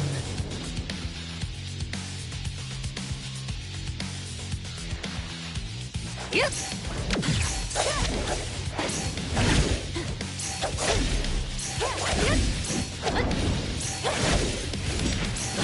Let's finish this! Entertain me with your struggles. Once I'm born, I'll bury you in this scarlet glorious sea.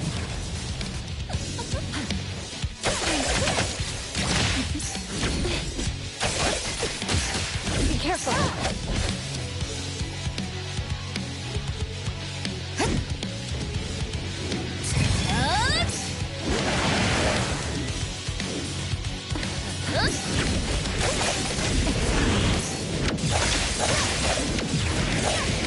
Not too difficult.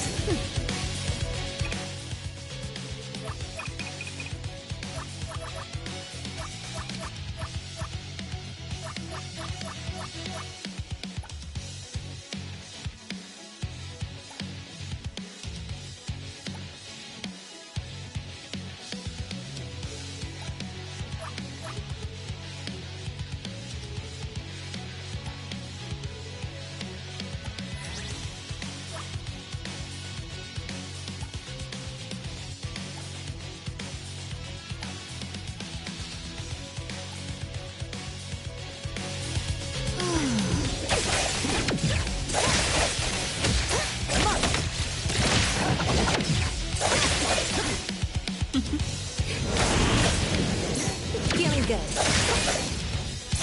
Careful.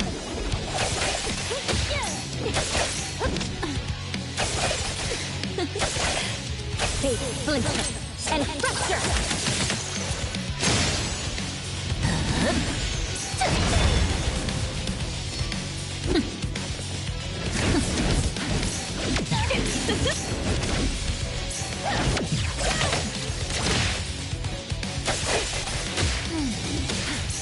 It's fine. Not too difficult.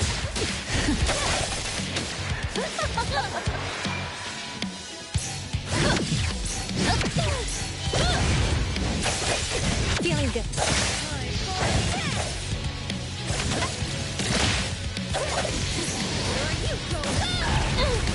My mistake.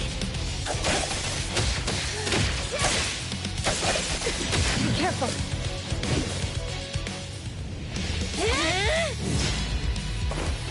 You.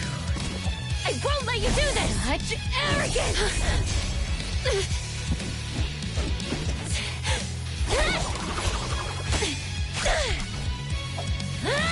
Is that it?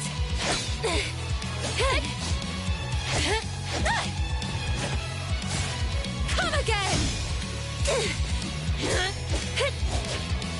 As you wish! Interesting. Unfortunately,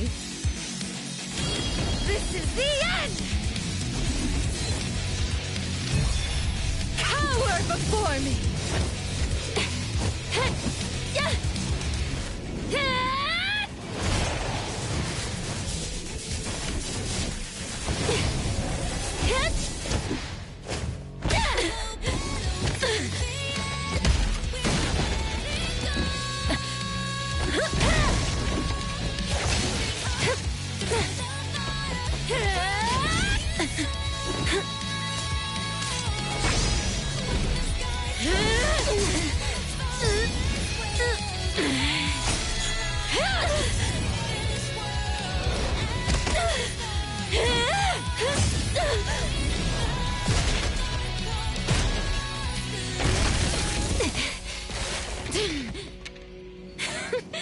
That look on your face. I like it!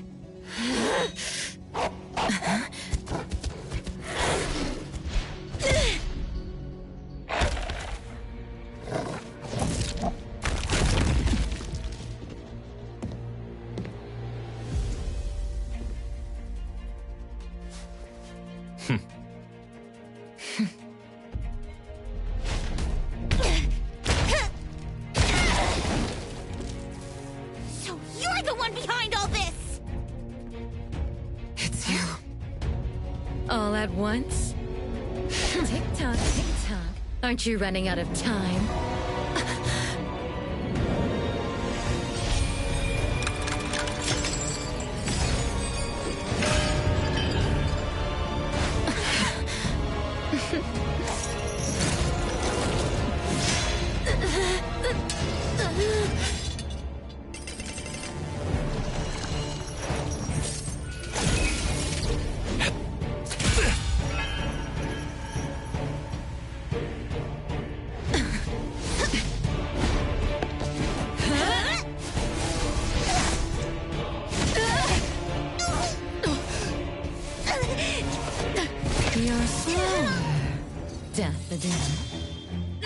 Is this little cutie distracting you?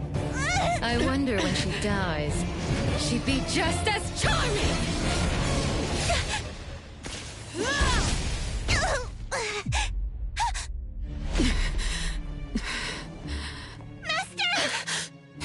How nostalgic, sister. Sanko. We'll meet again. Just so you know, Mother misses you too.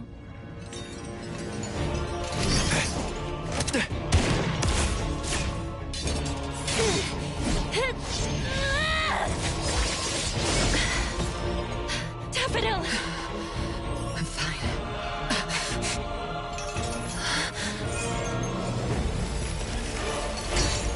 It's not over yet.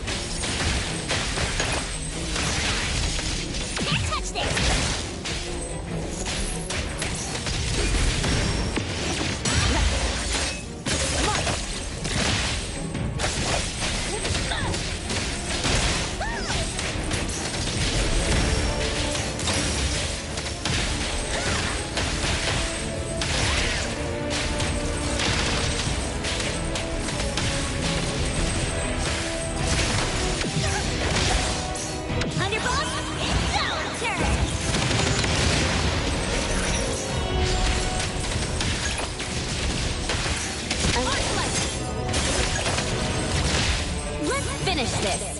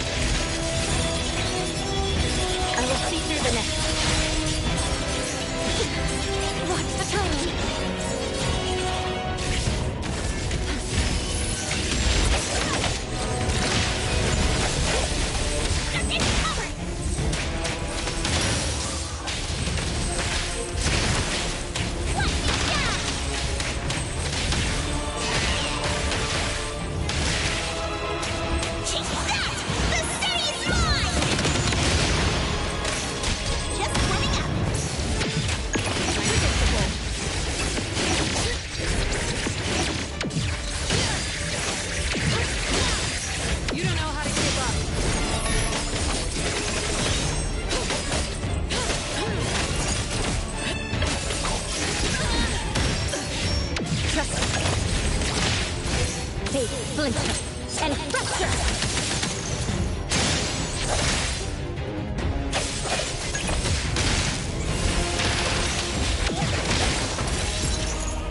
Is everyone okay? I'm fine, but Daffodil... Master got hurt the worst. And it's all because of me. I'm fine, really. It's good that you're okay. Renee's unharmed too. Unfortunately, Zanko got away. She's the core member of the criminal organization, the Scarlet Letter. And a report for the puppetization case. Thanks to everyone from A-Bone. The Bureau will continue to investigate into the aftermath of the issue between the debt collector and the Constantine family. Tomorrow morning, I want those who know anything about the Scarlet Letter at the Bureau. We need to have a proper chat. Daffodil? I shouldn't need to fetch you at A-Bone, right? I see. Huh? Says who? Master deserves some rest tomorrow. Natalie, Appraiser. Let's go home.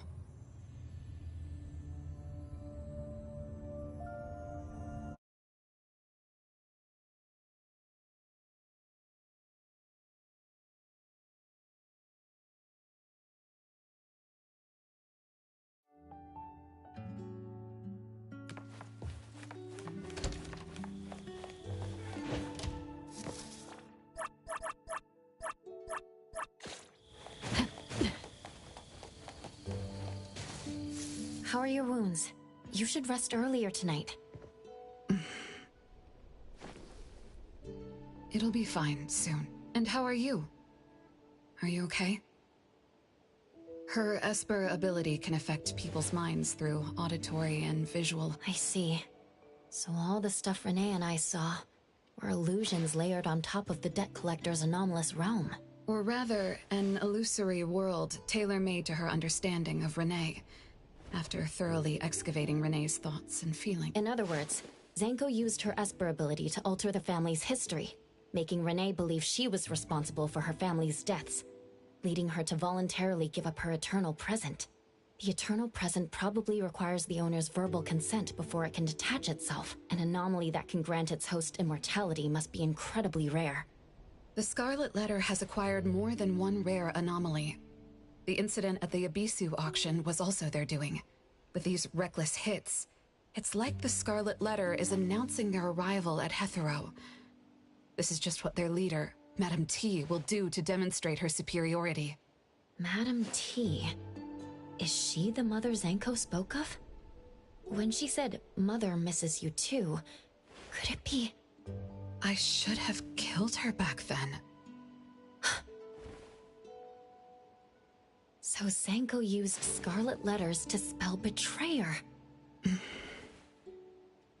She could be considered my adoptive mother. I don't deny that she gave me the first home I knew of. It's true. I was once a member of the Scarlet Letter. No wonder Chaos spoke like that. He must have known that Daffodil was a member of the Scarlet Letter, the criminal organization he's So Zanko went through all this trouble just to get the Bureau's attention? Hey, what matters now is that you're Daffodil from the A-Bone Antique Shop. Thank you. You're... a good person. It's getting late. Good night, Appraiser.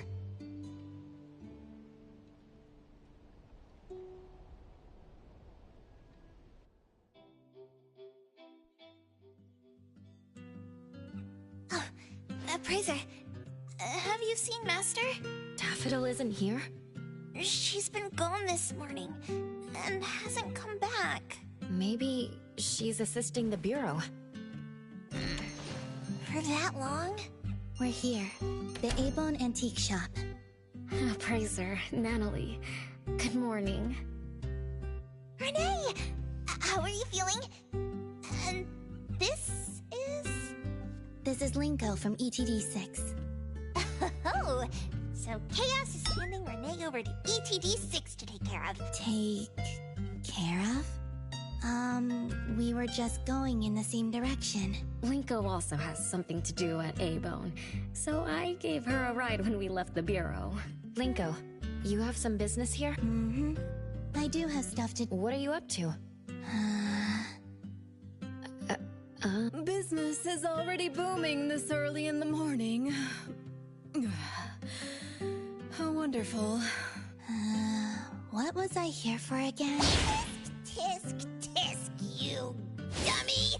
Don't tell me you forgot what you were supposed to deliver! Oh, right. The delivery. Thank you, Xiaojun. Whoa! What's this? I'm an evil spirit that can devour souls! If you dare disrespect me! Xiaojun is my pet. Huh? I can control your body and eat wasabi if I want to, you know! Not hungry now. Linko, who are you looking for? I'm looking for... Found her. Another new face? Just joined ETD? Yes, the director told me to give you this. Oh my. I told them a simple bank transfer would be fine, but they went ahead and sent someone over. Fresh bills are always so nice to look at, though. I have delivered payment to the A-Bone Antique Shop. Assignment complete. Director Alfard told me that the BAC will cover my commission fees, so that's what she meant. But I still wanted to stop by and thank you in person. Thank you, Appraiser, Natalie, and... Daffodil's not here? Please send her my gratitude. Thanks to all of your help. I learned a lot in the past few days. I went through an amazing adventure. But we couldn't stop Zango from taking the eternal present. Lady Dolores left that for you, right? Must be something important. Yes. Mom gave it to me. It's a precious treasure that protects me from the debt collector. It froze my life on the day the countdown ended. My time stopped flowing, and I was forever living in the moments between death's arrival. I was tossed outside the flow of time and taken away from this world, where the years still pass and the seasons still change. For me, the eternal present negated the meaning of time. I gradually lost touch with my past and became unaware of everything happening around me. Every little thing in life that becomes precious because of the flow of time. In the end, I forgot what Mom and my siblings expected of me. I forgot why I was born and why I even existed. Was that really living? That was the secret, or rather, curse, of the eternal life Mom and I possessed. Mom was also affected. She found life dreadfully boring, so she hoped that our companionship would ease her eternal loneliness. It might have been fortunate for me to lose the eternal present, but honestly, I gained so much more. Most importantly, you helped me remember things from the past, and I finally found myself. I suppose I went through a rebirth, right? I'm so happy for you, Renee. What about the debt collector? Don't worry, I have a solution. Well, in addition, to make the most of this precious rebirth, I've decided to travel around the world. I'll probably leave Hethero for a very, very long time. So for each and every day ahead, I wish you good morning, good afternoon, and good evening.